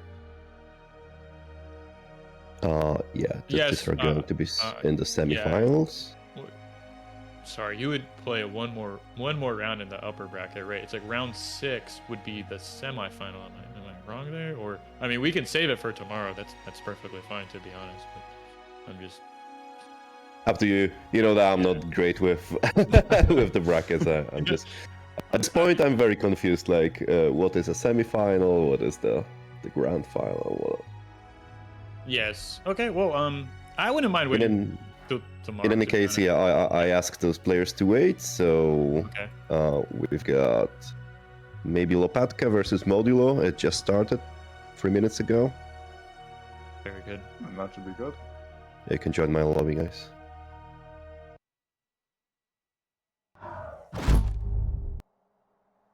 See some other really nice matchups coming up too in the lower bracket, like Teddy versus Sashkorin. That should be a good series. Wraxell versus Lapaka. Well, Wraxell's playing on fire today, I guess, despite being in the lower bracket, taking a game off of X Factor, right? So playing really well. And then another Kuchy game. I don't know about y'all, but I love watching Kuchy play, so that's just another good option to see. So, but here we are. Not sure what game this is in the series, P-Tech. Game number 1. This is the first one, yeah. Yeah. Okay, thank you. Wow. So we have... Oh, we actually have a similar run back this time, but on the opposite facing spawns. Modulo playing arm bots and Lopatka playing core vehicles. I would guess this is maybe more favorable for, or at least a better map setup for core vehicles. That short distance seems to probably favor the pawn player that we saw in Chisato versus Blodir. Yeah. But with a bit more space, maybe incisors can find more value. I'm really worried for Lopatka though, because like I said, if you are going to perform this like X Factor build, you're walking your commander's build power when he could be making wind turbines on a 25 wind speed map, right? So we already see that reflected in the income graph, right? Like a modulo is already up like 30% on or 38% on energy income, and a little bit behind on the commander movement. So Lopatka is going to get to mid, slightly faster, but at what cost? It is interesting how much of an army value lead there currently is for Lopatka. There is a lot of incisors out compared to pawns. Yeah, it's like kind of a testament to their build power efficiency, and they were even nerfed recently. Specifically, that was the nerf targeted at incisors. But with this amount of metals like sitting in mid, kind of camping it, it's definitely going to slow down Modulo from making it to mid, which is just going to give Lopatka time to, cap the mexes, add LLTs, and I guess even try and push. This is a lot of incisors, and they're all this is exactly what you want. You want to stack them up, move them around as one, and height away from units if you can. So this next few moments is really going to decide the game, to be honest. And he's going in. If he went down, we saw the expanding cons. If he sends these incisors down and just takes out those cons, and so diving in is brave. Ooh, self D on the LLT was nice. Committing. I'm surprised. Wouldn't you say that if you had a choice there, going down after these two cons from Modulo expanding would be a lot of value? But I guess it's really difficult to deal with those. So. It's tough, and really, if you see the commander out of the main base, you want to go for the main base with these incisors. If he's in the main base, then you go for the expansions, right? Oh, so he tricked him, doubled back. That was really nice by Lopatka to get this positional advantage. I take it back, Lopatka. You have bigger brain than any of us. That was so smart. Yeah, there's no radar. He's in the radar shadow, right? So please click the energy storage. Do it. Okay, not next to your tanks though. Oh my god. He listened to you just at the worst moment. All right. Okay, he still gets the expanding cons. Yeah, so this is devastating for Modulo. Yeah. Despite losing all that wins, he's still even on energy. So but Lopatka has a significant income advantage in terms of metal, right? And he actually is not spending it though. He's got a full metal bar. Oh, what a blunder. Oh, he didn't. And also one of the cons survived. That somehow got microed around and in a path and was isn't dead. So not the worst for Modulo. He still has hope. But yeah. I mean, Resbots can do work. I mean, we've seen it already in this tournament, right? So, Lopaka just needs to kind of sit back, macro up, spend his metal, solve his E issues. You know, he's working on getting the Geo, which is a good start. I'd like to see him make an energy storage, which is just coming online right now, and even put down a second factory as well. So we'll have to see. These next few moments are going to really decide who wins the game or not. It's Modulo's like playing with fire here, I think, but you know, he's doing what he can. Yeah. It definitely does seem like Lopatka needs to get this E situation sorted. He's been sitting full metal bar, empty E bar for quite a while now. Yeah, oh that just no. means make basic solars. 2 more expanding cons might be going into the incisors. Yeah, I see the ones in the middle left here. It's really very close to danger close to some tanks right now. I wonder if Lopaka is going to spot that, but this con surely goes down. Yeah, One really goes nice down. Okay, no, he's just driving past, saying hello to the LLP. This should be dealt with though. Couldn't really find too much, but some more energy dying is annoying. Yeah, absolutely. And we see just all this eco advantage now swinging to Lopatka. Yeah, and this is the classic, you know, you control mid and bottom left and or bottom right and top left, right? So you see cons coming from Lopaka heading to both of those areas. Really almost the reverse. Yeah. Almost the reverse of the previous game we just watched, the Blodir vs Triceratops. Lopatka coming in with what looks to have been a much cleaner start, but again, it might be just like a map spawn issue that happened. Yeah, Lopaka's doing a good job. He's got up a lot of build power in his main base, kind of fixed his E issue for now. Spending that metal, right? He got up his second lab, using those resbout or getting resbouts out on the board. So he's making the right plays here, but you know, this counterattack from Modulo could do some work. I don't see a radar anywhere near this con, so surely this goes down, right? He would have seen it. He would have seen it with the radar on this hill. Yeah, but interesting decision to bring out some pounders. Pretty good versus spawns, I guess. Ooh, trying to sneak past, but now definitely Lopatka's onto this. We also see another branch of pawns going in through the bot side quadrant. Will this find any major damage? Probably not. Take out these incisors. Actually, no, they should find this con. Yeah, of course. It's kind of naturally where you would expect it, like past the mexes you've seen on the board, right? The mexes are... why are their mexes going? There must be something in this direction. Will this arm go up? Yeah, it's gonna go up, but how long is it gonna stay alive is the question, right? It just immediately gets surrounded. But vehicle con's pretty tanky there, giving the incisors some time, but not tanky enough, it would seem. Yeah, one of them gets away. For now. We see Lopaka reinforce mid with Artie and Whistlers, if I'm not mistaken. So this is going to do a nice job kind of cleaning out those LLTs that Modulo's commander's been constructing. Yeah. He's reinforced top left to try and secure that for himself. And has only to really just reinforce kind of bottom right to contest, secure, not sure what to call it, this position here. I guess this is a contest at the moment, since technically they both try to take it. But do you think we're going to see anyone do an air switch soon, given the state of the game? I would expect that out of...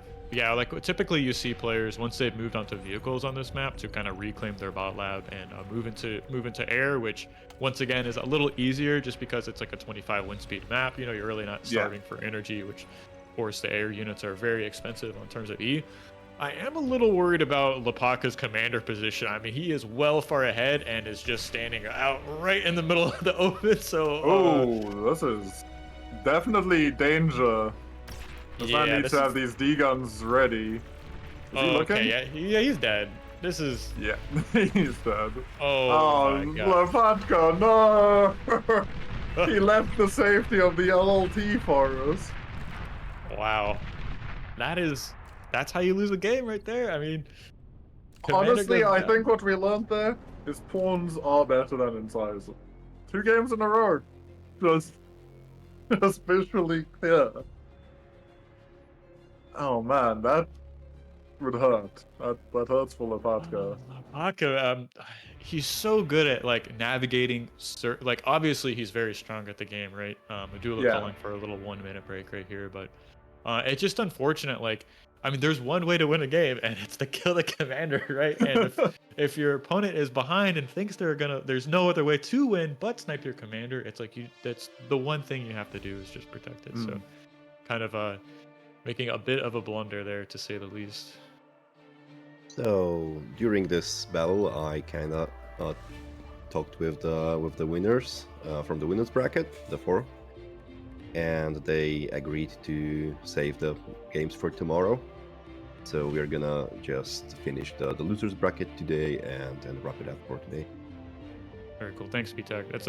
That's a good idea. I actually like that because it'll give the players a chance to rest and recuperate from navigating their games today. So if anything, that'll just deliver better games tomorrow, right? Which is, I'm all for it as a spectator in this spectacle.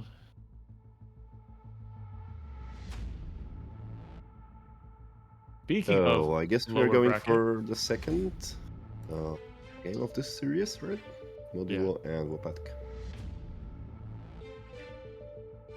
Yeah, Modulo, just asked for a quick little 1-minute break. So while we're kind of waiting on this, I just want to say a shout out to the players who sponsored this tournament. As you guys know, like PAR is funded by our community. The prize pools are funded by the community. So shout out to Michael Thompson donating quite a bit of money, $300, and then our own TNT Brightworks was really generous and put $500 into the prize pool as well. So, it's just a great way to show your thanks and appreciation to these players, and it's really done by you all, right? So thank you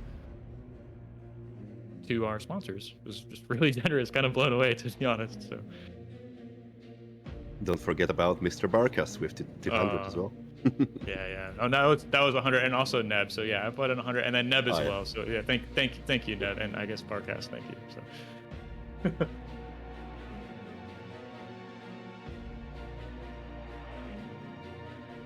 So, Feast of Hades. What are your thoughts on this map? Who do you think's gonna win? Let me hear it. Oh man, Lopatka has had some fantastic games in the tournament. Like, so good. And then he's just managed to have those games slip out of his grasp. But I'm gonna go and say I believe in Lopatka. He's gonna take this one. And we're gonna get to a game 3. Okay. I feel like this is a pretty common map, pretty standard map. That's played a fair bit. If I'm not mistaken, the first round was only watching this map. Right. It's I try and make the map pools to balance between players and the spectators, right? So Yeah. in my mind, high-level 1v1 players don't want to lose to chance, right? Which I think is like those smaller maps where like anything can really happen, and the game's kind of on a nice edge for a much longer period. On these larger macro maps, players get a chance to kind of develop their board, get into the mid game, and really make decisions as to how they want to like win or lose the game. So I don't mind it too much. I mean, it produces a little bit longer matches, which I'm all in favor for. But it's I think it's cool to see them like playing on this map. But that's just my No, I think it's a fantastic map. It's got a large diversity of options and openings. I do like going for a very energy-heavy opening, yeah.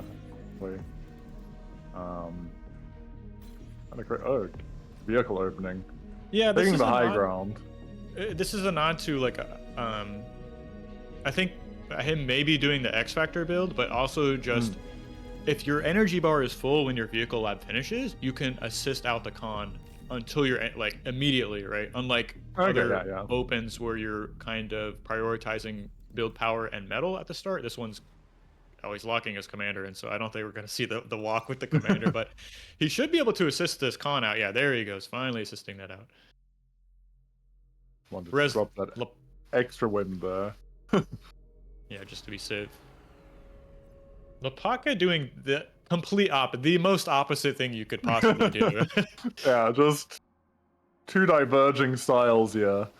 Which should make it an interesting game. He's more central, definitely closer to creating pressure. It's like he's going for resbots to increase his E production. Right. What do you think? What is your favorite style for this? Do you think the vehicle opener is more of a play you do on this map, or what? Yeah, if you were serious about winning, I'd say just playing incisors on this, like, be at this top position, right? If you wanted to flex on your opponent and do something weird, maybe Lapaka completely disagrees with me, but I mean, just opening vehicles going con first is a really strong open. Obviously, the map is really large, and by the time these grunts get across the map, it's kind of unfortunate Modulo hasn't spotted it yet, but you should be able to have units to defend yourself. Feels like these grunts are going to have some serious free reign here. Like, there are only scouts, and he's making another con, Yeah, so Lapaka getting lucky, and I mean, if we look at the mini-map, I mean, there's like another pack of grunts heading across the map as well, so the pain is not going to stop for what, and the first con goes down, which is like just such a big win, a huge win. I watched Kuchy, I think, play on this map, and I think he did something similar, and they played super aggro from this forward bot position, and just kept up constant pressure, constant raiding, and eventually just the vehicle player cracks under that pressure. Right. But it'll be interesting to see if he walks forward to take the mexes like Kuchy did. Yeah. Unlike that game, though, the vehicle player was on the low ground, right? So, and true. I guess you have like 360 degrees to defend your base, unlike this, where there's just 2 choke points into the plateau, right? So I think Modulo will end up stabilizing, and he's playing it smart here. He's moving his commander off the lab. He's going to be expanding with that, trying to get into the game, and just leaving the one con assisting the lab while his metal income was made so low. And frankly, he's getting some nice information on the other side of the map. He kind of sees where his opponent's at, right? There's only one expanding con for now. The Resbot's out doing its thing. He's getting nice counter damage. The information itself is more than enough. I think Lopatka got pretty lucky not to lose those grunts that ran onto the high ground. He now has enough that if he swings all of his grunts up, he could probably push through and deny these 3 mexes again. You say that, right? But yeah, that's true. That's true. There's probably is the key word I'm going to use there. He might be able to if he gathers them all. Yeah, if they trickle in. His incisors are facing away, right? Which means they can instantly start kiting back. So yeah, he sees this happening. But he turns back. Who's gonna blink first? Yeah, no, this is really incisor favor. There's just no way you take this out, right? Yeah. Does he commit? Oh, he's trying for. Okay, this is brave. I feel like either he needs to run straight on that expansion. Ooh, he got in. Yeah, that was a nice little juke right there. It takes out 2 incisors, kind of snaps those off. But with the cons here and repair. Repair coming through. Nah, okay, you were right. This was definitely too bold on the grunts part. Yeah, they did not come close. And now, like, where's the pressure, right? I mean, Lapaka's played this well, though. I mean, he's got 2 expanding cons. His con turret's in his main base. He's expanding with its commander. So these are all things that are going to be helping him out here as he gets into the mid game. But he's given Modulo all the time in the world now to kind of macro up, make his cons, start expanding. So I'd say the game is probably Modulo flavored at this point, really. I think the one thing that I will say that looks good for Lopatka is the fact that he's got more central expansion, so it's easier for him to expand. Right. This E-stall is extremely painful for Modulo. That LLT just refused to kill that grunt. Yeah, it's a bit unfortunate, kind of turning off that single mex. It does seems like Modulo is going to be switching into vehicles. I think if he gets a clean vehicle transition off, he's fine. But yeah, these grunts are suffering at this point. Yeah, you can't stay on them for long. Really smart choice from Lapaka, and who's kind of fixing his E issues now, like placing down solars with his commander. But he's ahead on metal, but he's spending out well, so it's kind of hard to put these up for now. They're pretty expensive in terms of metal income, but. But Modulo is extremely safe at this moment. Like, there's just not much going on. Yeah, Defensive incisors. There's been really no pressure since those grunts died. I mean, we see 3 on the other side of the map, but that really doesn't represent a pretty big threat in terms of, like, you know, sniping mexes or killing a con, right? With proper radar, you should be able to kind of run away, and it's like there's no way you're, you know, dealing with this commander, right? He's just gonna blast you down. Even the 2 incisors will shut down everything that's going on this side. But because of this, he is pretty safe with his own expansion, so he is slowly taking up more of the map, slowly getting more metal. Right. But very even. Yeah, and we see Modulo's kind of even the score in terms of metal income, right? 32 to 31. Yeah. Energy is really even, and like I said, I think this really favors Modulo. I mean, he's got the better main base position. He's got multiple con turrets. Now he's got multiple cons scaling wind. We'll have to see these next few moments if these grunts can get any damage. They take out 2 mexes, which is nice. Probably can get a 3rd if he micros. He went back. I guess that's so nice. Oh, a 3rd one, yeah, that's pretty good damage, honestly, for these units that have really lost their utility. I mean, you couldn't really ask for a better situation. Yeah. Now see medium. No, he's making his own incisors instead. I think Modulo's making medium tanks at this point, or is he back onto incisors? You should be making incisors here. I mean, until the map is split in half, I really think you should be sticking on incisors. They have so much more DPS, so much more mobility. Yeah. Yeah, and Paka's making an A-Solar, which is a bit of a blunder, I'd say. Stalling on energy this hard, but when it turns online, he should be pretty comfortable. This grunt is just doing work right now. Look at this guy. How are they gonna get this man out of here? yeah. Well, I mean, that's like 700 metal, like chasing this 40 metal unit. You can't catch me. Oh man. Yeah, and the APM, to say the least. Yeah, what are you gonna do?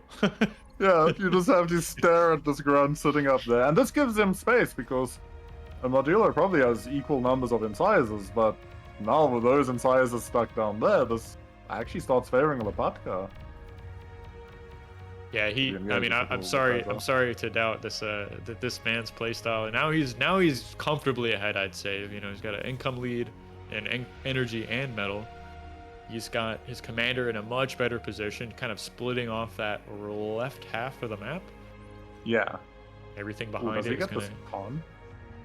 Ooh, and he snipes out the expanding con of Modulo, wow, maybe? that's big. Yeah. That's big. But don't run into the commander. I mean, the one weakness of incisors is, in fact, the commander, so we'll see. D-God? Oh, yeah, he ran into the commander. He found the commander, though, you know. So I believe that the line of sight increase to incisors made it so that it's less likely that you get degunned. But so Modulo's playing it well here. He's got a really threatening counterattack and his transition to air, right? So these Shuris are going to show themselves in the next battle and really may end up swinging the game in his favor. We'll see where he chooses to use these and how and to what effectiveness, right? Is there ever a point that he just goes in to get the lab and just shut down the lab? I'm not sure. Or is that too optimistic? Probably? Yeah, I think that's a little. There's a lot of DP there. Yeah, right, exactly. And it's like considering you can leverage them in much better effectiveness against the enemy army or LOTs for that matter, right? So probably this push that's going out now by Patka is going to get itself shuried. Yeah, we see, and he's also moved on to medium tanks himself. He's remade his bot lab, perhaps to just get those res bots out. Now that we've, you know, kind of entered the mid game, there's going to start being skirmishes all over the map, which means Rex are going to be everywhere. And we see the Shuris now are going to be making themselves known here. Really nice play, yeah. Yeah, that gives them such a good trade, but probably not a game-swinging trade yet, but we see army value is creeping ahead significantly, actually, for Modulo. Right, which Actually, I see he's making bombers in his main base even. I did not really expect that. Okay. But 3 bombers is pretty good. There is a couple anti-air in the main base of Lapaka, right? But really you need air to respond to air from your opponent. I think it's a bit of a blunder to just kind of rely on these slow-moving thrashers when like figs are just such a better way of dealing with air, frankly. So. And it would give him his own shurikens, which are definitely valuable units at even the worst of times. Right, and we pretty push, yeah. On this right side, I guess that's the one you're alluding to, right? From modulo here. There's a lot of incisors, and there's only a couple of LLTs. That's not enough metal to stop these incisors, right? Going for the wind, but probably, I mean, decent value for the bombing run. Probably would have wanted a bit more, but you got a few mexes for some anti-air, and not the worst bombing run. I've performed worse bombing runs than that, so. Definitely. Some players are famous for their bombing runs, so fortunately, not that bad. So we've seen the Lashers have made their way into the composition here, so that's going to shut this down. And I think Lapaka has a nice opportunity here to kind of swing the tempo back in his favor. I mean, he's got medium tanks on the board against incisors, which do very well. He has, the anti-air in with his army, so there's really no stopping this. Has broken through topside though, but Modulo's macro is currently struggling. He is floating he's accessing metal pretty heavily at the moment. That is not ideal, to be honest. Maybe a function of him also being crippled on E as well. We see wind is at 4 right now, so these incisors are going to get all the way through the back line. Looks like. Yeah, that is a lot of damage, actually. I mean, 2 LLTs is not enough to stop this, and he could very well clear off this entire plateau. But both players are just currently unable to stop the push. I will say, I think Lapatka's push is scarier, because it's a mix of medium tanks and incisors. Right. He's sending them forward now, too, right? And it looks like the response is going to be pounders out of our man Modulo here, but those are not going to be in time. He's doing a T2 lab as well? I can't say I like this. That's actually. a bold strategy. yeah. And that wind is still at 4 right now, so I mean, neither player is in a comfortable spot when it comes in terms of E, right? But Lapaka cleaned up this push from behind. He's trying to res some units right now, which is not ideal when wind is so low. And he has this. I mean, how do you stop this number of medium tanks, right? I mean, he's just going to run over all of these 3-mech spots and. Yeah, honestly, Modulo's calm. If Lapatka's army that's in his base is moving towards the comm, he doesn't know it's there maybe, but this comm is kind of sandwiched at the moment. Look at in mid side there. Lapaka's commander was in the water now and has made just a huge tidal farm, so this is what's holding him on right now. Like, look at that. Yeah. That is what's powering his economy and letting these res bots actually do their work. We see there's several res bots in mid just picking up all of these units, so. I mean, that Tech 2 is an interesting choice by Modulo, but seems too ambitious. Especially with 2 labs producing units. Yeah, you really need the game state to be a little bit more slowed down, right? Have your half of the map, maybe start getting up some mines, kind of feel comfortable in your air control as well. And we see it's like, I mean, he has none of those things right now, and there's just more medium tanks spilling across the map. Go for these. I feel like he could just kill Modulo, if he just sends all of these units around and back and tries for the snipe, but as long as he keeps dodging. Yeah, he keeps dodging the D-guns, he can do this. But the commander's dodging the plasma shots as well. I mean, it can be very difficult to kill a commander with medium tanks. Yeah. I mean, can nice be a dodging, bit of a really. struggle. Yeah. The but now he's did find value to shut down this push. But that's a lot of damage. He lost so much metal income here. There's a lot of reclaim. 2-1 metal lead. Lapaka is just, churning out those medium tanks. He's got his, res bots in mid, picking up all those incisors from earlier. This lab is still not finished. And that's just a function of the metal income. I mean, it's 69-33 right now. It's like just Lapaka is winning on every metric here. Army value, energy income, metal value. middle The income. one rather. thing that's going nicely is these shurikens are finding a lot of value. So after all of this, the shurikens are still flying around, still doing bad things to these poor medium tanks. They can be difficult to stun, but I mean, as I'm saying that, I'm just watching his stun rate. But I mean, there's another push in like center mid right now, going into pounders, which The fact that he has enough tanks to push into pounders is concerning, though. Right, and there's resbots right behind us too. So like, I mean, everything that dies is just gonna get res. Yeah, they're sending it back. It looks like finally fighters are out to kill the shuriken. That's going to give some leeway back. I guess they get away. I mean, 2 survive here. So there's 4 to stop this push in mid, but there's more pounders to stop it. And Modulo even went con first, which is ambitious to say the least, given his position. The current on the board. situation, yes. And I guess maybe he feels that's the only way is like to get out these eco. Yeah. And try to catch up, given the map state has fallen apart so horrifically. Saw attempt coming out here. Yeah, he's desperately trying to eat his solars, right, to pay for this. He may even need to reclaim his T1 lab, right? But it's just, I don't think... I don't think he can afford it. I'm gonna be honest. I'm watching these medium tanks pushing up. To be fair, if he kills this push, the Rex are in reclaim range. Somehow there's 2 Dragon Balls on the high ground, which just totally saved him there. I don't know how those... they're just wild. But, I mean, the Resbots are doing their thing. Suddenly, Lapaka has Pounders already on the other side of the board, right? Just to continue this pressure. Oh, he's just rezzing. Oh, Yeah, wow. He's yeah. not even eating. He's just making more. I feel like at this point, though, Lapatka can kind of do whatever he wants. Going T to himself. I feel like he could have just done a bombing run. No, just... Probably killed the air lab and the T2 lab, but units are already breaking into the base. The Dragon Maw that worked so heroically has finally died. The Tar is out, so we do get to see that beautiful explosion happening soon. Yeah, those plasma shards arcing on top of those tanks and pounders, but it's a little too late. A little too little too late, damage right? is literally being done behind the Tar as we watch. But the Tar is cool. What a great unit. But probably not going to save him.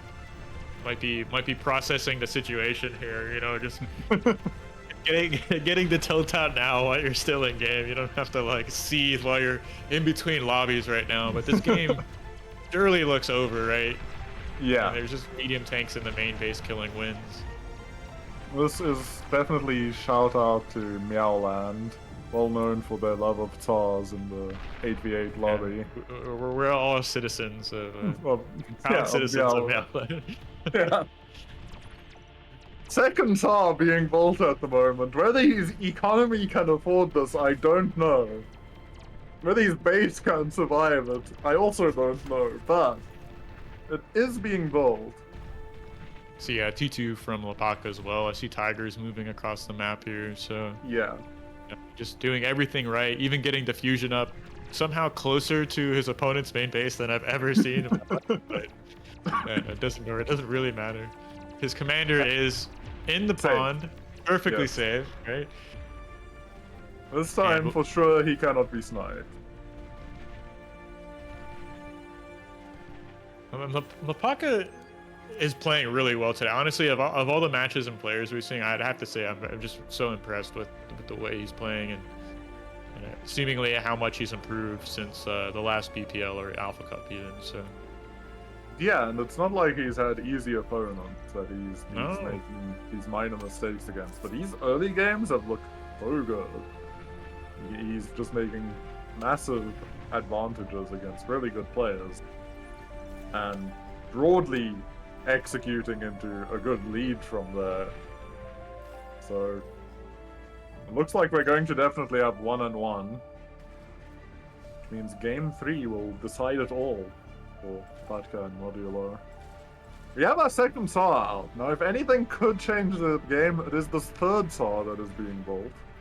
right, Commander looks a little bit like it's gonna be saved or it's not. So we'll have to see. He's stalling right now, so there's no cloak, there's no D-gun really available. There is a chance that the Tar kills the commander. It could happen. Yeah, the But no classic commitment. blunder, right? Yeah, okay, so it gets tucked behind the Tsar, so you can't really push into that. Fusion coming up here from Modulo, which is a great way to get back in the game. But Lapaka's making Zars of his own. Oh my goodness. Wait, Shuris and Zars, have we seen a better combo? This is about the best you're going to see. Both players dedicating themselves to Meowland, clearly though. One Tsar at a time. Okay, Fig showing up. I mean, I do think this is just a question of when does Lopatka decide to end this game and how. I mean, I'd like to see a T1 bombing run. If he knew a fusion was going up, I mean, or for that matter, there's a T2 lab on the board. You can just make 12, 15 bombers and then go kill either one of those things and kind of close out the game. But that definitely feels like it would be the easiest way to just seal this deal.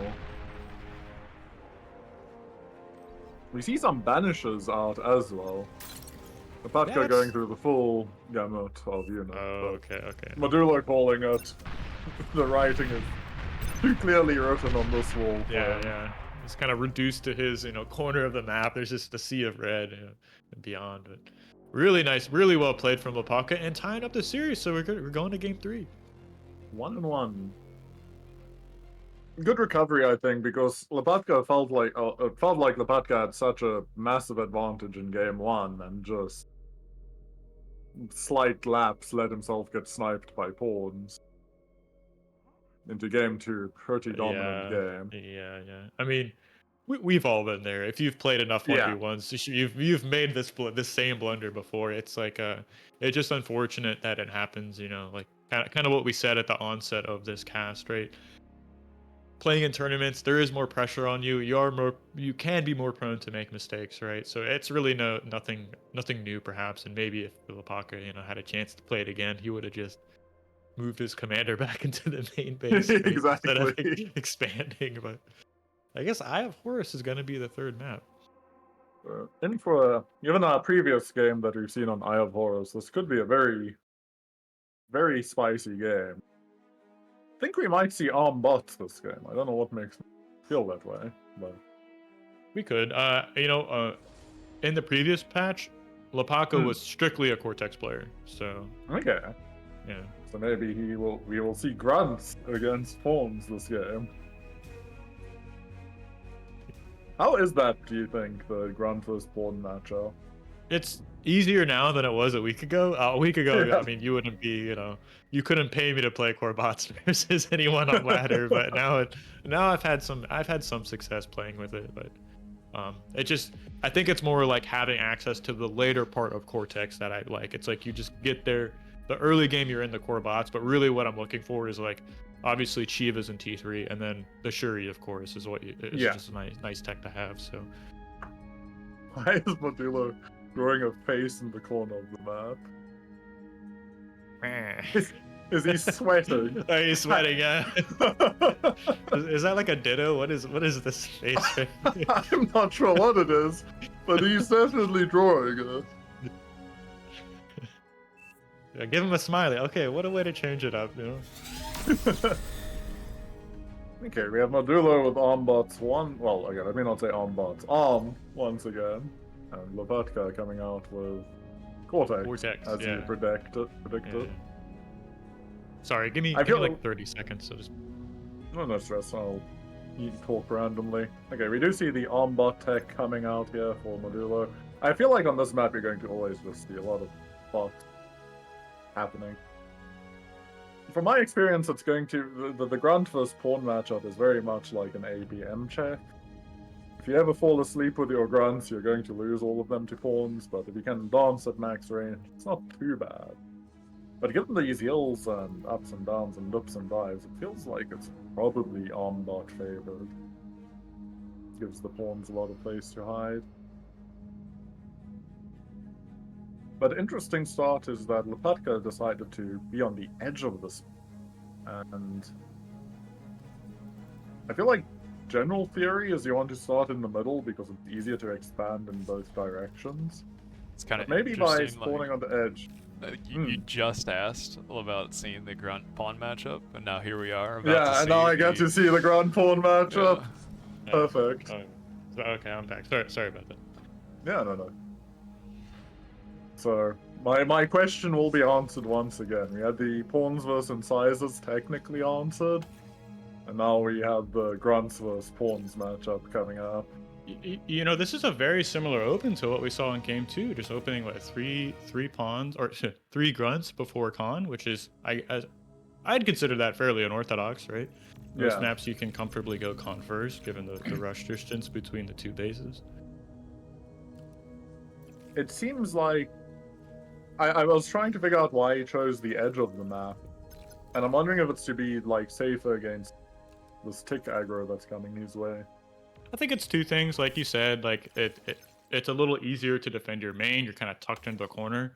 I'd also add on to that, you have I think a little bit more of a natural expansion pattern if you choose to expand with your commander, just heading straight across the top of the map, because you can just hit those really, there's +3 mexes. There's quite a few of them, right? And your commander's not going to die in the first 5 minutes expanding through those mexes, so it's a little easier to expand on a map that frankly has limited radar coverage, and just there's just hills everywhere. I mean, pawns can just run over any hill and just end your day or kind of end your con. Yeah, that's what I was thinking, is that given the terrain on this matchup, it probably is pawn favored, because you can just hide on the hills and bully anything that comes close. Right. I'm thinking of kind of very similar to that as like crystallized plains, where there's all these little nooks and crannies everywhere, and it's like what you need with grunts is to be spread out in an arc and be able to kite backwards, and like having hills or like kind of tight narrow chokes is really playing into the strengths of the pawn. Yeah, we do see Lopatka has managed to sneak 2 grunts through into the back line, and evading the pawn bodyguard wall. But just now showing up on radar. Yeah. And Modulo, to his credit, responded quite quickly, so he might be able to defend this con, right? He's pulling it back. Next will die. Con will live. Yeah, the con obviously is much more important. I mean, it is a little bit of indirect damage, kind of delaying the expansions from coming down, but I mean, losing a con in the early game can, frankly, lose the game for you. But it looks like Lopatka might be facing some similar issues, He's playing with fire, to be honest. I mean, he's expanding with his commander and went very greedy with the build power in his main, but we'll have to see like who gets more damage, because there's like 12 grunts on the other side of the map. So many grunts and pawns running all over the place. These pawns behind Modulo's base could be game-ending, but at the same time, the pawns behind Lopatka's base... grunts behind Modulo's base, and the pawns behind Lopatka's base. Yeah, this is not what you want. I mean, Reclaim goes off, snaps one of those pawns dead, and he's going to shoo away the other 2 with grunts of his own. So. We have this raid, and then behind the base of Modulo, there's another pawn grunt wall coming over. Yeah, and this is a problem. How does he even stop this? I mean, he's desperately trying to make an LLT right now, but the winds are going down. Happening. Yeah, no, the winds are the game. That is, I think, game over already. Yeah, that is. I mean, you can play it out if you're really concerned. I mean, he's in the lower bracket, right? So you kind of don't want to give up quite yet. But that's so much. I mean, look at the graphs. I mean, they tell the whole story, right? It's 500% up on energy. 400%, 500%. Yeah. If there's ever been a lead in a game, that's definitely up there. And I mean, storage is even threatened too, right? So. And there he calls it GG. Well played by Lopatka. Yeah, really, really well done. And Modulo is a very good player, to say the least, right? So, I mean, taking him out there in the lower bracket is just a tall order to do. The pressure's on you, and he definitely delivered there. So, really well played. And it honestly, like, all 3 of those games, it felt like Lopatka had this crazy advantage. This whole time he was pushing his lead. Obviously, the first game he messed up in, but we saw against Blodir as well. He's just having really strong games come out at the moment. Not one to be playing Lopatka next. Yeah. So oh, go ahead. No, I was gonna say I kind of agree. Like Lopatka again has really shocked me in this tournament. Like I've seen how many 1v1 tournaments now, and like he's always been good, but he seems substantially better. It's been nice to see. You cannot sleep on Lopatka. That's I was always scared of him, to be honest, when I participated, and he seems to be getting better and better. Yeah. Boys. He does not skip leg day at the 1v1 gym. Oh no, he doesn't. So we've got Teddy versus Sashkarin coming up. I asked them to hold up, so nice. You just joined me. Should be good.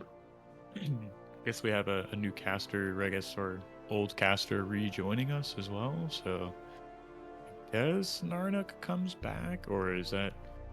Hello, my time to disappear. It is Hellshound. Oh, what a pleasure to cast with you, my friend. That was really well done, sir. Yeah, it was fun. Thank you for having me, and enjoy taking my place once again, Non. Passing the torch back and forth. What a way. Yeah, thanks for having me. GG's. Catch you later. Yeah, man. See you around. So who is with Narn? I'm assuming it's a Barcast and Narn. Is that the combo we have? Nice. Yeah, I believe so. Beautiful. Of casting the video game. So, what is this? Teddy Sashkorin? Do y'all have any predictions on this, or? I can't discount Teddy. I really cannot discount Teddy. Even when Teddy looks like he's struggling, he's just warmed up now. You know, like that autopilot game, that was his warm up. He's activating bit by bit. Yeah. If there were a second loser bracket, he would win that. Oh, it'd be untouchable. The well-known fact that Teddy just gets better as the tournament goes on. He's just always rusty at the start, and then he glows. He like the longer Batman. Yes. Sorry, 5-9. Shall we do the map picks and bans now then? Yeah. But I still didn't get say- predictions out of y'all. Actually, what was this? I will say Teddy 2-1. Nothing picked against Teddy. Sash. I'm thinking But 2-0. Sash has more years in him. He can learn a little more. He's the youngin. I believe in the old guard for this one. Yeah, me too. I'll Teddy is the Teddy Batman of over the 1v1 tourneys. You give him unlimited prep time, and he will win. What does that make X Factor then? Second X place. Factor is Superman. He just wins. Very loaded question, man. No, He does the X-Factor gets same, but without prep time. He gets to hear that pause we all had as we all had to think of something. And I think, good job, Narn. You've done that to that point. You're man. welcome. Here just to make things complicated. Yeah. X Factor. I apologize for this guy. Okay, you know. Hey, I called him Superman. I gave him his due rights there. That's not bad. Oh, we got our first man, Desolation. All right. Nobody wants to play that map. It's just across the board. I don't think we've seen any Desolation games today. Or maybe we have just later, like early, like somewhere else in the brackets. I've seen some practice matches on it. Would you play Desolation LDM? No, I would not. I also do not like any games I've LDM played on only Desolation. plays very large macro maps against Randy. It is weird. It is weird. Randy he's just waiting in bushes to just show up and play some 1v1s. What can you do? But wouldn't Desolation be a good map with very few bushes? I don't know. I think Randy would probably make short work of me on that map. Alright, so Sash banned Arksome Cat says Teddy definitely did look pretty good on that one. Ooh. That's a spicy pick from Teddy, actually. Picking Crystallized Plains here? I swear we just saw Teddy play in a 1v1 tournament on this map. I feel like it was not the last peak bell, but the one before it, maybe. It's all blurring together, but he did look strong anytime I've seen him on this map. So... Yeah, sorry. Go ahead. No. I just remember, like, the one tournament, I remember where X Factor lost against Chisado in the finals. And Chisado did come up from the losers bracket, right? Right. If there's any hope for him still. Is he also slowly de-rusting bit by bit? Yeah. He's activating. But that might be something more for tomorrow. As might this be the last series of the day? I think we have one more after this, one more round in the bracket at least. So. All right, so Hell yeah, let's go. Sash I guess picked we'll be past Horus. Okay. I think that's a pretty good map for either one of them. Yeah, Teddy does not like Cirillata, actually. Wow, you might have actually traumatized him on that map, Barcast. That's crazy. I tell you, I almost really beat him, honestly. He was like on the ropes, so I just walked my commander into a beamer turret, which was not ideal, so... We've all been there. On a lie. I had the game, yeah. So. Oh my god. I actually had the same thing, I think, in Alpha Cup like 2 or 1 versus Ragna. Also on Eye of Horus, and also I walked my commander into the beamer there. Yeah, it's like... You never forget. You it. play enough 1v1s, you make the same mistakes, right? So, like, just... Part of the learning curve, right? Okay, so ban Cirillata, ban Tundra, ban Feast. That leaves Heartbreak Hill. Was close. And one other map. God, I'm always blanking. Onyx, right? Onyx and Heartbreak. Yeah. I would be I really surprised. like Heartbreak Hill. It's a fun map. Yeah, I kind of think. Yeah, I kind of agree. It's gonna be It's gonna be Onyx for the ban, surely. Like Heartbreak seems, or maybe Sash is, gonna ban Heartbreak because he feels like he maybe has a better chance than Teddy against Onyx. But No. It's gonna be Heartbreak Hill. He's just figuring out what 2 maps are left, and then once he realizes it's Onyx and Heartbreak, he's just gonna ban Onyx. So. Why would be the first Heartbreak match today, right? No, that's true. Yeah. It was picked once, but it didn't go to game 3. And we didn't look at the loser bracket, at least the first round, which was all Heartbreak Hill. Yep. Lo and behold, we are playing Heartbreak. There it is. Okay, so Sash wins this 2-0. Just throwing that out there, guys, because he understands that incisors are good on this map. So, and I'm pretty sure he knows that. Whether or not Teddy knows that is we shall see. But you're a pawn believer. No. Incisors too good, man. They didn't nerf him enough. They just, if anything, they made them better with the. You don't have to bring scouts with them anymore. Just realizing that they had to be nerfed makes everyone realize that they were that good to begin with. Yeah. All right, boys. I'm muting between you two. Good luck. Enjoy the games. Hell yeah. Beautiful series to be played. I find Crystallized Plains interesting because you get the very rich early mechs, and that one is protected by like terrain. But if you go outward, you're very vulnerable, right? Yes, you there's nothing else protected. It's mostly open terrain. Right. It's almost like a poverty map too, which makes it even more maybe dicey to play on, right? Like you take one bad fight, kind of leave some reclaim where it shouldn't be. You can kind of maybe donate the game and your OS to your opponent. But I guess this is Teddy's game to lose. Sorry. They're like it's somewhat open, but you can also create choke point if you want to. Just like you can close off like the gaps between the little jarring rocks and like create blockade essentially and leave your enemy a little bit. But yeah, there's good mexes, but there's not that many of those. So wind's very low right now, so I guess you see both players kind of forced to make some extra wind turbines. Maybe Sash is kind of more of a gambling man. Sash is committing to the early data. Yeah. It's gonna work out for him actually. So that could we may see Teddy actually excess a little bit of E. He went 4 wins before lab. Well, it's gonna be close, but not the worst thing in the world. If you have the energy when your lab finishes, you can just assist out that early resbot or con. Wind going up, which does favor Sash screen very slightly, but it could have gone down, and that would have favored Teddy as well. Right. You know, Teddy's done something very interesting in all of his games. He's just gone 1 tick first in every single game and sent it across the map. So he's really just prioritizing, finding his opponent, seeing what they're doing, and then of course making the proper adjustment to what he sees. Sniff out any large surprises which might be headed his way. So how many cons would you go expanding here? Just 2 as bots. Now it's bots versus bots.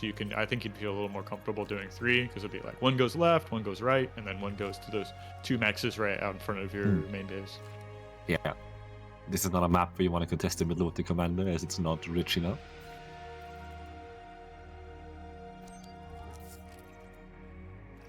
Very even games, or mirrored builds rather, right? We see Resbot out for both players. Actually, excuse me, Sashkorin went for 2 Resbots, so really prioritizing gobbling up that energy and metal on the map. No, he did run out of utility fairly quickly. He's also now e-stalling. Right. But Double crystal pretty good, giving us like a 70% lead at one point. Yeah, I mean, both players stalling on energy at the moment, but they as quickly as they run out of utility, as we get into the mid game, they'll regain it, so to speak, as like these pawn wrecks, and maybe even construction bot wrecks are on the map. So it's like they won't run out of things to do, assuming you can keep them alive. And we see that second con coming out for both players, continuing to expand. The game Teddy played earlier today, they were like busy non-stop resing units in mid, while the game of Blodir, Chisaro's Resbot had been just eating trees the entire time because it just wasn't as much concentrated fighting in some of those areas. Resbot value, being a huge part. Sucking up those crystals. Yeah, I mean, just such a good unit, and it can do everything, all at once. So it can even repair. Triple con expansion from Teddy now, moving out slowly. Right. I guess Sashkorin is kind of, doing the same thing. We see it's a little slower, but the third con is coming out, and that Resbot almost went down. It was close. I'm looking at the minimap, and there's like 10 pawns heading right down mid. Maybe not 10, but just a lot of pawns heading into mid. This LOT isn't finished quite yet. He should be able to deny that expansion and kill that pawn if he goes in. If he goes in, right? I mean, he's just giving Teddy the time to react here. Is he gonna go in? I mean, what is he doing? Oh, there's a Resbot going down. Saving his Resbot. Oh no. Yeah. Oh, the LOT is gonna finish, and that's gonna make it so much more costly. Yeah, I think that second Resbot. He's looking to kill a Khan with a tick, but sadly he's gonna get arrested. Yeah. This is nice trade there. I mean, he's leaving the Rex on Teddy's side of the map, though. So I mean, that Resbot has a second job to do now. Yeah. It's slowly regaining that utility. If you trade on the opponent's side of the map, you need to be really sure that it's a good engagement for you, that it's a target worth killing. Leaving those Rex there can snowball back into the opponent's favor, as Blodir and Lopatka also demonstrated. This is going to be close. Teddy pulls back the con, right? This radar surely goes down, but unfortunately those pawns were split pathing around that hill, so this might actually end up going down. Yeah, nice pick up there. Yeah. Well, Teddy is on the ball though, getting the Resbot to start resurrecting right away. Right. Minimizing the damage of losing that. But also E-stalling pretty bad. Yeah, both players, frankly. Win sitting at 4 there for a moment, are really kind of stalling their economies. Teddy actually even trying to get a second con turret up, which is... Yeah, not being a solo believer. Yeah. Dash has a couple at least, but there's so many wins going down for Teddy. This is kind of hard to keep track. There's little pockets of units all across the map. You can see Sashkorin actually hid a pawn in bottom right to kind of come back and snipe that con. We see... Yeah. I guess this is hard. This is hard to go down. See, like there's little units everywhere. The skirmishing is going on. Like the messiest part of the 1v1 phase, I feel like, is this right here, where everybody has like the light raining units everywhere. The map state is not solidified. There's no LLT, but not that many LLTs to go around, and like you can pay attention and do so much damage, but also like suffer a lot of damage yourself. Yeah, it's a APM gaming, right, in this pawn versus pawn meta, which I think Sashkorin got the better end of that exchange right there. Unfortunately, this Resbot's gonna go down. Meanwhile, bottom left, pressure from Sash, who's doing something somewhere else on the board. Hard to keep track. Yeah, if anything, he's just slowing down the expansions, which has been really good for him because Teddy actually was quicker with the third con and his expansion. So we can see, on the mini map even, those expanding cons made their way to those far peripheral expansions and are even securing them with LLTs. And Sasquatch's got a comfortable medal lead right now, 25-21. Yeah, Sasquatch. I don't think he will push. I think he can kill LT right now. Oh, the pawns are low HP though. I don't think it's gonna go down. Yeah, repair's too good, right? If he is gonna repair, sadly not. Pawn flank DPS too good. Yeah, con instantly goes down. Really, really well played there. Getting another con.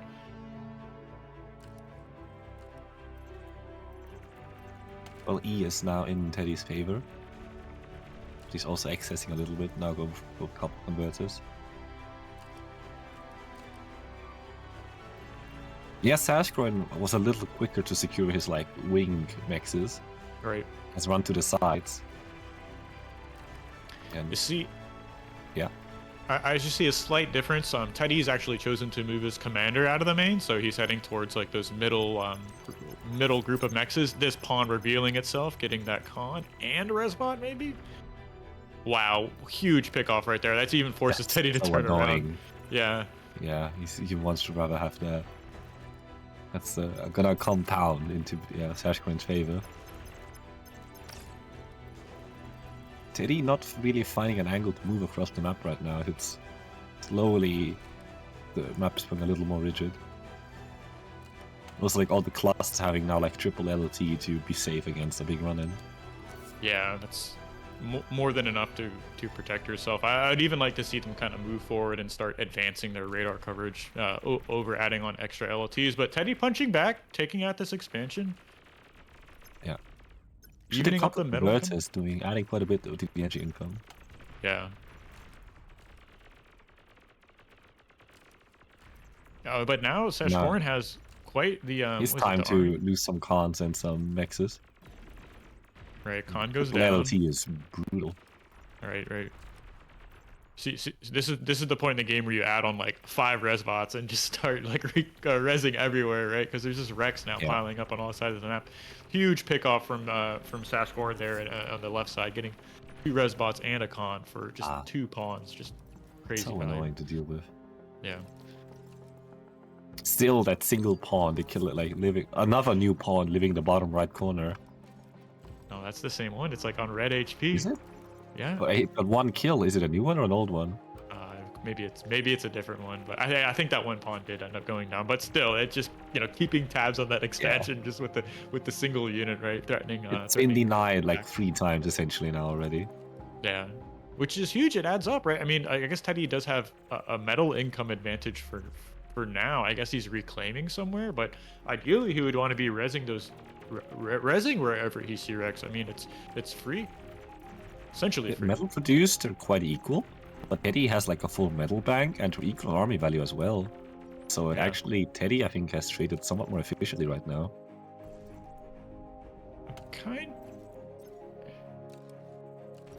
Sasquatch's got a better position though, right? He has more metal in mid to kind of deny these expansions. He has. He does have tempo. I think the commander shouldn't die here. A little dicey. Ooh. Oh god. Ooh. Yeah. Oh no. This. Okay. Ooh. He ran out of D-guns? No. Hot D-guns? Oh my gosh. There's. Oh. Close. Wow. Did you just throw the game away there? I mean, he threw away a huge army advantage there. Much down on army value now. Yeah. Oh, the sunk cost trying to get that kill is so terrible. I mean, that was a valid attempt to dive the commander. He was so low. He is so low. Right. Maybe you switch into gunships over there and just try and snap them off here. But I'd be really worried about the counterattack. And just like you said, the army value is 40% in favor of Teddy right now. And Sasquatch still has presence out on the map, so maybe that's going to be his one saving grace, kind of shooing away this attack. Yeah, transition here from Teddy. He's going into Banshees of his own. Yeah. He has so much energy. So many wins. He's up on army value now. That army killing itself against the commander. I see Teddy himself is scared of Teddy himself is scared of a gunship snipe. His brain works that way. He would Right. do it in that case situation. Yeah, maybe it's time for Sash to kind of bring his commander out of the main base, even if he wants to kind of, I think- leverage the D guns. What do you think of the gunships here? I would maybe try and go for a bombing run on the wind, but there's good value to be found by just sniping the outward mexes. Yeah, That's just going to deny all the income in a different way. It's close. Lately, I've been favoring the gunships because they are a little cheaper, and then of course you can snipe the mexes, right? So it's like, maybe it's more of a stylistic thing, but yeah, we see exactly what you mentioned. The gunships kind of flying up the flanks of the map. They'll reveal themselves and make quick work of these two mexes on either side, right? It's really cute to just split them up that way, that they're going in 3 different angles while like denying things in mid still. So Sash should fall even further behind on income now. As nearly every mex on the map is getting killed. That is not he's lost all map control. Quite literally every mex is going down, and then pawns on top of the winds as well. I think this game is kind of like spiraling out of control for the red player. The gunship follow-up was really good. Yeah, he's calling GG. Oh, and he taps out. Oh, man. Teddy proving himself once more. He's just getting warmed up. He was like 5%. What was it? Below 10, I think. No. What was Teddy's commander at? I think it was 11%. I think. It was close. Okay, 9. Those D guns were like... Wait, Teddy's saying 4%. Okay, apparently he's got better eyes than I do. That was... Wow. That was... Yeah, I saw 5. Close. 5? Oh my god. Very close. Maybe a little better dancing could have kind of closed the gap. That's something you can do is, like dance the pawns around, maybe diage 1 or 2 of those D guns. It's all he really needed to kind of close that out. So it's just maybe a little bit unlucky than kind of pulling the trigger there, going for the comp snipe. So very nearly had it.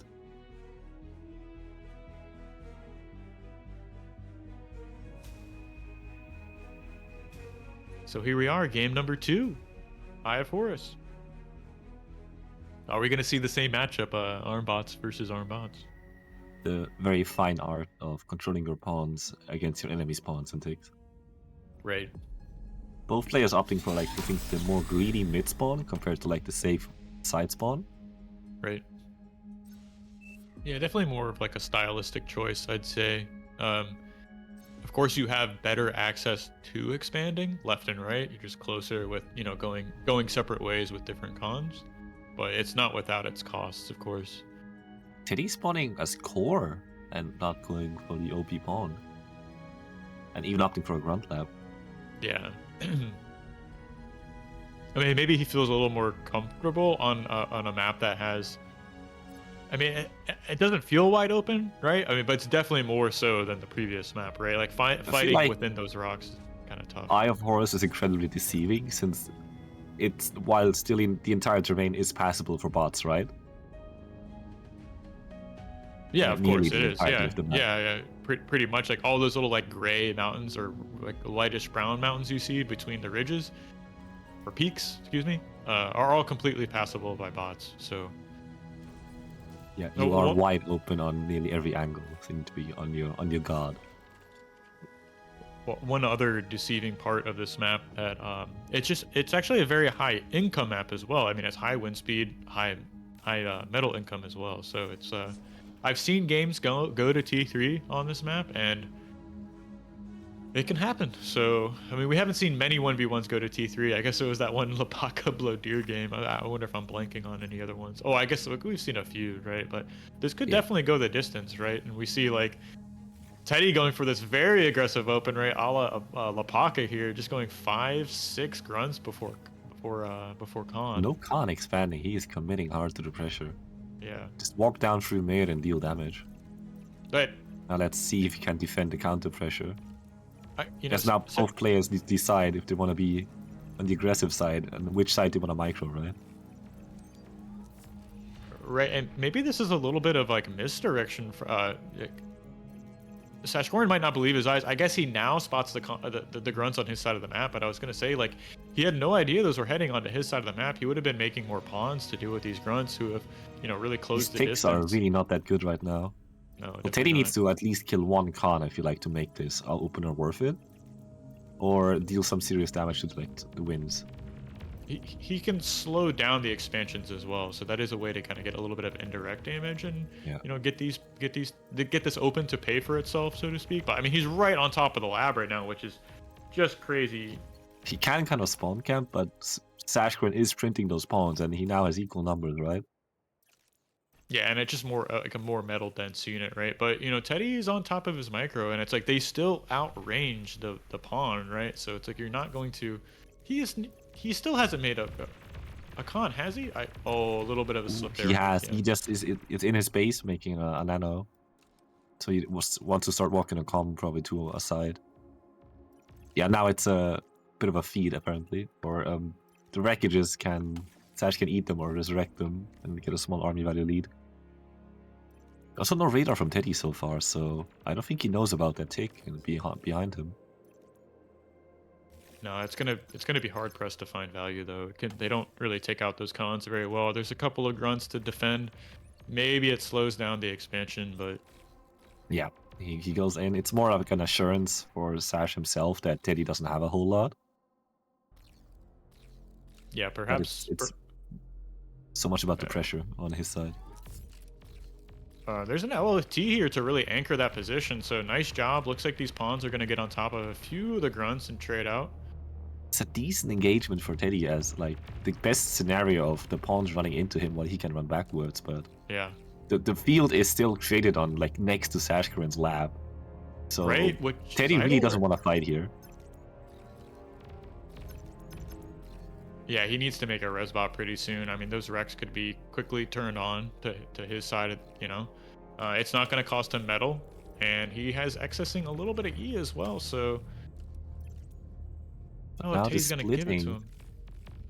Splitting units offensively is really tough, because the defensive player needs to make a very tough call on how much to send to defend. But a little bit of an APM slip here, actually. Yeah, he's going to get on top of these grunts. Yeah.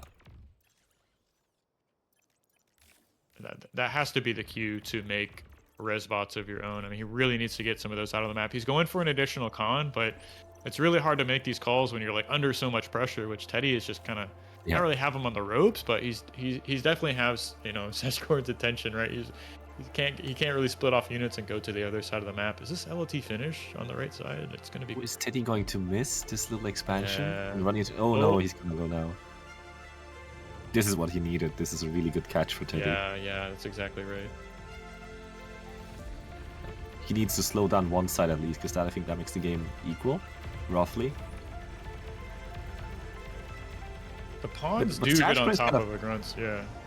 But Sashgren's kind of keeping cool under pressure. Like, he's expanding his build power. He knows that he controls all of this wreckage, essentially. Right. It's like he can press the rest spot button and just start resurrecting them. Get a free army going. I'm a little worried about those 4 grunts that are kind of slipped between the army and the main base. That might be a little tough to deal with if Teddy's on top of his micro. I find it fascinating that Teddy has opted to skip the 4 mexes in the back and go for like a Syndicon way more aggressively forward. Oh yeah, that's interesting actually. Maybe it's just a better LOT position, because like you secure that right flank, and then like everything behind it is a little easier to protect. Right now he's making no investment to get the income that he can get from his like safe land, safe area. But he's kind of outmaneuvering Sash a little bit. The 2 runs behind the hill there being a nuisance. I just really think it's time to make a resbot R2, right? There's just so much metal, so many wrecks around the main base. To not invest in that. It's really scary. Yeah, Sashgren is making one now, but he's actually getting on top of the build power now. Ooh, if he gets the second one, that would be really bad. He does get it. No repair too. That would have been really nice to kind of stop that from going down. Sash is in a lot of trouble now. Yeah, the resbot's gonna go down. Top of the wins. The grunts are making a dream happen. I know Sashgren pulling every single pawn back that he has. I really wonder if you could have invested into a single res spot earlier or two and just start getting back that ball. Right. I mean, he's still not exactly out of it. It's kind of spiraling out of control because now, like, Teddy's pushed the con button and has, multiple cons expanding in each direction. But, I mean, there is, like, 2.3k metal just sitting right at his Sassy's base. And all he needs to do is just try and find a way to get the red spots out. He's desperately trying to replace this con turret. He has some metal so in bad, the like bank. losing the time on making more units. Right. Okay, so the con Slowly, turrets- Teddy can choke him. Yeah, I think at this point he even needs to just make an LLT and like on one side of the main and just head to the other. But the main mexes are down. There's grunts on both sides. He's just getting squeezed bit by bit. Yeah. The last wind's falling. Oh, poor Sash. He's fighting down to the last pawn, and there he goes. Nearly every wind being dead. Yeah, now there's no way to res these units, right? So we have infinitely ahead on energy income right now. Yeah. A 1000% advantage for Teddy in this game. That's hard to beat. And more grunt streaming across the map, so Teddy's not gonna. Now Teddy's slowly going for a different follow-up, but he can take his sweet time doing whatever he wants. I mean, even if he wants to like res ball, he needs so many he needs to eat the corpses to fund the mexes. That's how dire straits Sash is in.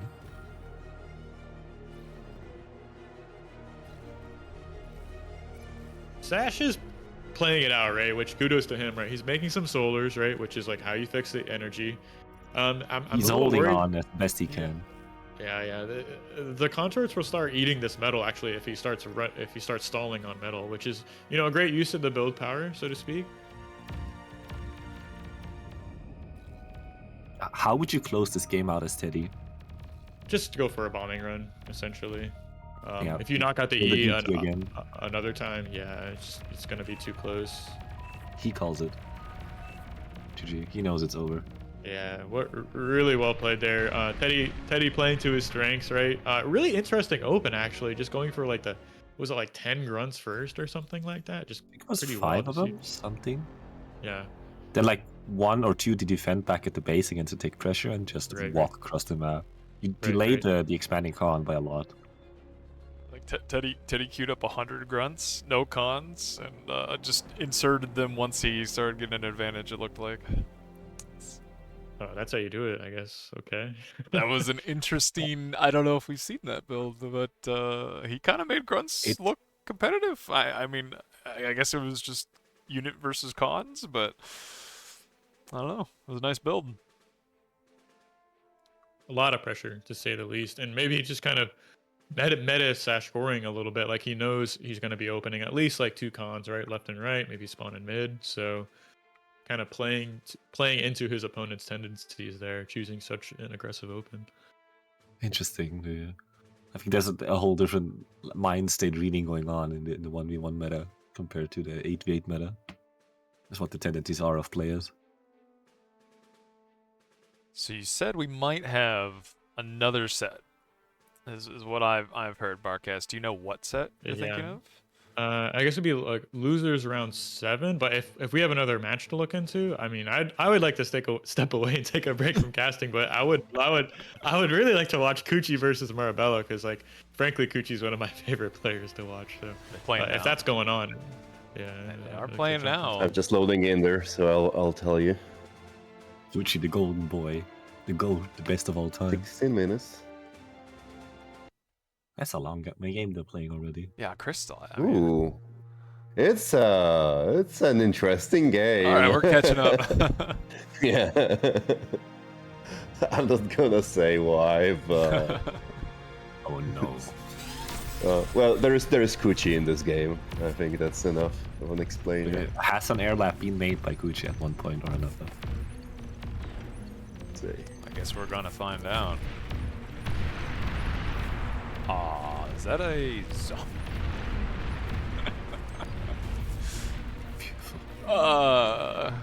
Interesting is definitely a word for what this game is. The famous modulo defense, I guess. Yeah, just a point blank Tsar in his own base, getting ready to defend him. You know. Potentially, this Tsar will start killing Kuchy's own wins. Yeah, the lab blocking of the Tigers is pretty funny there.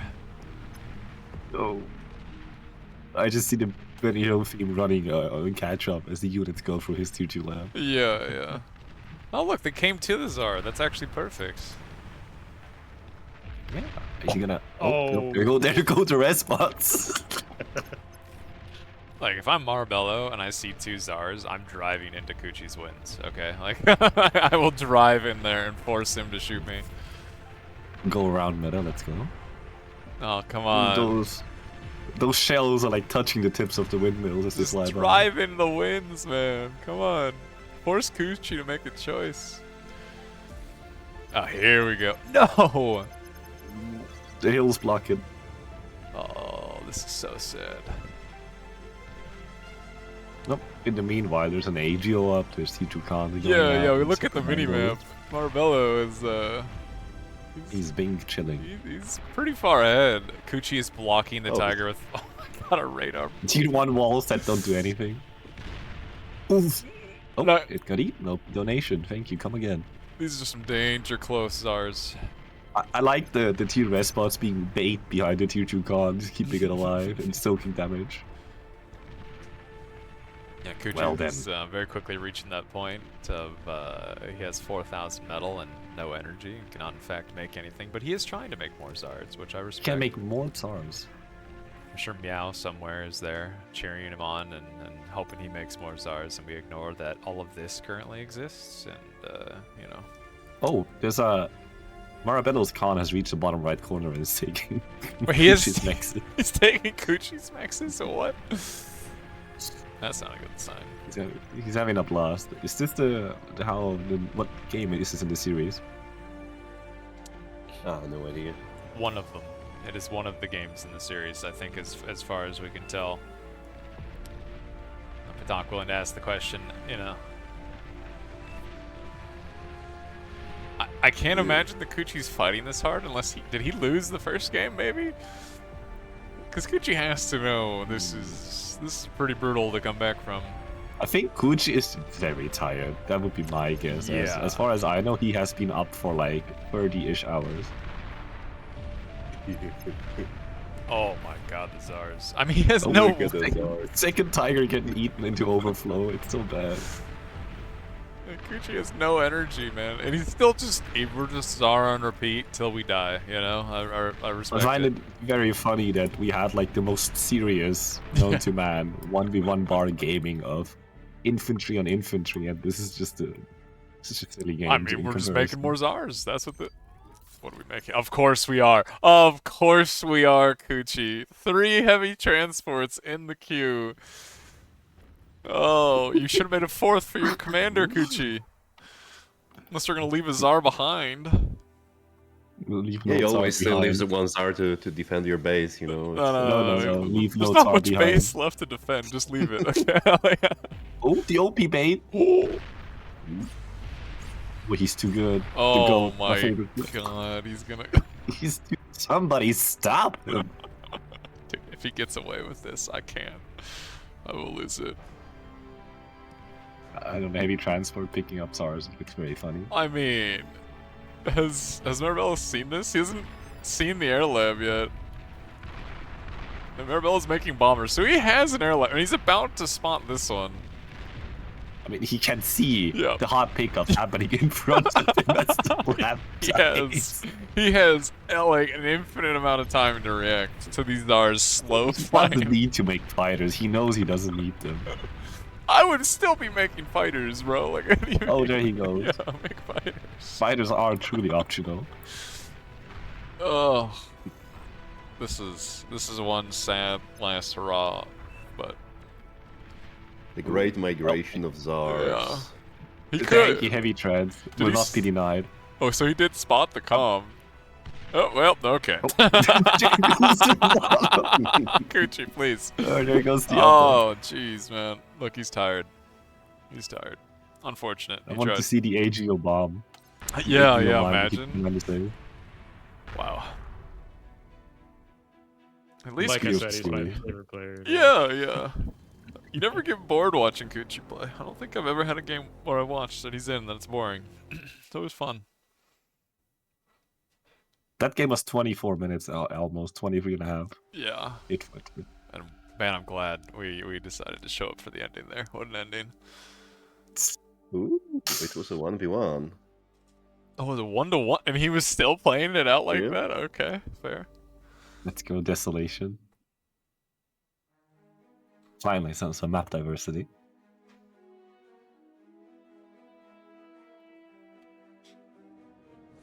You gotta respect the defensive Tsar Rush. There's something about it.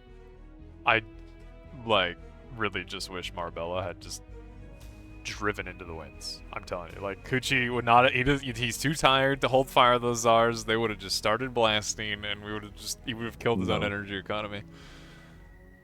Kuchy would have calculated the perfect shot where he needs to ground fire to kill the Tigers and not hit any winds. Honestly, maybe. I mean, it's the basics of modulo defense, man. It's Is that what we're calling it now? The modulo defense? Oh, God. I wonder if he's happy about that being named after him. His contribution to bar lore. His Artorias pylon.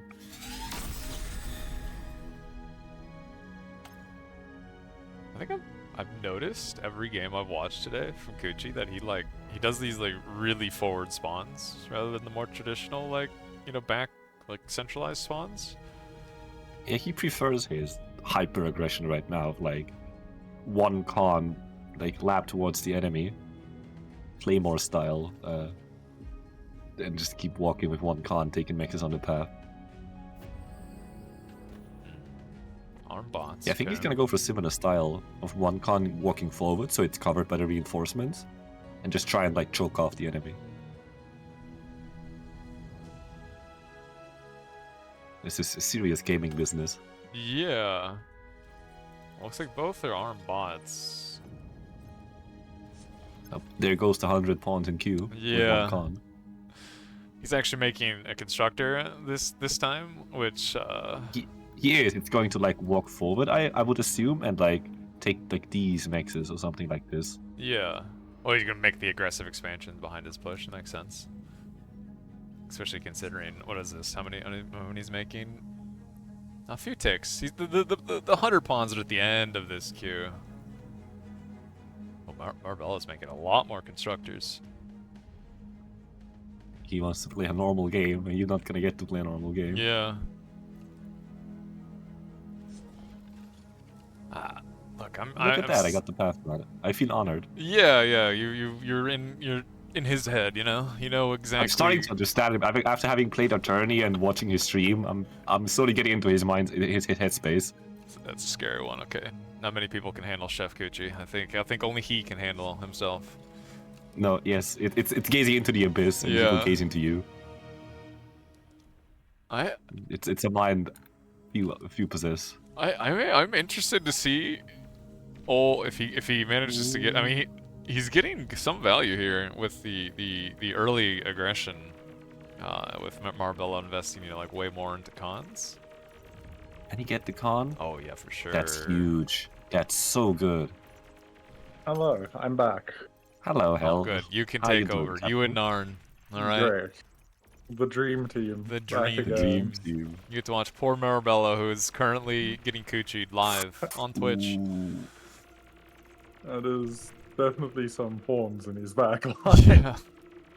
Do you use the ticks to like deny the wreckage on the bot now? I guess you could do that. Bananas Well, it's one Kuchi's mech. game to lose now. Marabello has one mech, so I'm just putting that out there. I'm not saying it's looking grown. He has but, one mech, and not even his biggest issue. His biggest issue is having no. He now has lead. one win, 2 wins. Sorry, 2 wins. This is it's gone from bad to worse very quickly.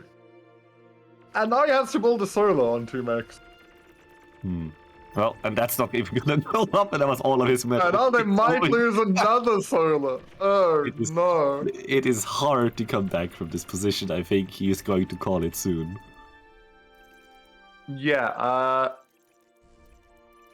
other than Kuchy's computer spontaneously combusting, I don't see this as being turnaroundable.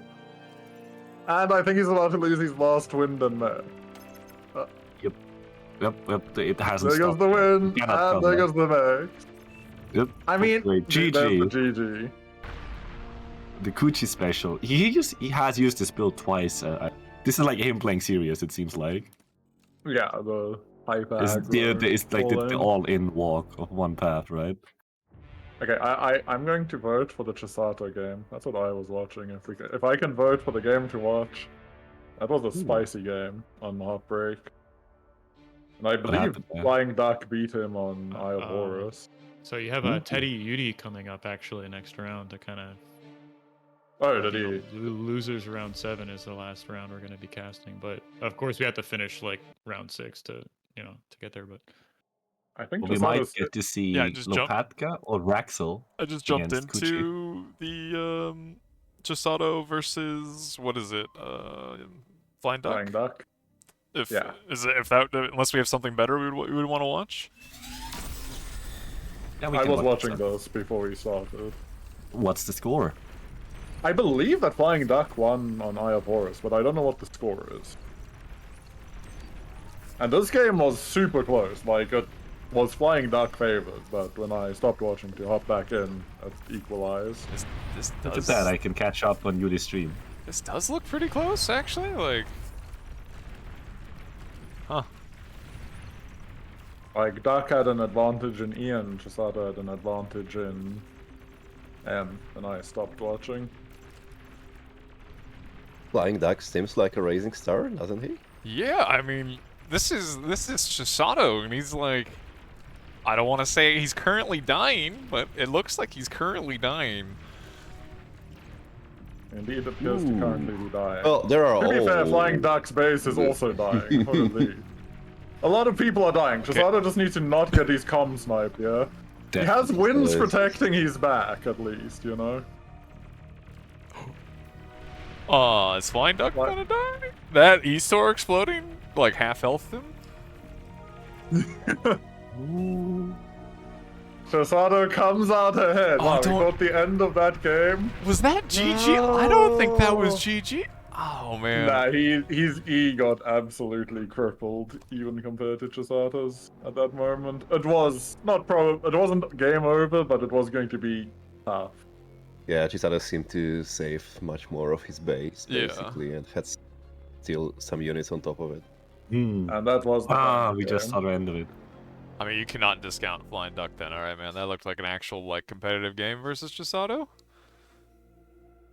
We are rushing to the round 7, I guess. Now that's Oh, the there's compliment. Still Wraxell versus Lopatka. That's the compliment you want to hear at the end of that game is who are you and why are you so good from Chisato? That's what you want to hear.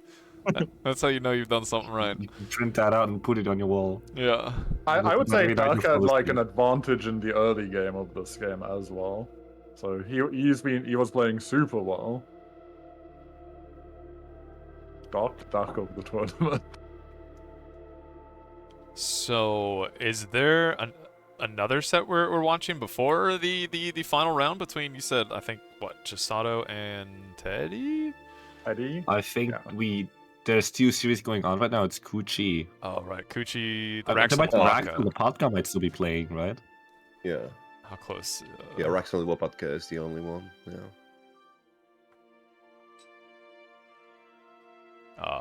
And it's 10 minutes in.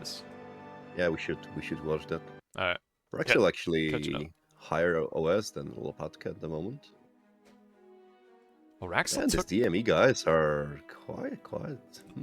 Wasn't Wraxell the one that took a game off of X Factor? Like, in the winners? Or the normal bracket? Yes. Like, that was... Yep.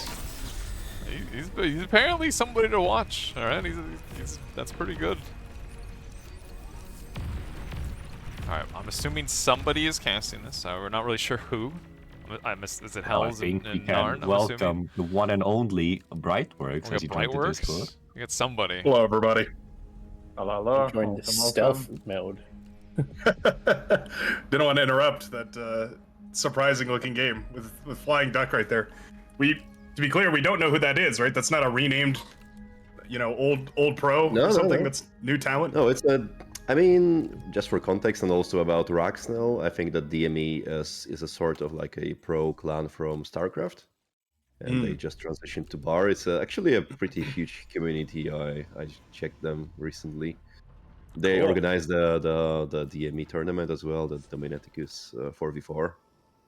Okay. They seem to be staying. Well, that's awesome. It's always cool to hear the different little micro communities within the different games all branching out to enjoy each other. I feel like Bar has some room for growth there for sure. I just heard the German Discord is having a tournament on the 10th, the 10th of next month to celebrate their Discord as well. It's cool, just cool to see the growth happening all over the place. Perfect. Lopatka versus Wraxell. Do we know what the score is? Is this the first game of the series? I'm not sure. Let's check the lobby. Kind of. Game This 2. is game 2 and Number who 2. won? Big pawn raid going in here by Wraxell, catching out 2 of Lopatka's cons. Pretty expensive to lose. Might even get a third con. Yeah, headed north. Those exploiters are nice, but once you hit that threshold of pawns to overwhelm them, then they kind of just lose all their value. Yeah. But there are incisors there. You might not even find this con. I think he's going to catch it on the retreat here. Well, if he doesn't die. Yeah, it's getting close. I think he is going to get it now. Lopatka is not committing to okay, so Lopatka has game 1, but Wraxell is currently clawing his way forward in this game. Nice multi-prong right there. Pulled a bunch of the units back for the defense, opened up the front line. Now the solar panels are going down. So Solar's going down. Does seem to be equalizing the game state. Looking at the eco situation, It makes me a little nervous seeing how big of a gap there is over on this left-hand side between Lopatka and all of his army. He's just building tidal generators over on the pool. He likes swimming there. He's he figured, it's warming up nowadays. May as well start getting into the summer weather. And now building tidal generators on the enemy's side of the map is kind of a. I mean, I'm not going to straight up tell you it's a bad move, but it's certainly unique. It's a confident move is what we'll go with. Yeah, that's a good way of putting it, for sure. Do you see Wraxell also now going into a Banshee switch here? Looking to go for mech snipes, I guess. I'm surprised he doesn't go bombers given the current game state, but I'm sure. Yeah, seeing all these incisors, I feel like Wraxell would be really confident going into just, like you said, a couple of bombers, just take out all the Winterbinds. Yeah. I wonder if these Banshees are meant to be a comm snipe force, or whether he's intending to just use them to go snipe the mexes, those unguarded mexes. Like, the exploiters are going to be kind of hard to kill, but there's not a lot of anti-air available in the base yet, anyways. I don't think planes have been seen, so these are going to be... definitely not. These are going to be a surprise, for sure. You see two just sending them out on different the front prongs line. going up and down here. Wraxell going up the right flank, Lopatka going down the left, but actually he's kind of falling back because he saw these Banshees. Yeah, forced to throw up anti-air almost immediately. But big push for by Wraxell in the back line. I don't know if there's anything to really stop that at the moment. But at the same time, big push by Lopatka into the front line. Yeah, that's a huge ball of incisors. It's going to be very difficult to deal with. Commander. Get ready for some Commander guns, and pawns. This is going to be spicy. Wraxell, good luck. Oh, but if he's not watching, if he just gets these 3D guns, that is some critical mass going down. That was like, oh wow. He's turning for the snipe. Oh, this is This is dangerous. No, he spawns. He spawns. he's got it. Okay, Cleaned all of it up. Fine. And he's still going through into the main base of Lopatka. All the build power is done. Is... Wind turbines are obliterated. All right. And there's not enough units. Well, I think that's the right game. at the right time. Yeah. Yeah. Look at that. Those And banshees he's have losing all his value too. yeah. Oh my His goodness. banshees farming value. What a play! Like of all the options right there, the banshee play was just like never in 100 years would I have thought. You know what? This game needs a couple of banshees right about now. But apparently Wraxell saw it. He said, "Oh, there's a opportunity here." They're definitely finding value in this tournament. Some good snipes, some good value on these mexes. I think in this position where he must have felt he was ahead, or it was weird because it didn't look like he was ahead economically, but on the map he was just controlling everything. He just had all the map presence, and I guess it just meant that there was no way, even if the army was a little bigger for Lopatka, there never was really a way for them to get into position and do much damage. And then, of course, throwing away probably 2,000 metal worth of light tanks is not even not or set optimal. things in Wraxell's side. Yeah, not optimal for sure. Medium tanks are coming up. I think pawns are gonna have to go. Probably gonna have to swap into vehicles. Well, I don't know actually. Those pawns, they're a little bit better. At this point, yeah, pawn's pretty strong. At this point, I don't know. Wraxell has such a lead. It's kind of whatever he wants to do will probably work. As long as he's not walking his commander into the front line, I think it's the right play. More stuff wins. Going for some fighters now. We do have another Banshee moving on the northern side. There's a lot of stuff available for the Reclaim or the Resurrect here in the actual base, but there's just no energy to actually do it. Yeah. Might be setting up for a snipe onto Lopatka, but I mean, his base dying might also just end this game. All those con turrets going down is so much energy to rebuild, and without the E economy to do it or to resurrect anything, it just hurts so much every time. Okay, Pawn's running in at Lopatka's comm. He is e-stalling, so he has no D-guns. No D-gun. I think that's how it ends. That's a perfect checkmate right there. Take out all the energy production, wrap the commander in pawns. End of story. All right, not bad. Yeah, solid mid game by Wraxell. Look at that. Look at those graphs. The graphs are crazy. You can see Wraxell was falling behind there for a good long while, and then just like from nowhere, like even into the end of this game, didn't really have the advantage, but just managed to put all the units in the right spot. Dang. He just found the right angles, and I think when his Banshees showed up, Lopatka blinked with his own push, and just never recovered. You know, it only takes a second to, you look away from your army, and that's always the 1 second you're not watching your army is when, a commander with 30 D guns carves it apart. Yeah, that's the worst feeling, is it's the command. There's a good chance if Lopatka was watching that, and he just splits out, he could maybe even snipe Wraxell there, but... Oh, probably. It was like maybe 20 grunts and probably just as many incisors, easily with proper splitties and a decent surround. But instead they all got D-gunned. What a weird like impossible thing to measure. But those Banshees cost him APM. Like it was an APM tax, but it was exactly what. Like I wonder if that was intentional on the side of Wraxell, or if it was like just kind of like, a happy coincidence. But either way, it seemed to have worked out phenomenally. Yeah, it worked out real well. So we have the 1-on-1 game decide on Suralata. Suralata? I'm never sure how to say that name. No idea. I'll go with Suralata as well. That sounds close enough to me. Seen some very interesting games on this map already today that were either one-sided and then got thrown, or were one-sided and lost. This map has always been one of those ones that just like anything can happen. I feel like there's so many X factors in this. Not related to X Factor, but there's so many unknown factors.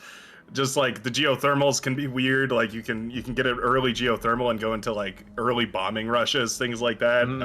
You can do like as core comms, you can build those Cerberus cannons when you get to T2, and those kind of force the game into a T2, T3 late game. Oh, that would be interesting. Definitely It's- not it's- seen that before.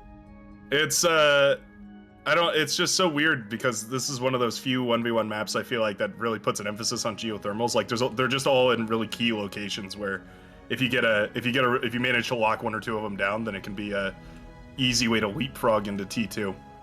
Okay. That being said, I don't think either of these commanders are gonna have a comfortable time doing that. Yeah, I'm just thinking, I don't think I've seen a Geo on this map so far, so I hope I see one. With how powerful the wind speed is, it's like and with the wind turbine buff to Cortex, I would be really surprised if we saw one today. But I think Lopatka went for a Geo on this very map against Modulo. Did he? He indeed. Yeah, that's did a great. Geo. When he was so far ahead and got sniped. That one. Yes, that was a very unfortunate game. Yeah. Ever feel like you're being watched? Says Wraxell. Isn't Geo a bit of a scam on like 5 to 25 win map? It is. Probably. We'll do the quick math. I think you're probably right though. It's still okay, but like the investment, I mean, when you can just spam wins like crazy, which are pretty much free. Yeah, it does open the gate to AGOs though. Well, I mean that gate's always open, but you know. What's the Here, hold on. I'm pulling up my calculator right now. 300 energy for 560 metal.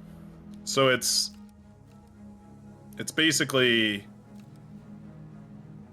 the most efficient metal for energy wise. However, dropping that 13,000 energy into it somehow means you have to have scaled your energy economy. And if you have scaled your energy economy to the point where you can produce 15 grand to drop on a geothermal, then you don't need the geothermal's extra little bit of energy production. You're probably just ready to go into T2. Yeah. Just make free energy storages for the cost. Right? Exactly. The autopilot solution. It's kind of cool to see that kind of, that's almost like, that was an old remnant of TA, like building, tons of e-storages and metal storages and stuff like that. It's actually was it TA or Planetary? Yeah, in TA. I mean, we haven't really seen storages used like beyond placing one energy storage and one metal storage. We haven't seen them used in 1v1 for years. And now they are somehow back. Just interesting. It seems to be evolution. Yeah. It's like de-evolution. You went away and then it came back. We do see Wraxell opting for the arm bots, which worked very well in one of the matchups before, and Lopatka opting for the core incisors, which worked very well in one of the other matchups from before. The arm bots is currently 2-0 in the games I've watched on this map. It seems like, and I understand that I'm a biased reporter here as an Armada enjoyer, but it seems like Pawns have finally found their footing in 1v1, and that's to put it very, very lightly. Yeah, they found more than just their footing. They found control and domination. Yes, yeah, dominative position. This pawn is finding. Is it just getting eaten before? Oh, wow, that nice. is. Oh, so close. Disassembled, molecule by molecule, bolt by bolt, pulled a piece. Refunded, turned into an incisor. We are seeing some damage come out of Wraxell, denying the expansion, forcing these incisors to keep dancing on and off the high ground, low ground, which is not working well for them. Making them very slow.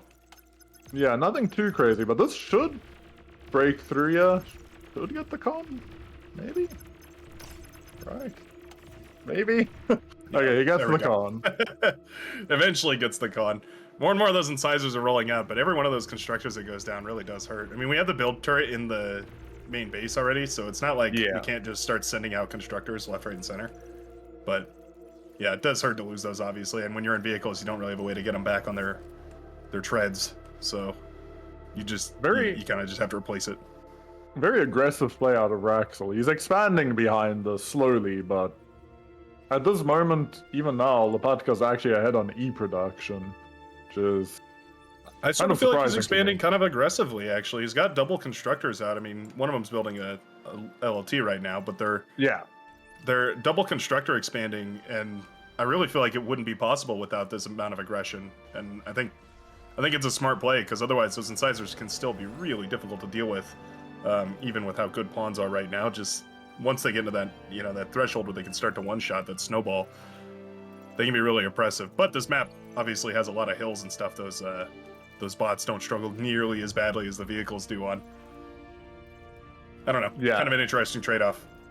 As time goes on, it's going to get better for these incisors, but for now, the pawns are still running the match.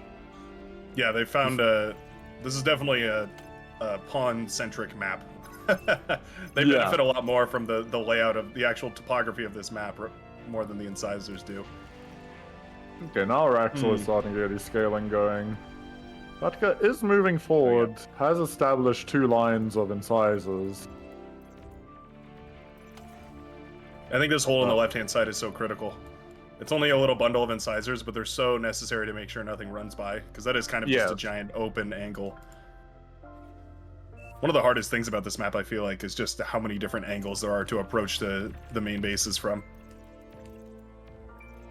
Yeah, and especially with the hills and ups and downs, it can be quite easy to lose radar line of sight on things and suddenly get surprised by 15 pawns showing up to ruin your day. Yeah, they hide better than you would expect. You do see Lopatka trying to make some aggressive moves, mostly running into more pawns. Very large group of incisors going down on the right flank, though. Extremely large. But pawns also running in. Probably going to kill this con again. This is just I think they will, but I think these pawns should have been defending. I think there's a really big incisor push. Yeah, it's coming down. Reinforcements are coming out now, so that defender's advantage will be useful, but... but he's getting into the... You say that, yeah, they're into the win production, and if this win dies, that's pretty bad for this game state for Mr. Lopatka. I think Lopatka needs to get in the water and build some more tidal generators. Apparently a fan of getting in the pool, so... On this map, though, quite a bit more efficient. 20 tidal speed. Unfortunately, enough pawns come out to shut down this incisor raid. Which means I feel like Lopatka's in a bad time, yeah. There's just too many LLTs. Just be in position. Yeah. It seems like it's a pretty tough matchup, yeah. GG's call, fast game. I mean, that was just 100% dominant map control right there from Wraxell. Didn't give Lopatka even an ounce of opportunity to get out and expand. I think every expansion was taken by the commander. I don't think there was that one on the right-hand side by the constructor, but that got killed twice and never established itself. And as soon as Lopatka tried to get out on the map and do something, he died. Unfortunately for him, the fatal blow came through. It's so weird to me, because I'm looking at the graphs, and basically the entire game, Wraxell was behind, but still managed to just completely dominate it. I guess that's just the efficiency. Pawn's looking very efficient right now. Extremely efficient unit, ruining for the very efficient. Huh. He had such a good tournament. It's almost a pity to see him out that way. Actually, he had some really good games, but falling a little bit short versus Wraxell. You do not see you can win. Right. LDM wanna jump into Teddy versus Yanami? Yeah, well, I guess it's finally time. Yep. This is gonna be the last game day, I think. The last series. This is the big one. This is kind of familiar. I feel like we've seen this matchup a few times now, right? This is a knockout, right? This is losers bracket, so whoever loses is out. Yeah, those weak losers, Yanami and Teddy. Chisato and Teddy will find a way. I love watching these two go at each other's throats, though. True. This almost feels like we're getting into that territory where both of them are. It's like it's like I've outsmarted your outsmarting, but I've outsmarted your outsmarting my outsmarting, and they're like going back and forth trying to outplan each other and outgame each other, and it feels like that's who can think 5 steps ahead over the other person. Whenever I see Teddy and Chisato against each other. Yeah. Chisato really aggressively banning Eye of Horus. I believe that did Barcast fake him in out? his previous series. Oh god, he did. Dang. Rip. That's a bummer. I believe in previous series, Chisato had a very rough game on Eye of Horus. That's pretty funny. It gets in your head. You load into a game and you start thinking about all the things you did wrong, but it's like when you're, riding a bike and you're looking at the thing that you're trying to avoid and you just keep thinking about the thing you're trying to avoid, and then all of a sudden you've hit it. Like, you start thinking about, I should have made more wind, I should have made more solar, I should have made more all this, that. And all of a sudden, you're out of metal and you've got no units on the front line. Okay, well, I overcorrected. Okay, well, we're back to the ban Eye of Horus. All caps, ban Eye of Horus. Who could have seen this coming? That's great. Okay, so Teddy banned Arxum Cats. All right. Yeah. Dang. After earlier, that's a little disappointing, as that was a fun map to watch him play on, but Autopilot. That's just a fun Autopilot's map good. in general. Yeah, it was a good map. I guess it's scary to play 3 lanes versus Chisato. And then Chisato. I think for most people, it's scary to play 3 lanes. Period. throw Chisato on top, and it's damn near impossible. Ooh, ban Heartbreak. No, you're meant to pick. Yeah, Ooh. This is I wonder what Teddy's gonna pick. Yeah, a bit of a struggle. Do you think that's a mind game? Do you think Teddy actually picks Heartbreak to mess with Chisato? Well, that's the real question. How 5-head are both of these players? What if Chisato is mind gaming or Teddy's mind gaming? Who knows? They're reading each other's minds. They're in each other's heads, back and forth always. We did just see Chisato win on Heartbreak with FlyingDuck. But the game was close. So maybe he's not feeling confident. Oh, Tundra, okay.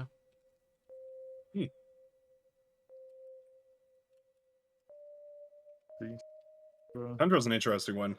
I feel like that map feels a lot more like fighting 3 lanes than some of the actual 3-lane maps.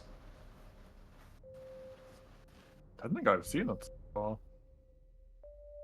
I mean, Isolation gone again. Teddy's always looked pretty strong on Tundra. I feel like we've seen him a few times when it's popped up in like BPLs and stuff, and he's always seemed like it's a map that he's pretty comfortable with.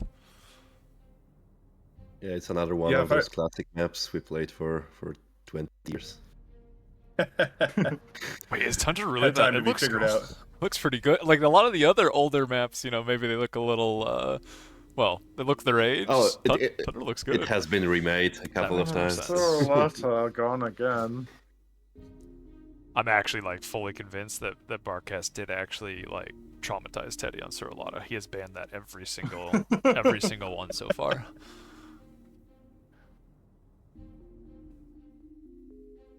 Given the game that Chisato had on it, I'm surprised he didn't ban. Oh man. So what do we? It's easier to blame the map. Yeah. So we have Onyx, Cauldron, Crystal. Is that it? No. We have to have another one. What is the other one?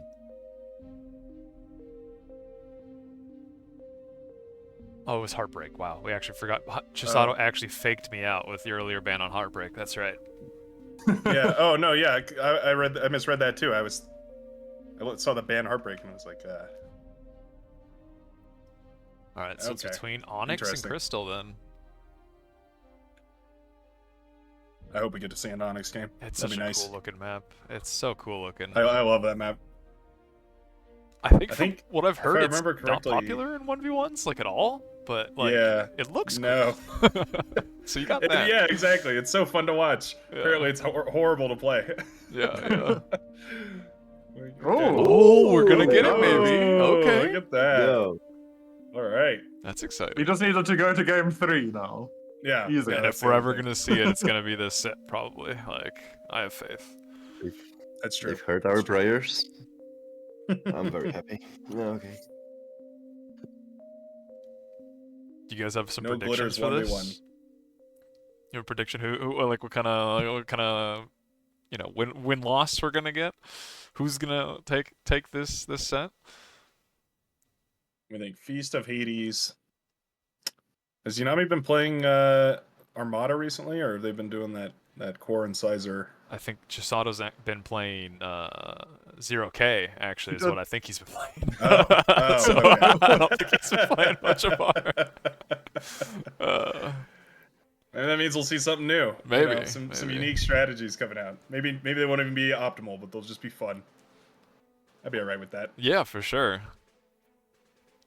Feast of Feast, Hades on Tundra, these and guys. Onyx. The last time we saw them play on this map, oh my god. What happened? I think this was the map. Was this the map where we saw either Chisato or Teddy? One of them killed the other with an underwater laser with the mid lake. Yes, yeah. One of them dove under, and then the other bombed the medium crazy. tanks to keep them back, and then chased him into the water and killed him with a medium or the JL7 underwater laser. Yeah, that's a fun game. Huh. Yeah, bizarre. Oh no, Chisato, come on, 1 minute P. What are we doing, man? I know that 1 Bio minute's break. gonna turn into 10 minutes. Don't you worry. Look, between two macro players, a 1 minute like P break is probably a smart idea. Okay, like this is these likely could be very long games. So what's our prediction for this? What's our prediction for this series? I'm going to go with the safe bet of 2-1 to Sato. It's my hot take. Chisato, man, that's hard. Teddy has my faith though. Like I've just seen so much. I've seen Teddy pull rabbits out of hats where no hats were even found. The Teddy I don't aura. know. I feel like if anybody's gonna pull it off, it's gonna be Teddy. That's a hard one to call. I'm gonna stick with veteran solidarity and go with Teddy 2-0. 2-0. Two Teddy voters. Man. I am in favor of Chisato because I just kind of want to see an X Factor Chisato rematch in the finals, maybe. That would be good good. for the story. That would be fun. And yourself, Lost, where are you going? Ah, man, I have to go 2-1. I think I'm with you, 2-1 Chisato. Like Teddy's been activating, but I think Chisato's getting a little warmed up too. It's a hard one. Well, he's got the higher OS, so you know that means he's better. Yeah, exactly. In every Bigger number facet. better. For sure. Better at life. Yeah. Better at bar.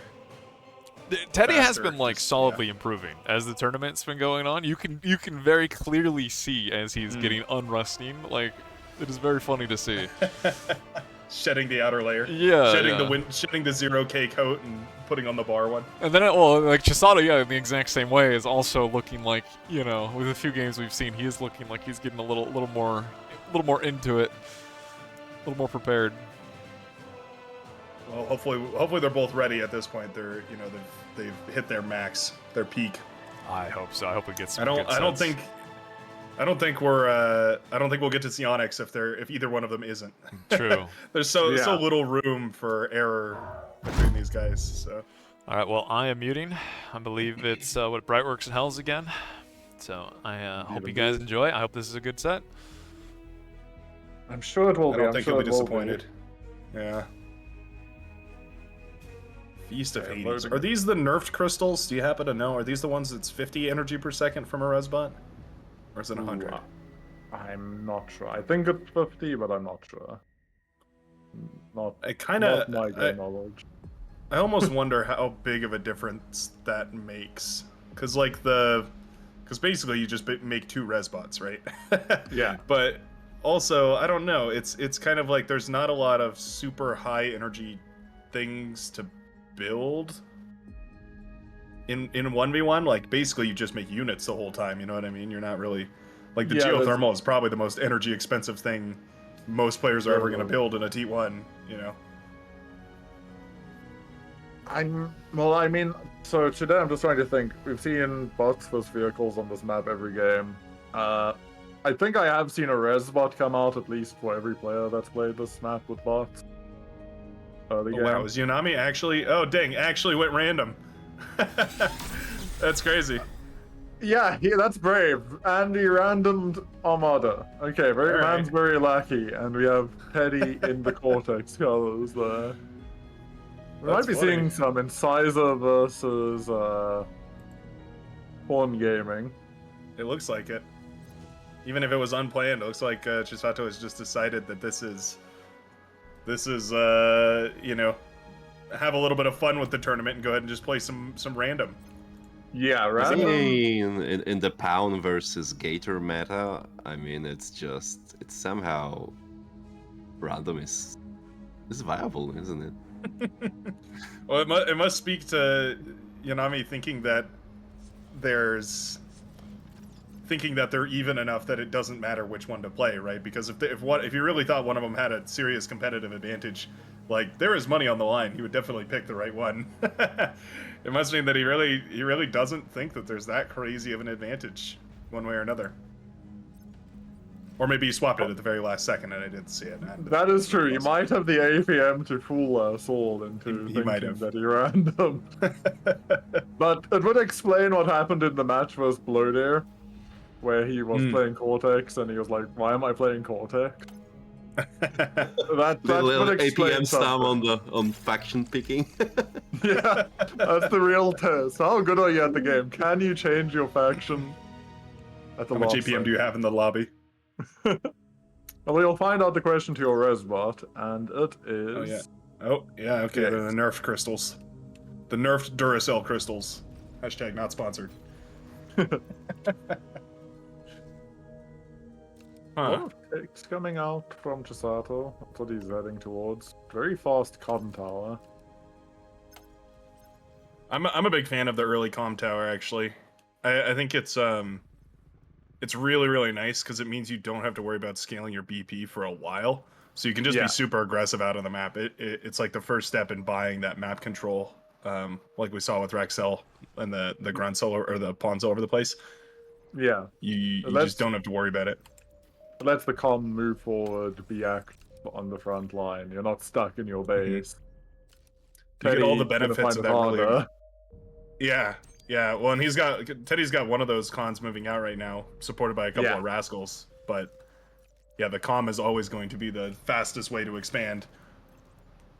But it's also your win condition, so you gotta keep that in mind. A little bit riskier for the comm to be on the front, but you get more space faster, and you're not going to get harassed a lot.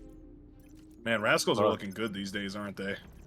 Honestly, yeah, the light scout matchup, it feels like ticks have suffered massively since the change. Honestly, I feel like that's good. I feel like rascals and scouts were kind of pointless and a little pathetic. And now they feel, still pretty pathetic, but not nearly as pointless. Yeah, no, I think ticks were like actually just oppressive in many ways. You never enjoyed having to deal with ticks. They just bullied everything, but yeah. No, it feels like rovers and rascals have some kind of chance. Yeah, they're fast enough to avoid ticks. They're strong enough to kill them, but they're not cheap enough that you can just throw them away like ticks. Yeah, 26 metal. It's a little more expensive than a tick, but also a little better than a tick. So yeah, it adds up. The math adds up, and I guess that's a good thing. You do see Chisato moving across the map now with some pawns. There is many rascals out and about, but only one incisor, second incisor building. So maybe I wonder how rascals stack up against pawns. Kind of like the ratio you need in order to be effective against them. I'm imagining it's got to be close. Very poorly is my expectation. It's probably more like 4 or 5. Pawns just melt these poor things. But it might be worth it because if you can get them across the map, you know, Cortex doesn't really have another option as far as like fast light units. So, you know, you kind of gotta take whatever you can. But yeah, that definitely sucks to have to put those up against pawns and have so many of them, or need so many of them. The other thing about the Season 2 change, I feel like I haven't noticed nearly as much, is the laser accuracy. I thought that would be a way bigger deal, but honestly, I haven't felt it so much. It's very big in some things, but like I don't believe that Droskulls and Rovers actually got laser accuracy. Oh, really? At least in my experience with using these units, they definitely mistick still. So it's only really like grunts and shurikens have been reverted, from what I know. So it's not really noticeable. Yeah. Ooh. It's kind of a bummer. Keeping his common alive. Don't forget Centurion. It's a big change for Centurion. Right. It used to miss like 5 shots on fleas. I mean on pigs. 2 Bolt Centurions to not kill commanders. That's the real question. We see, honestly, neither side's raids really got through too much damage. No, really solid defense. That is the weirdest rally point at the moment on his bot lab. It's confusing me. Right. It's just backwards. To the back of his base for some reason. Yeah. Huh. Yeah, that is really odd. And he hasn't changed it, and it just keeps doing that. Maybe it's just to make sure he doesn't accidentally go put a bunch of units on the field and lose them somewhere. Maybe it was just where he first set it and never bothered to change. Ooh, snipes a Lazarus. Yeah. That's nice. Good value. It's nice. On that. It's not game-winning damage, but it's like the most damage I think we've seen yet. Yeah, I think that might actually be the most damage. Both players have 34 metal income now. Oh, they're breaking up to 40 now. Well, it looks like we will be getting the late game that we were hoping for. Yeah, macro players facing each other in a macro game. Unbelievable. This rascal is actually going to find some damage. I think this might take out 2 mechs. Oh, right on by. No. Or not, you know. I'm sorry for mentioning it. Well, it was, I mean, it could have done some damage. It just was a little focused on elsewhere. Probably good. Maybe this raid in the back will do something? Or is he going to retreat when he sees the LLT? Oh, no, he's going in. He's going in. This is what I like to see, Teddy. This is what I like to see. Ooh, terrible time for an E-stall right here. Ooh. Okay, tower just barely has energy now. Oh, we got a self-D on it. I think it's gonna go off. Alright. Oh, it doesn't take out the last one. And now the rally point makes sense. There's just suddenly pawns still there. Genius. It all makes sense. Still going to get some value here. Yeah, already those 3 mechs is down, pays for the incisor, plus the con, and also the reader. That just also finding an expanding con from Teddy, taking it out. Honestly, this is a lot of pawns and not a lot of units in front of it. Big incisor push too. Kind of trading blows right here. Oh, nice self-D on the tower. Oh, it doesn't go off. Oh, it's so hard to call that. Yeah, it could have got more, could have got less. Incisor push is rolling through, but slowly being killed. I think this is cleaned up eventually. Yeah. I think it'll die at this LLT, but Teddy coming out with a pretty big E advantage from all of this, funnily enough. I'll agree, but with the caveat that a lot of that metal reclaim is going to go back to Chisato here. True, yes. There's almost 1,000 metal laying around these base. But there are still ticks and rovers and various tanks running around. Yeah. I think Chisato's slipping a little bit here. Teddy is just kind of casually expanding forward again using the commander. Yeah. It feels like cleaning up the back has taken up so much of Chisato's time here that it's kind of... I mean, he is expanding with the solars and whatnot, the con turrets building in the back line, but... Yeah. Teddy is just looking rock solid, though. A few mechs is down still, but no major issues on his side.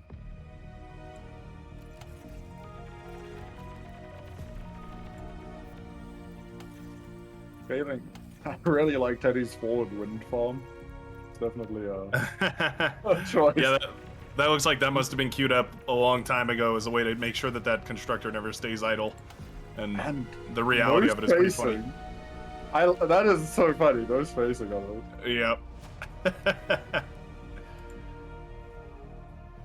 We'll check back in on that in 5 minutes and see the beautiful firework reaction, the fuse. Teddy once again showing up. One's actually struggling at the moment to deal with this incisor aggression. Yeah, what's the speed difference between those two? An incisor's at 86 and a pawn is 87. Oh, so pawns are actually faster than incisors. Dang. Boy, oh boy, are they getting traded brutally, yeah.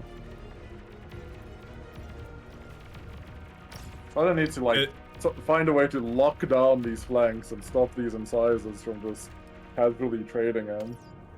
I can't imagine he's really too bummed about taking these trades, though. The pawns are, what, 54 metal? So it's like a 2-to-1 ratio for those. It's a little less than a 2-to-1 ratio, or a little more than a 2-to-1 ratio for pawns to tanks.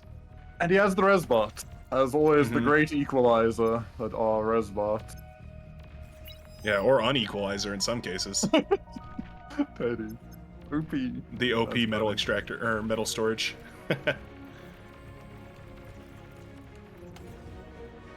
These are armed mechs. Holy moly. Pretty pricey investment.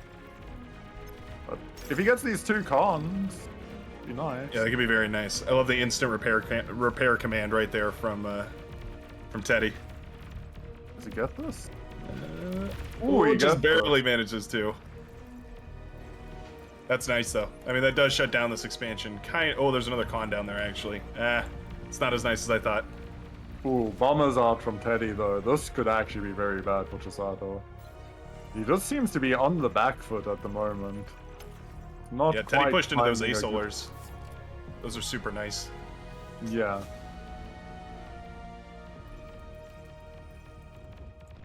Honestly, these bombers could be a major problem if Chisato doesn't see them coming. He really doesn't have the E for this to take out his wind. Oh. He goes into air though. How does he know? How does he know? His spidey senses are tingling. Something really is wrong. Something is wrong in this map state. Oh my gosh. Yeah, so it must have just realized, hey, the aggression was slowly petering out with these incisors all over the place where it should have been ramping up. So it's still going to get in there.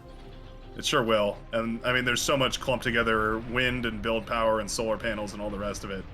So far, nothing too bad. Wow. And Teddy's pulling out, honestly. Dang. I can't believe that. That looked like it should have done way more damage. Whoa, Teddy's in trouble here. Teddy's... Oh, wait, Teddy is in trouble. Ooh, space... What on earth? Whoa, whoa, wait, whoa. He's just dead! Teddy! No! What? Chisato's sitting with a full metal bar and just snipes Teddy? Oh my goodness. What an unsatisfying end right there. Just a handful of pawns managed to find the commander. This wasn't the macro game I was promised. What is this? Alright, well, Chisato taking a unsatisfactory game number 1 here against Teddy. Manages to snipe the win condition from the unguarded front line of the red commander. Tundra Continent. I have not seen this. Chisato apparently likewise. As he downloads the map right now. 700 metal excess, learn from the best. Yeah, no, that was pretty funny. I don't think I've seen Chisato excess metal before. And then that game, he just has a full metal bar. Yeah, it just was... I don't think he built another unit. I think he built Resbots and pawns. That was, Don't forget the 2 fighters that came out. The 2 fighters. That's true. There was 3 falcons. Sometimes all you need if you're good enough. Yeah, I guess so. He just, I mean, yeah, I feel like that game could have gone a lot further, but Teddy, you know, you just lost perspective on that commander, and it is so easy to do, right? You just you just make a big multi-mex command and leave it be, but then all of a sudden your commander's waddled way past where your line has actually been pushed back to or whatnot. And he was trying to eat up the metal there from that metal storage, But when you're going vehicles, you get kind of desperate. You don't really have an easy way to send something out to reclaim, and that's why the commander was tasked with it. And that was the fatal mistake. And 1 second you're looking away, and suddenly there's 15 pawns surrounding you. In retrospect, like, it's super easy to figure that out, but obviously that's... I mean, I would have made the exact same mistake. Yeah, I've definitely died in way worse ways. Okay, so you get Tundra. We had a really crazy game of Lopatka vs. Blodir on this earlier. Oh, yeah? Yeah, that was like an unbelievable turnaround for Blodir. He was so dead in the water. Blodir is one of my favorites to watch because I always feel like that is the case. Like, it almost feels like Blodir is better at playing from behind. Like, somehow he like powers up. He has like a Super Saiyan when he's from behind a little bit. When the pressure is on, he's suddenly in. Yeah, I don't know what it is, but it's so fun to watch. Yeah, no, that was definitely a wild game. We saw dragons, Shivas, Cogs, but the good old Resbot push won the game.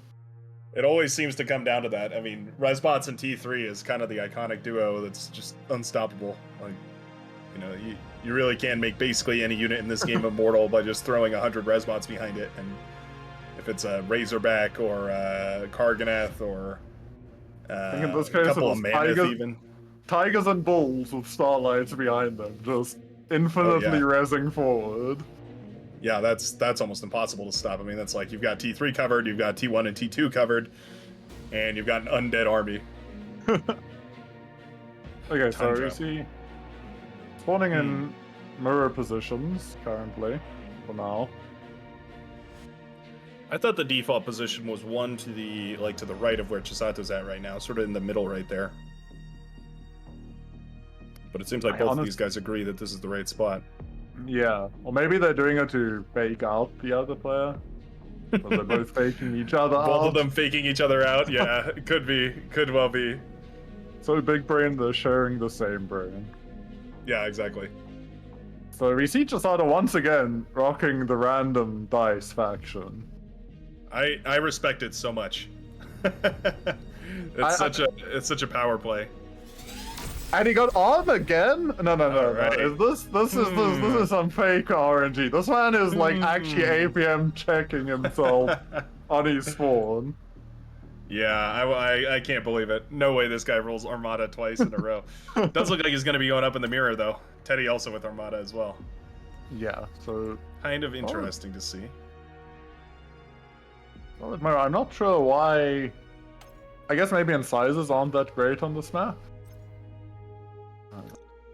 I feel like they would be though. I mean, there's you know up on the mountains, of course, they're not really gonna work very well, but there's kind of that big flat open area in the middle. Maybe planning on maybe planning to go for those blitzes instead and just make a vehicle transition later. Maybe. But with how good pawns have been, it really doesn't feel like it's necessary. True. Clearly, Chisato feels comfortable just using pawns for the entire game. He's shown that it works. It can work, even if there was, you know, an extra 3,000 or so metal that could have been dumped into other units on the field, just sitting in your resource bar. Eddie went with such a fascinatingly greedy open. He went 3 mexes into wind, and he came so close to e-stalling himself, but the wind was sitting at 14 or 13.4.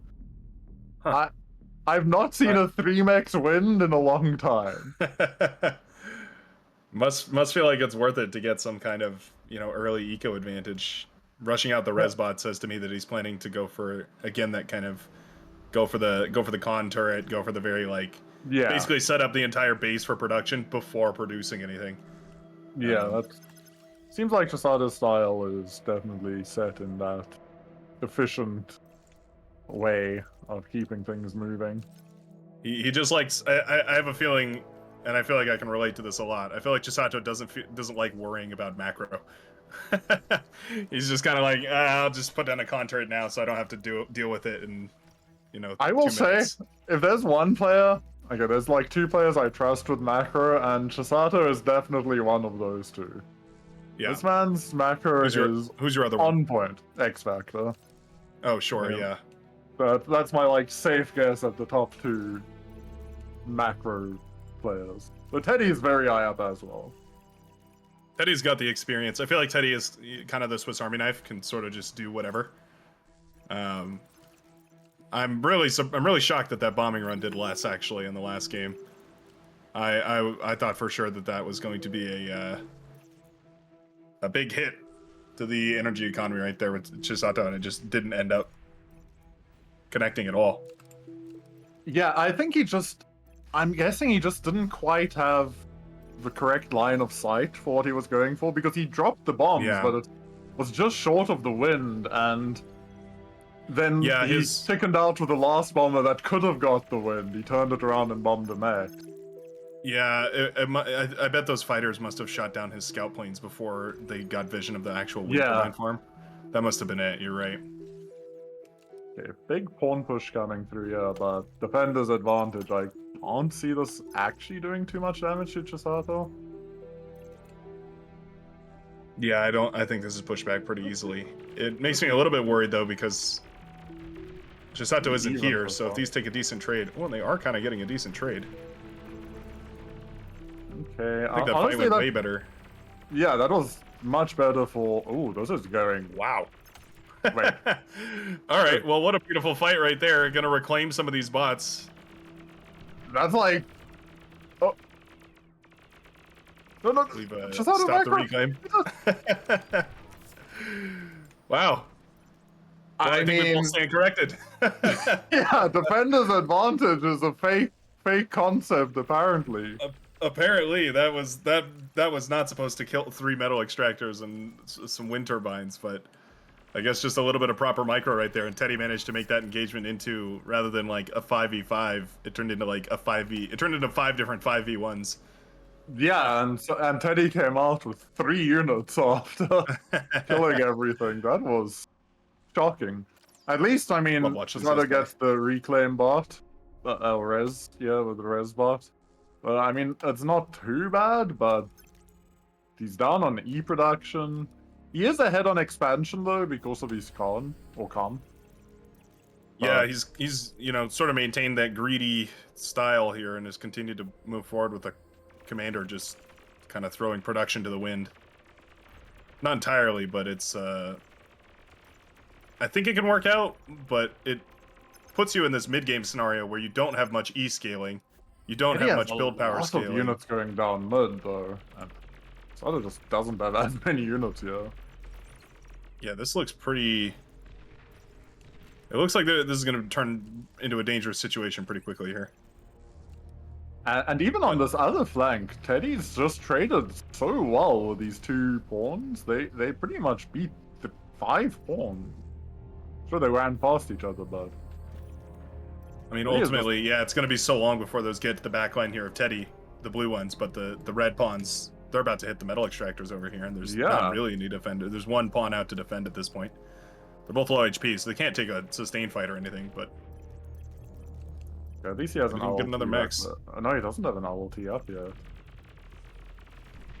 Oh, I'm trying to block with laboratories. Look at this! And he ate both of them. With the laboratories. Damn, that was clean.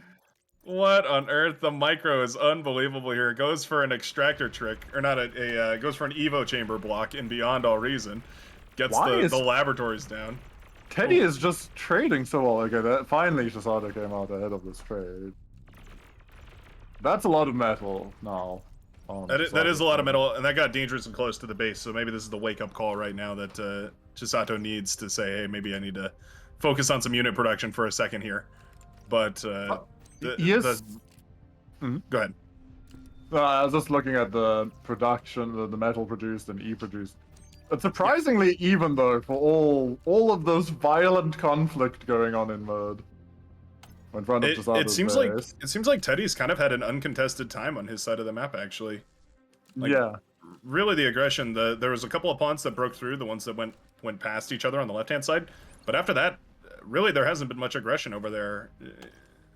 Chisato has just kind of chosen to move forward and grab mexes, not really being aggressive, just trying to defend everything. Yeah. And that's valid. I mean, that's fine. But it against someone like Teddy's perfectly fine with just using constructors to go expand outwards, build a bunch of metal extractors, and you essentially haven't come up ahead. You've just traded out all your units for their units. But also they didn't have to replace constructors. They didn't have to rebuild units. There was no like loss here for Teddy. Yeah, Teddy's already now expanding into mud. Got one of the big mechs. So nothing. Oh yeah. As Aldian points out, we have our first bombers out already.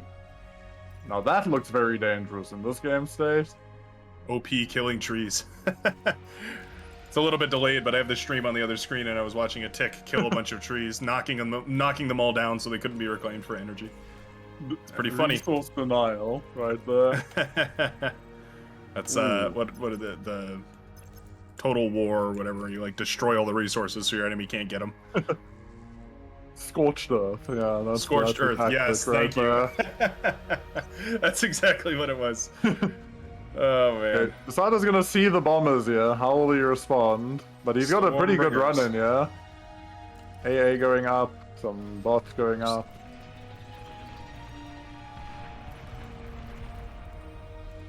Banshee's coming out as well. Again, I mean, it's not the best, not the worst. Okay, I think the second pull-up pass is going to do a bunch more. Takes out some wind turbines. You know, crazy. Yeah, I think I agree with you. It could have done. It looks like it could have done a lot more again. And Chisato is finally finding something, at least with this pawn run in. Yeah, it's broken the front line here. Just taking the lull in production to slip a couple of these units through. Most of them headed towards the base, look like they'll be cleaned up. But maybe this constructor on the right-hand side will go down. That's quite nice. Gun should go down. He's still got some running through. Honestly, he might get into the Teddy's wind. Yeah. Oh, wow. Oh, yeah, they weren't dealt with. If he's paying attention, anyway. And he's not... He's not. Ah, there we go, there we go. There we go, aha! Yep, wind turbine's in trouble now. Not as much damage, probably, as I thought it was going to be. Nothing too crazy, but... And those another Banshees pawn have push. saved the day, too. Yeah, the Banshee's doing some work, but another pawn push going up the flank. Teddy's calm, hopefully not going to be sniped again. Oh my goodness. Teddy, please. Not again. Oh, he's headed out there. He really is. He is actually. Oh, no, there's a radar there. That's not going to happen. It's not possibly going to happen again. Okay, he pulls it back. He builds another LLT back there. Yeah, he saw Thank this goodness. coming. Dark times flashed through his head. That was Completely enough full on for metal him. right now. He's gonna switch into vehicles. Okay. Feels like Chisato might need to get some air out. He's cleaning out a lot of mud in that, but these Banshees are going to be painful for his extractions. Yeah, there's not a lot to deal with those right now, and they're I mean, the longer they stay in the air, the more value they're gonna get. So the earlier we shoot them down, you know, the less you have to worry about it, right?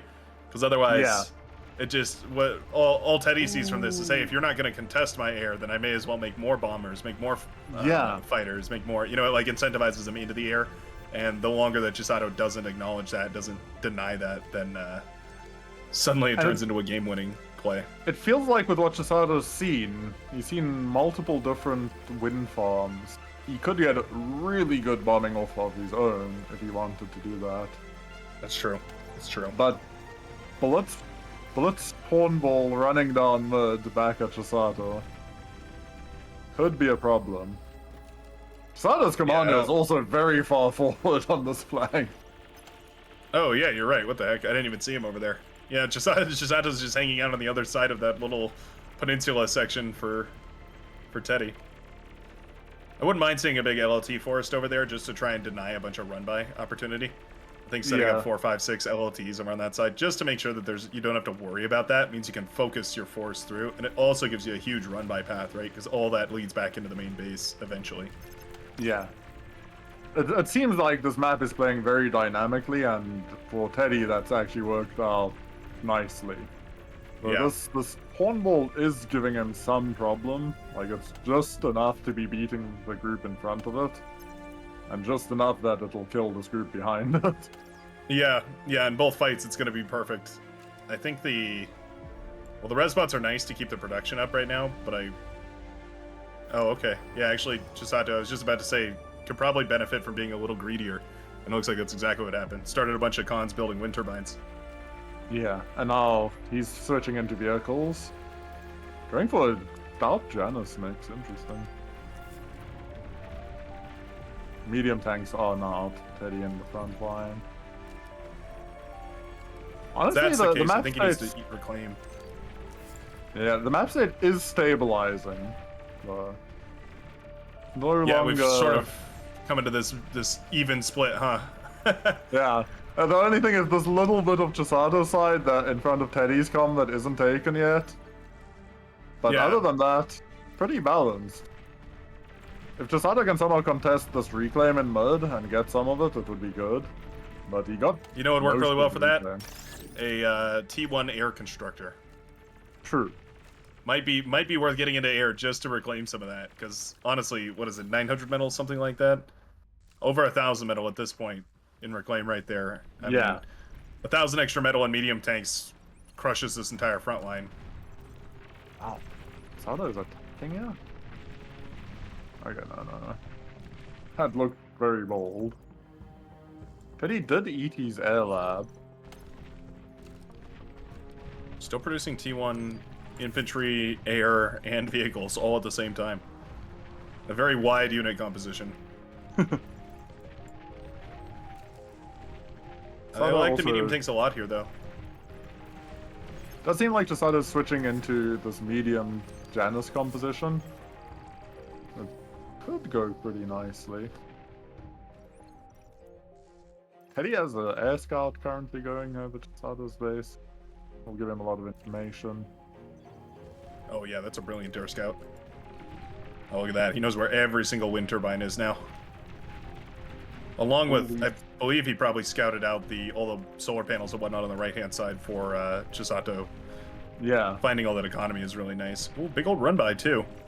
A couple of those cursory pawns from the T1 era, the T1 infantry only era, I should say. Yeah, they're still running around, causing havoc for... But we see more pawns breaking through on the other side. There's just an infinite fight going on in mud. It feels like this favors Teddy, though. Yeah, it really Especially does. He's with got a the- massive concave. The shape of this is directly in his advantage, but those Janus tanks can bring back a lot of that. Yeah. And he's kind of baited Teddy into pulling this fight forward and creating a little bit less efficiently. Pair of medium tanks has crumbled the 3.6 metal extractor on the right-hand side that Chisato was enjoying for the longest time.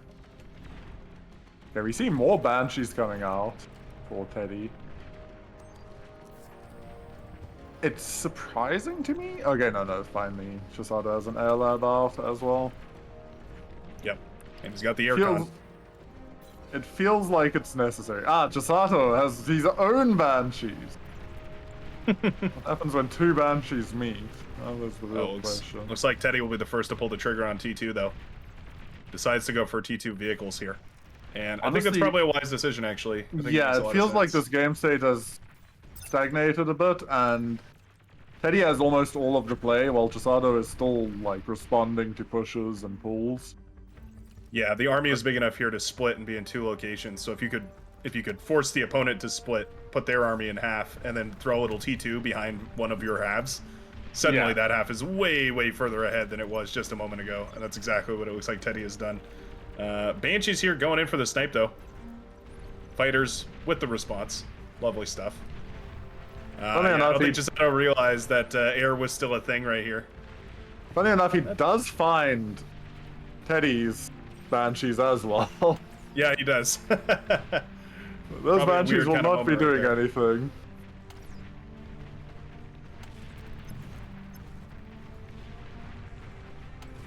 Going to be interesting to see. Yeah, this medium tank snuck through. Why are there there's a defense 7 force, though. Why does Chisato have 7 air labs queued up? What are these, like a wall or something? Like we're intended to build in front of all of our units or something. Maybe it was to distract the medium tanks if they ran into his base. Oh yeah, I could see that. That's pretty funny. Guess. So that there was a cloaked metal extractor on the 3.6 right there. Oh, that's cheeky. I like that play a lot, actually. Yeah, put those Twilights down all over the place. Those will be great. Put them in front of all your static defenses, so you paralyze all their tanks, and then they sit under your statics for, 20 seconds or whatever it is. And get some good trades with them. First bulls coming out. Chisato does pretty close timing on this T2. But nothing really clearly against him. I will say Teddy still has a better map position. Yes, I agree. 100%. This entire front line is actually wide open right now. Yeah, Chisato does not believe in defense. He's just saying, no, I will defend with the units. Yeah, exactly. No static defense, only unit defense. Chisato 80s T2 lab as well to get this fusion going up. Oh, what on earth? We see the true macro gaming going on here. That is a bold play, but that shows a lot of confidence. I mean, it must mean that Chisato is thinking long-term here. I wonder if he's planning to get into T3, like looking at this medium tanks and thinking, oh, I could probably reclaim all that and use it to fund the large part of a T3 lab. I feel like that would be too ambitious, but it does give him this much faster fusion timing than Teddy. And way faster. I guess maybe this is how he could realize, or he thinks he can equalize the game state by. I don't mind it. We need some E converters somewhere. Yeah. Otherwise, we're just floating that energy. Kind of taken the foot off here, because these bulls went down the far left flank instead of straight down middle. Yeah, it took them a while. So they're still not at the front line. Back into a T1 lab. Okay.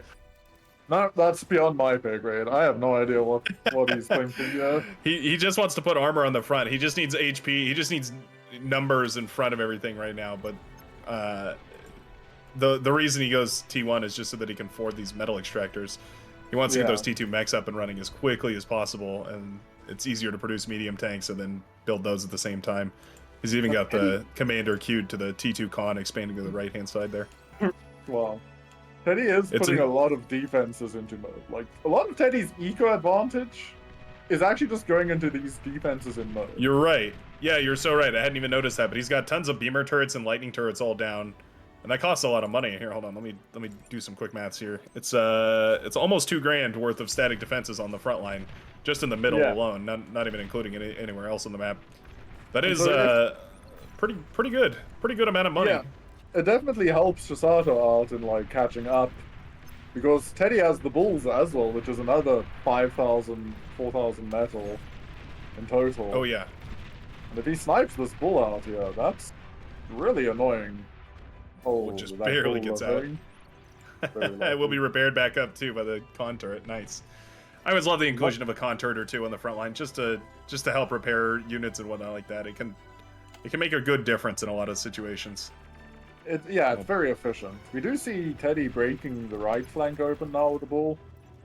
And Chisato correctly reading that the left flank might be open, but doubling back instead. That was definitely one of those little like overthinking, outsmarting sort of moments where, Yanami said, hey, I think you're probably trying to push right now with that army, but if you move that army, it's going to leave this completely defenseless, so I'll just move mine in. And he basically shut down that push by pushing himself. It's like a counterattack. It's kind of brilliant. I love that high-level strategy. It does seem we're going to be entering a bit of a relaxing phase in this game as both players build more bulls. Yeah, both players seem to be teching up, just going for a little bit more economy, trying to get enough metal to have an advantage. But Chisato is definitely at a disadvantage, given this other map is currently split. Well, those T2 mixes can definitely help out.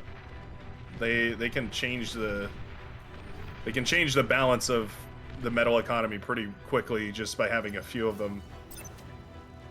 True, but it feels like Teddy is also pretty on top of getting his mexes up to T2. Yeah, that's true. He's expanding in like every direction with T2 actually. he's got a lot of different things pushing into T2 right now. I do wonder if after he deals with this bull braiding, he's shooting his calm, but not close. Oh, but actually there is a follow-up here. This should be fine. I do wonder if these bulls from Chisato could break mode though. Like, I think they definitely could. Lightning claws, not that good. But forward T2 lab here by Teddy as well. Yeah, that is aggressive. Oh, it's to move the Starlights. Yeah, easier to put the T2 lab down before, or rather than move Starlights around the map. But I think Chisato is finding value, and if you actually look at the army value, it's swung pretty in favor. But the Starlight will probably equalize it. Yeah, the longer it's out, the more and more value it can do. Ideally, Starlights should never really be in a position where you lose them.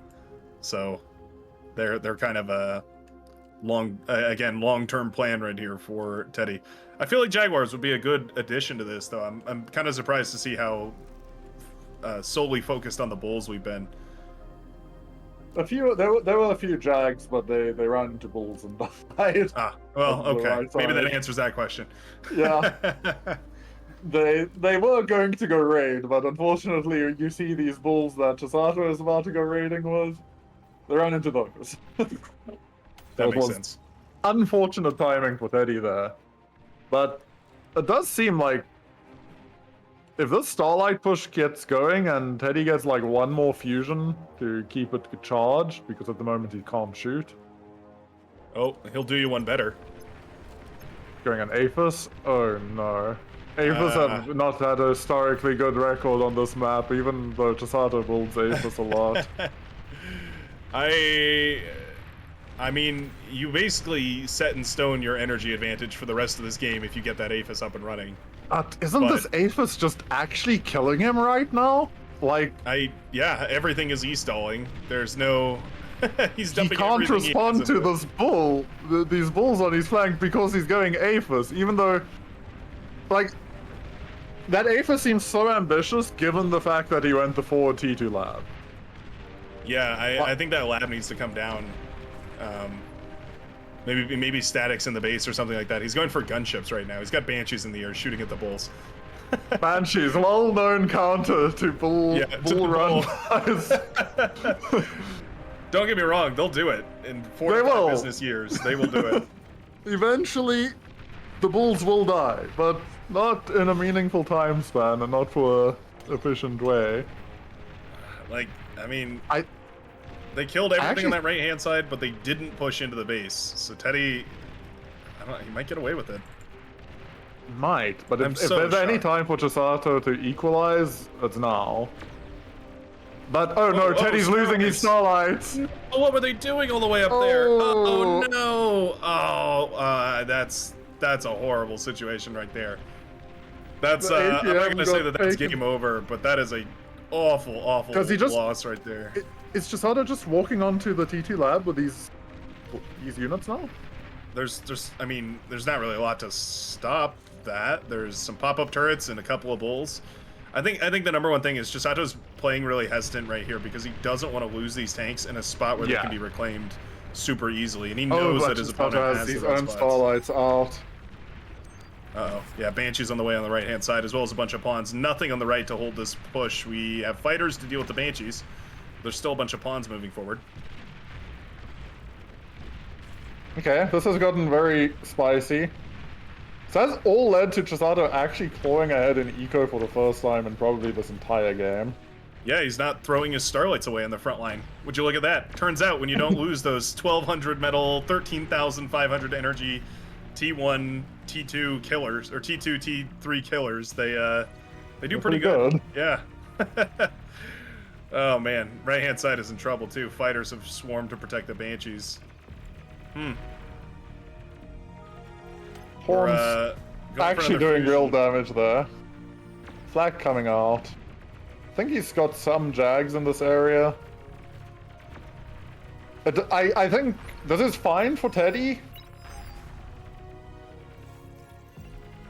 If he just keeps slow pushing with, oh no, what's Chisato doing with these starlights? What is going on? What is happening? We're throwing them away. This is worse. We're throwing them into static defenses. Dying to beamers. What? Huh? Why? I don't know what's happening this game. All of a sudden, everyone has decided Starlights are off the table. Starlight play is banned. 40-minute Starlight no rush. That is some gaming. Aphis is finally up for Teddy. He is. I can't believe it. Probably enjoying an eco lead now. Yeah, Resbots have been picking up those metal extractors on the right-hand side, so it'll be Teddy. no time at all. I win. 1 Aphis versus 0 Aphis. He knows the real game he's playing. He really does. Anti-nuke coming up here for Chisato. I think it's probably about time too. That's the nuclear option just became a reality. The 1 Aphis basically pays for a nuclear missile launcher, so. Chisato might be going for the play you wanted like 10 minutes ago. Jags down the right flank. There's nothing to stop them. It's completely wide open. There's a single bull about to be resurrected, so I'd stand corrected. But I think these Jaguars still have. I mean, they can get up that ramp, right? Let me check the traversability here, but they should be. Yeah, they can get up that ramp over there on the right. Just a little bit of splitties, please. Will this bull even kill a Jag? Nope. Okay, that's a. Oh no, but why is he turning around? Oh no, are they a hotkey? He's misrallied them. Chisato, no, your micro is so good. Don't do this to me. Clearly, both of these players are taxed to their max for APM, so fair enough, I suppose. But such a bummer to see that. Starlight numbers looking healthy. Yeah, Tachyon going down though. Yeah, pretty the solid counter. Kind of, though. We've got the tick spam headed forward now, and that's going to be great for the pulsars, obviously. Or the starlights, I mean. It shouldn't be too hard for those starlights to kill all this. It really is only a couple seconds. He's chickening out. To be fair, double kill. Understandable after that singular shot. Yeah. Maybe chickening out was the correct play. Maybe. Yeah, losing both of those starlights hurts a lot. Well, okay, suddenly this midsection is in no man's land. I wouldn't be surprised if I just see statics coming up all over the place for both of these guys. I mean, static's not really Chisato's style, but, maybe we'll see just some static units positioned there. Ambassadors now how to deal with these static defenses. Oh. Stealthy rocket launcher, good versus static defense trucks. To be fair, Chisato's just got like 5 starlights out, and they are finding so much value still, though. As he then just blow up to his own. But so they really don't struggle at all to find value because they're good all the way up from T1 to T3 as long as they're firing at static targets or slow moving targets. I think Teddy's looking at his T3 transition, Sato is living the fusion lifestyle. Yeah, mass fusion gaming here. I don't hate it either. The fusions are nice. It's just a little bit cramped now. It only takes a couple of nuclear bombers to kill one of those fusions. Honestly, yeah, the fact that there's no real air control for either player, so I guess Teddy has far more air control. Oh, I would say Teddy far and away has air control. Yeah. Both have vehicles, though. It's worth remembering that those vehicle flak trucks are so good at shutting down air, and in a moment's notice, they could pump out 2 or 3 of those and have, like, mobile anti-air. But still. Yeah, this tech raid has just opened up Chisato's other flying.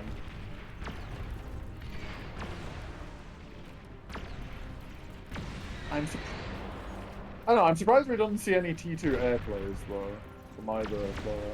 Feels like Teddy could have done serious damage with... Juno missile actually connects. Shuts down the tick spam, alright.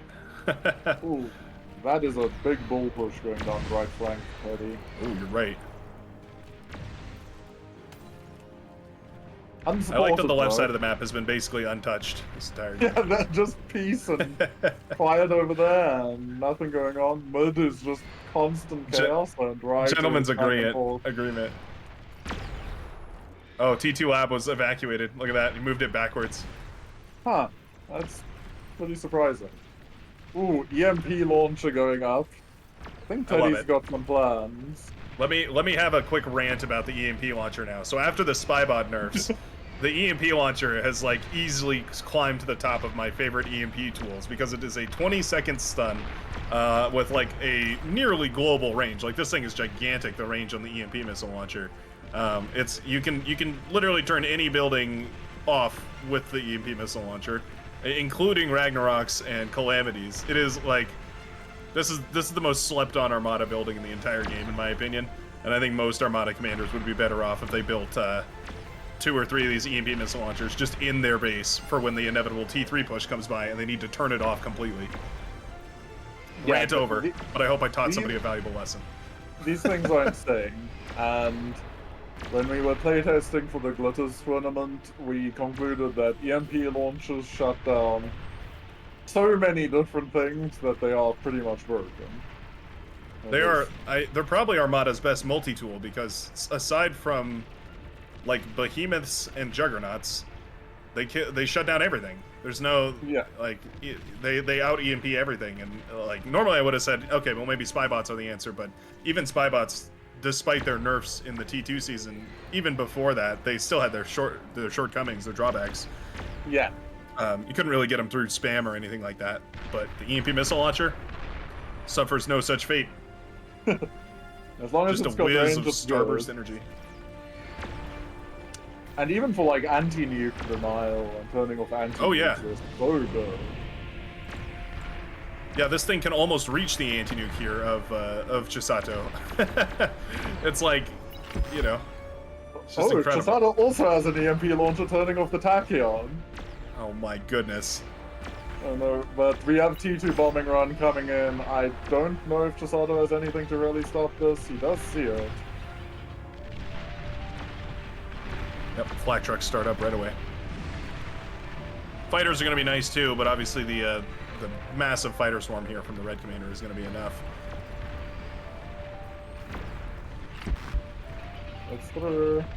Well, flak trucks didn't really come out as fast as I thought they would. There we go. At least one fusion down. There's not really any more aggression over here. But, to be fair, Chisato has kind of broken through mud now. Yeah, those pulsars are gone. Those ambassadors have done good work. Starlights were sacrificed, but ultimately for you know, a good cause. To be fair, I say that, and then I realize that there's like 0 other T2 units going on behind us, though. Yeah, the bombing run is nice, but actually those fusion reactors, I feel like they sort of saved Chisato actually, because they sort of decentralized the economy into a bunch of different structures. So it meant that even though, you know, a couple of them were bombed, it's not like if they had bombed the AFS right here and the game would have been over for Teddy. Yeah, no, there's still a game to be had for Chisato. He's not down and out. Honestly, his E-production is equal. Yeah, that's right. Yeah, the bombing run equalized E-production, didn't even do an advantage. Well, tick spam is coming out now.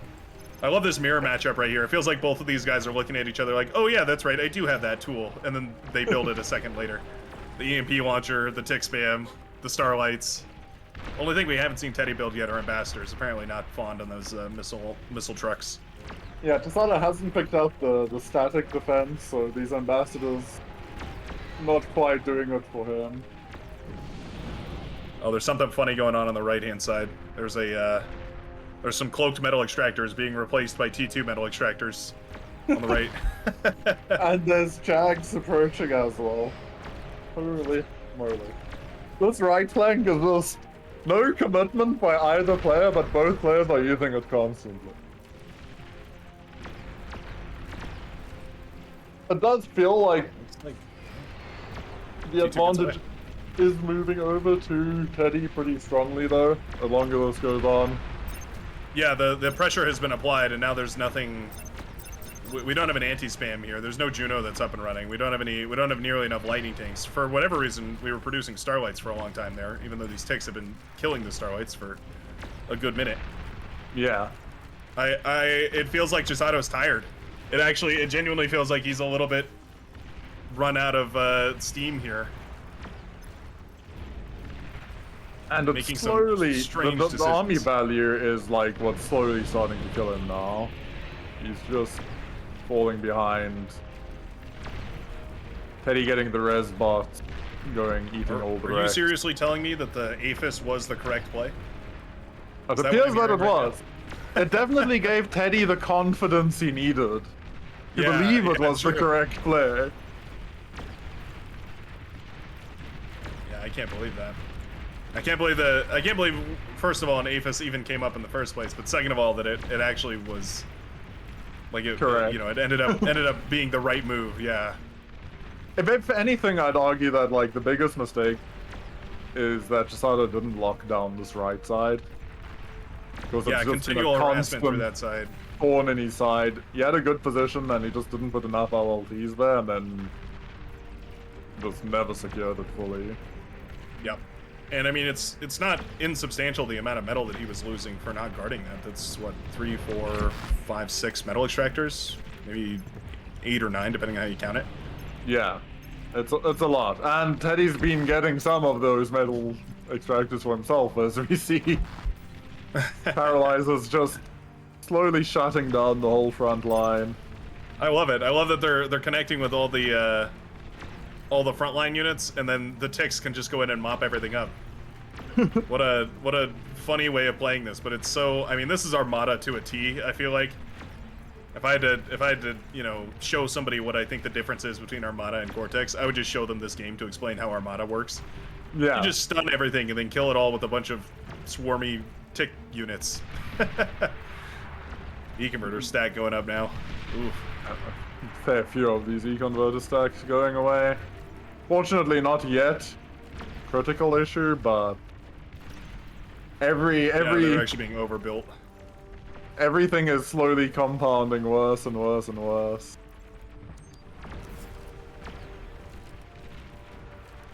Is there a way for Chisada to turn this game around? I see a Lich out for Teddy on the minimap.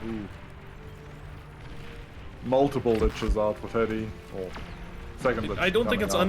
unsalvageable. I think he just needs to focus a little bit more on that right-hand side. Both commanders have, like we said earlier, I mean, joking or not, they've sort of agreed not to push that left-hand side. So Chisato's options here are to break that pact and start sending aggression on the left-hand side, opening that can of worms, or just lock down that right-hand side where, 3 Jaguars have continually popped through here and done tons and tons of damage. It does look like Teddy's about to start trying to end this game. Yeah, whenever you see 2 Liches specifically, it means one thing and one thing only. He's ready to start hunting for commanders. Yanami hiding in the very We're up back to of the 3 Liches now. Oh, there's 3 okay. of the bad boys. He's got bigger plans then. Grand ambitions. Maybe gonna try and Starlight hunt on the front lines?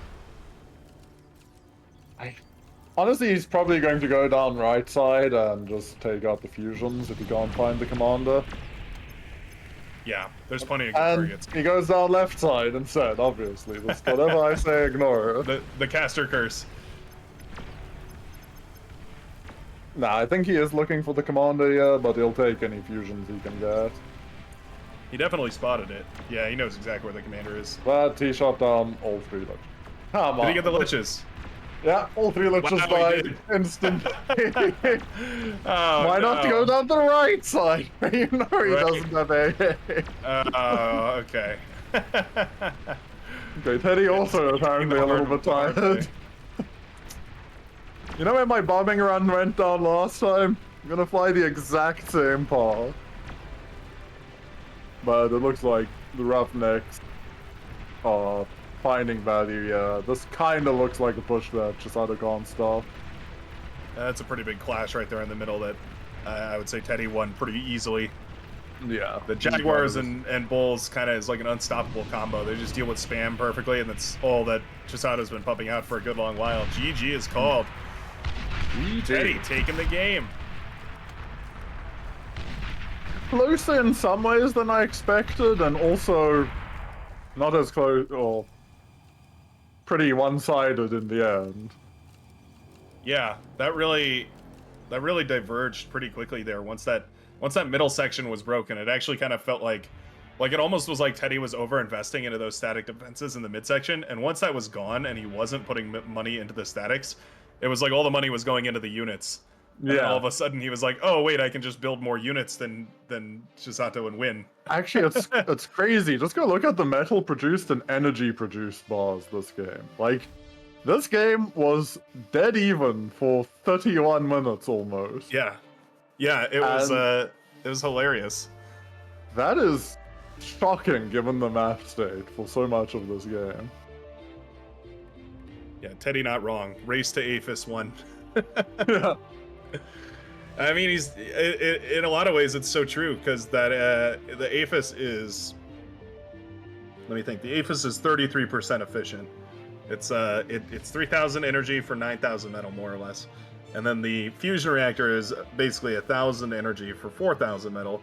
So it's about 25% efficient. So it means that, you know, somewhere in that difference of 25% and 33 was where all the units were built, all the you know, extras were sent around to harass the different lanes. Like, it just meant that you know, 11% or whatever, 9% or whatever of the time that Chisato was spending building fusion reactors in the backline, and all that metal that was going into all those ended up not being needed.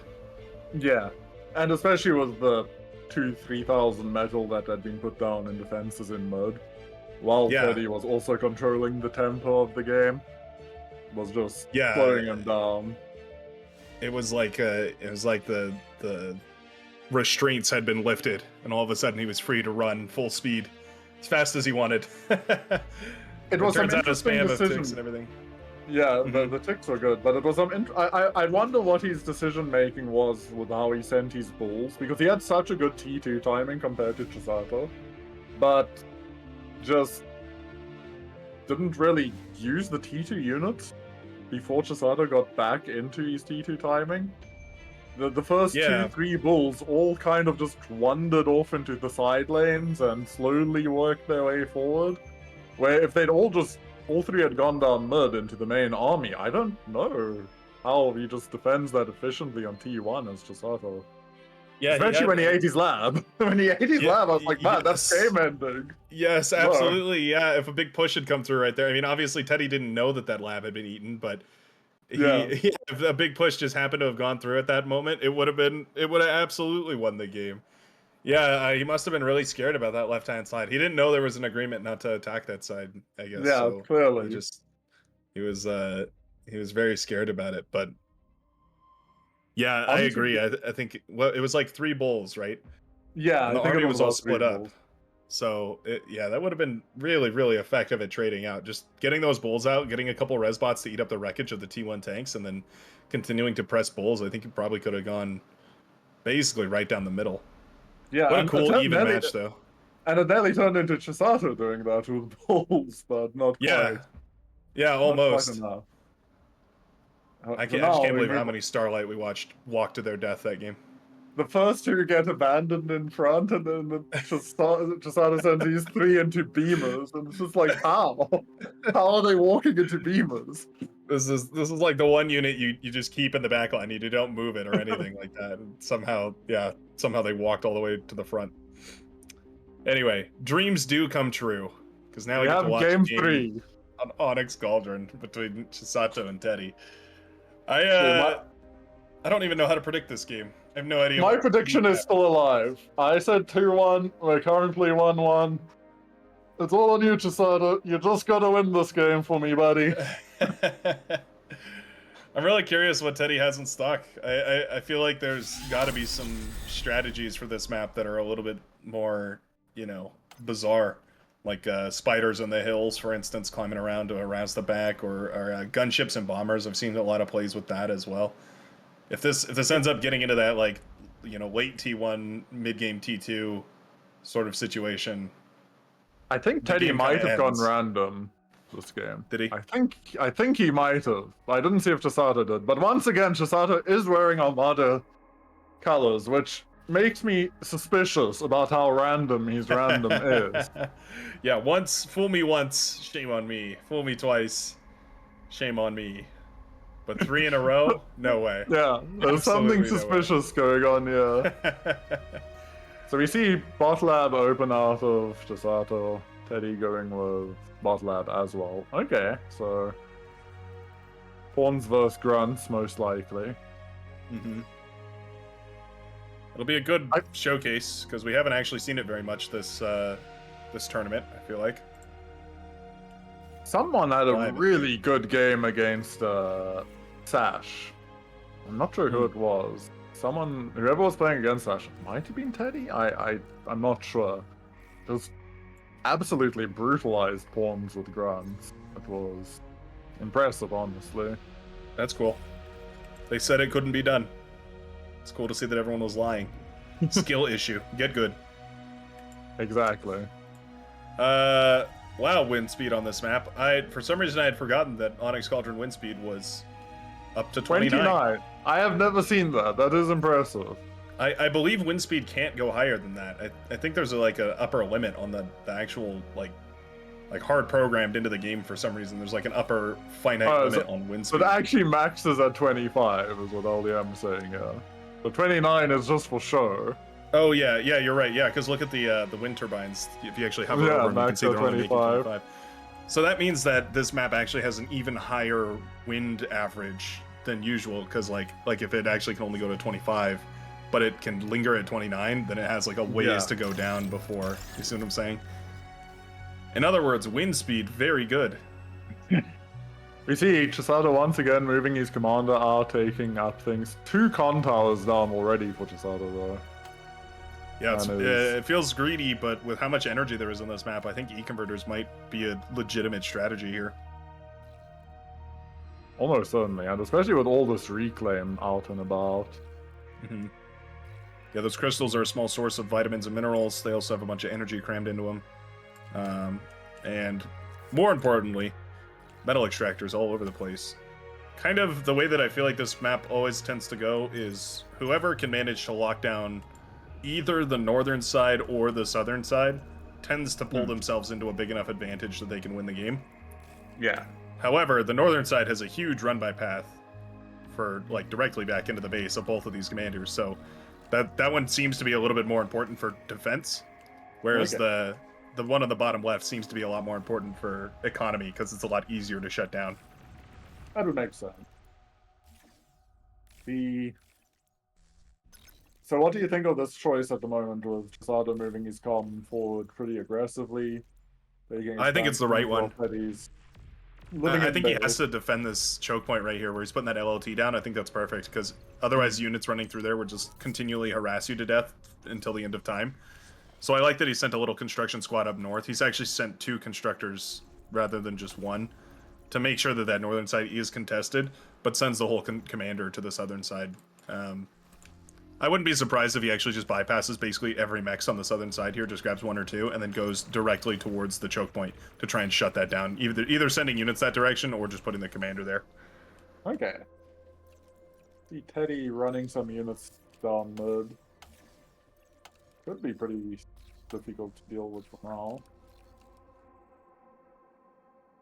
Do you think it's ever worth, in this situation, to just make 1 or 2 Centurions just to push back the line? Oh, I don't. That's such a good question because I don't know. I don't have a good answer for you, but it definitely feels like they could have value, right? Like maybe on these islands as little defenders or in the mid sections of these choke points. It really seems like they certainly could have some value. Pawn's a little too short in the water. His first kill there with the raid going in. And he also managed to shut down this raid by Teddy on his topside expansion. Yeah, that's really nice. Doesn't get much else.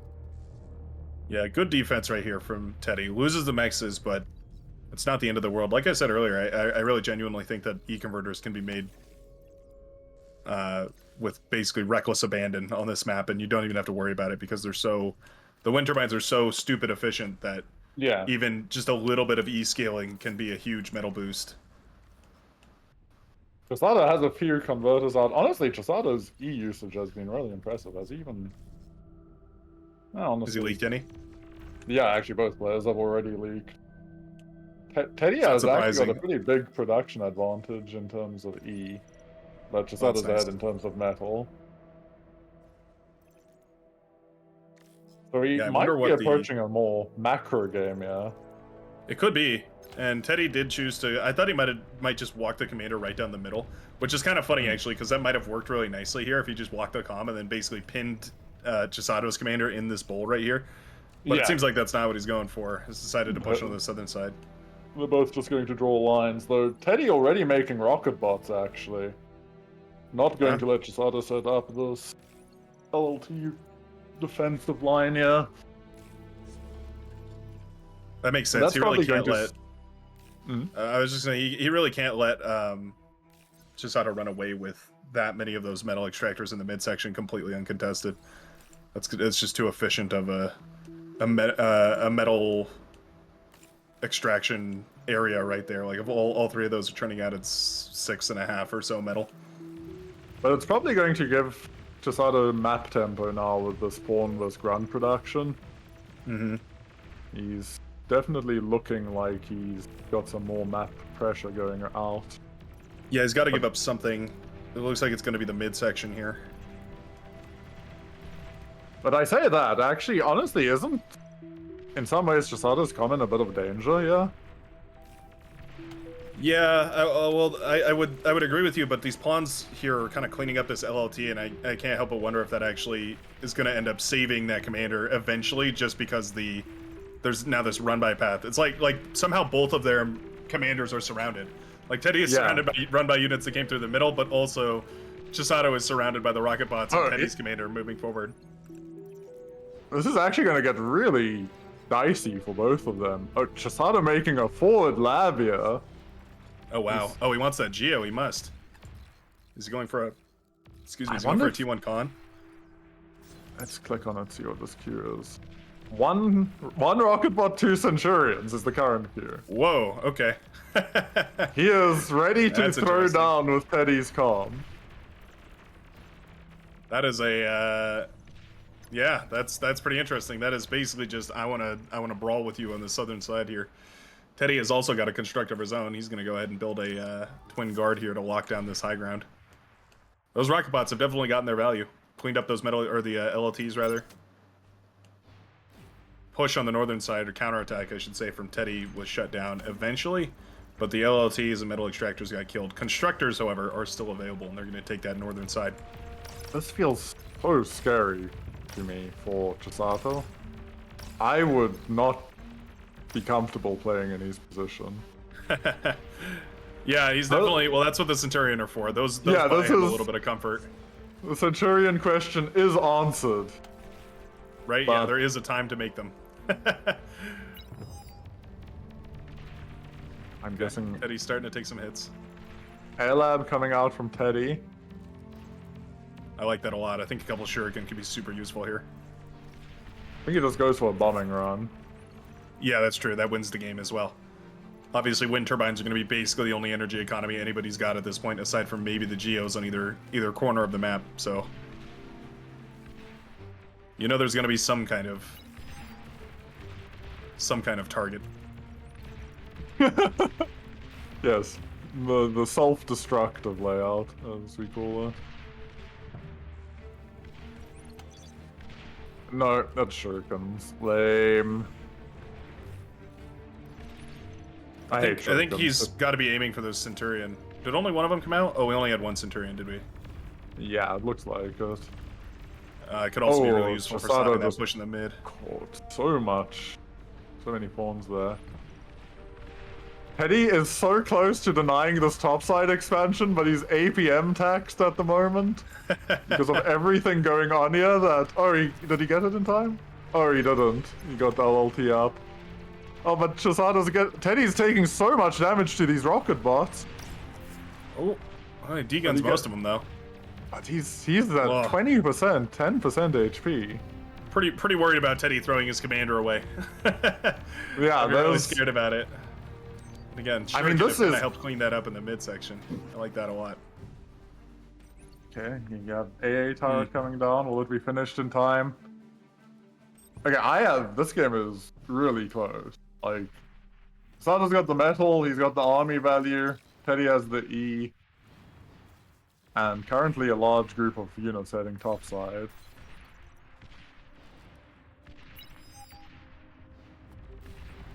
I could see this just walking in and killing Teddy. I think Chisato's just gonna send it soon.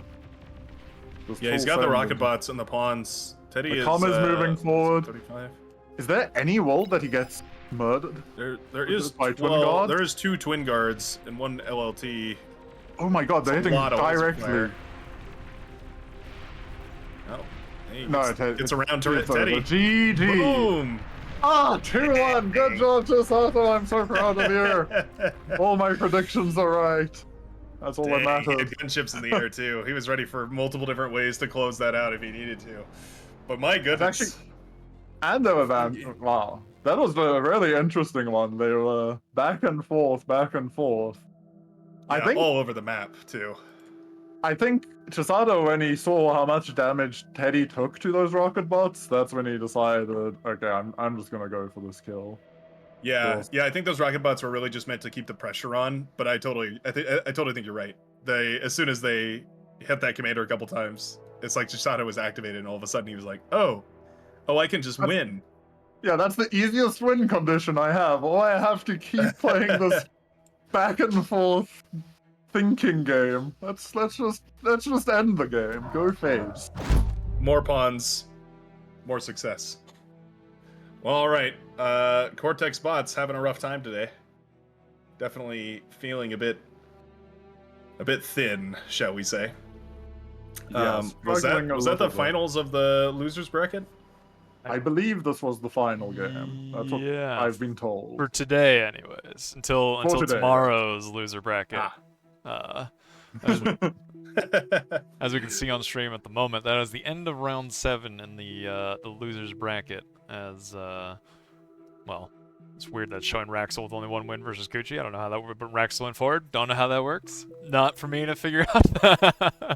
Teddy and Chisato, we just saw that, and that was a pretty crazy game. Like Teddy lost so much HP to those rocket bots. Like, Yeah, that was crazy. I guess was he just not looking at them? Because like he walked forward, degunned one, and then they just sat looking at each other. And the He was rocket looking at bots the touched him with Shuris, 2 right? volleys. I guess He must have been so. planning to degun them because he So had at much. least the 1 queued up. But yeah, tomorrow's gonna be crazy. We're gonna have autopilot versus Blodir, and the round 5, the start of round 5, and X Factor versus Low, which both of these matchups are going to be pretty good. Yeah, I think we got a pretty fun day ahead of us tomorrow. The games today have been crazy competitive. There's been a lot of very good games from a lot of very good players, frankly. I'm definitely looking forward to tomorrow. Which gonna be awesome. I suppose I should say, if anybody's wondering what time tomorrow, it is the same time as today. Okay, Yep. Same time. So good move. I think that's all we have for today, right? Like, there's nothing more we got to talk. I mean, there is something I got to talk about. That's true. We need to mention this wonderful,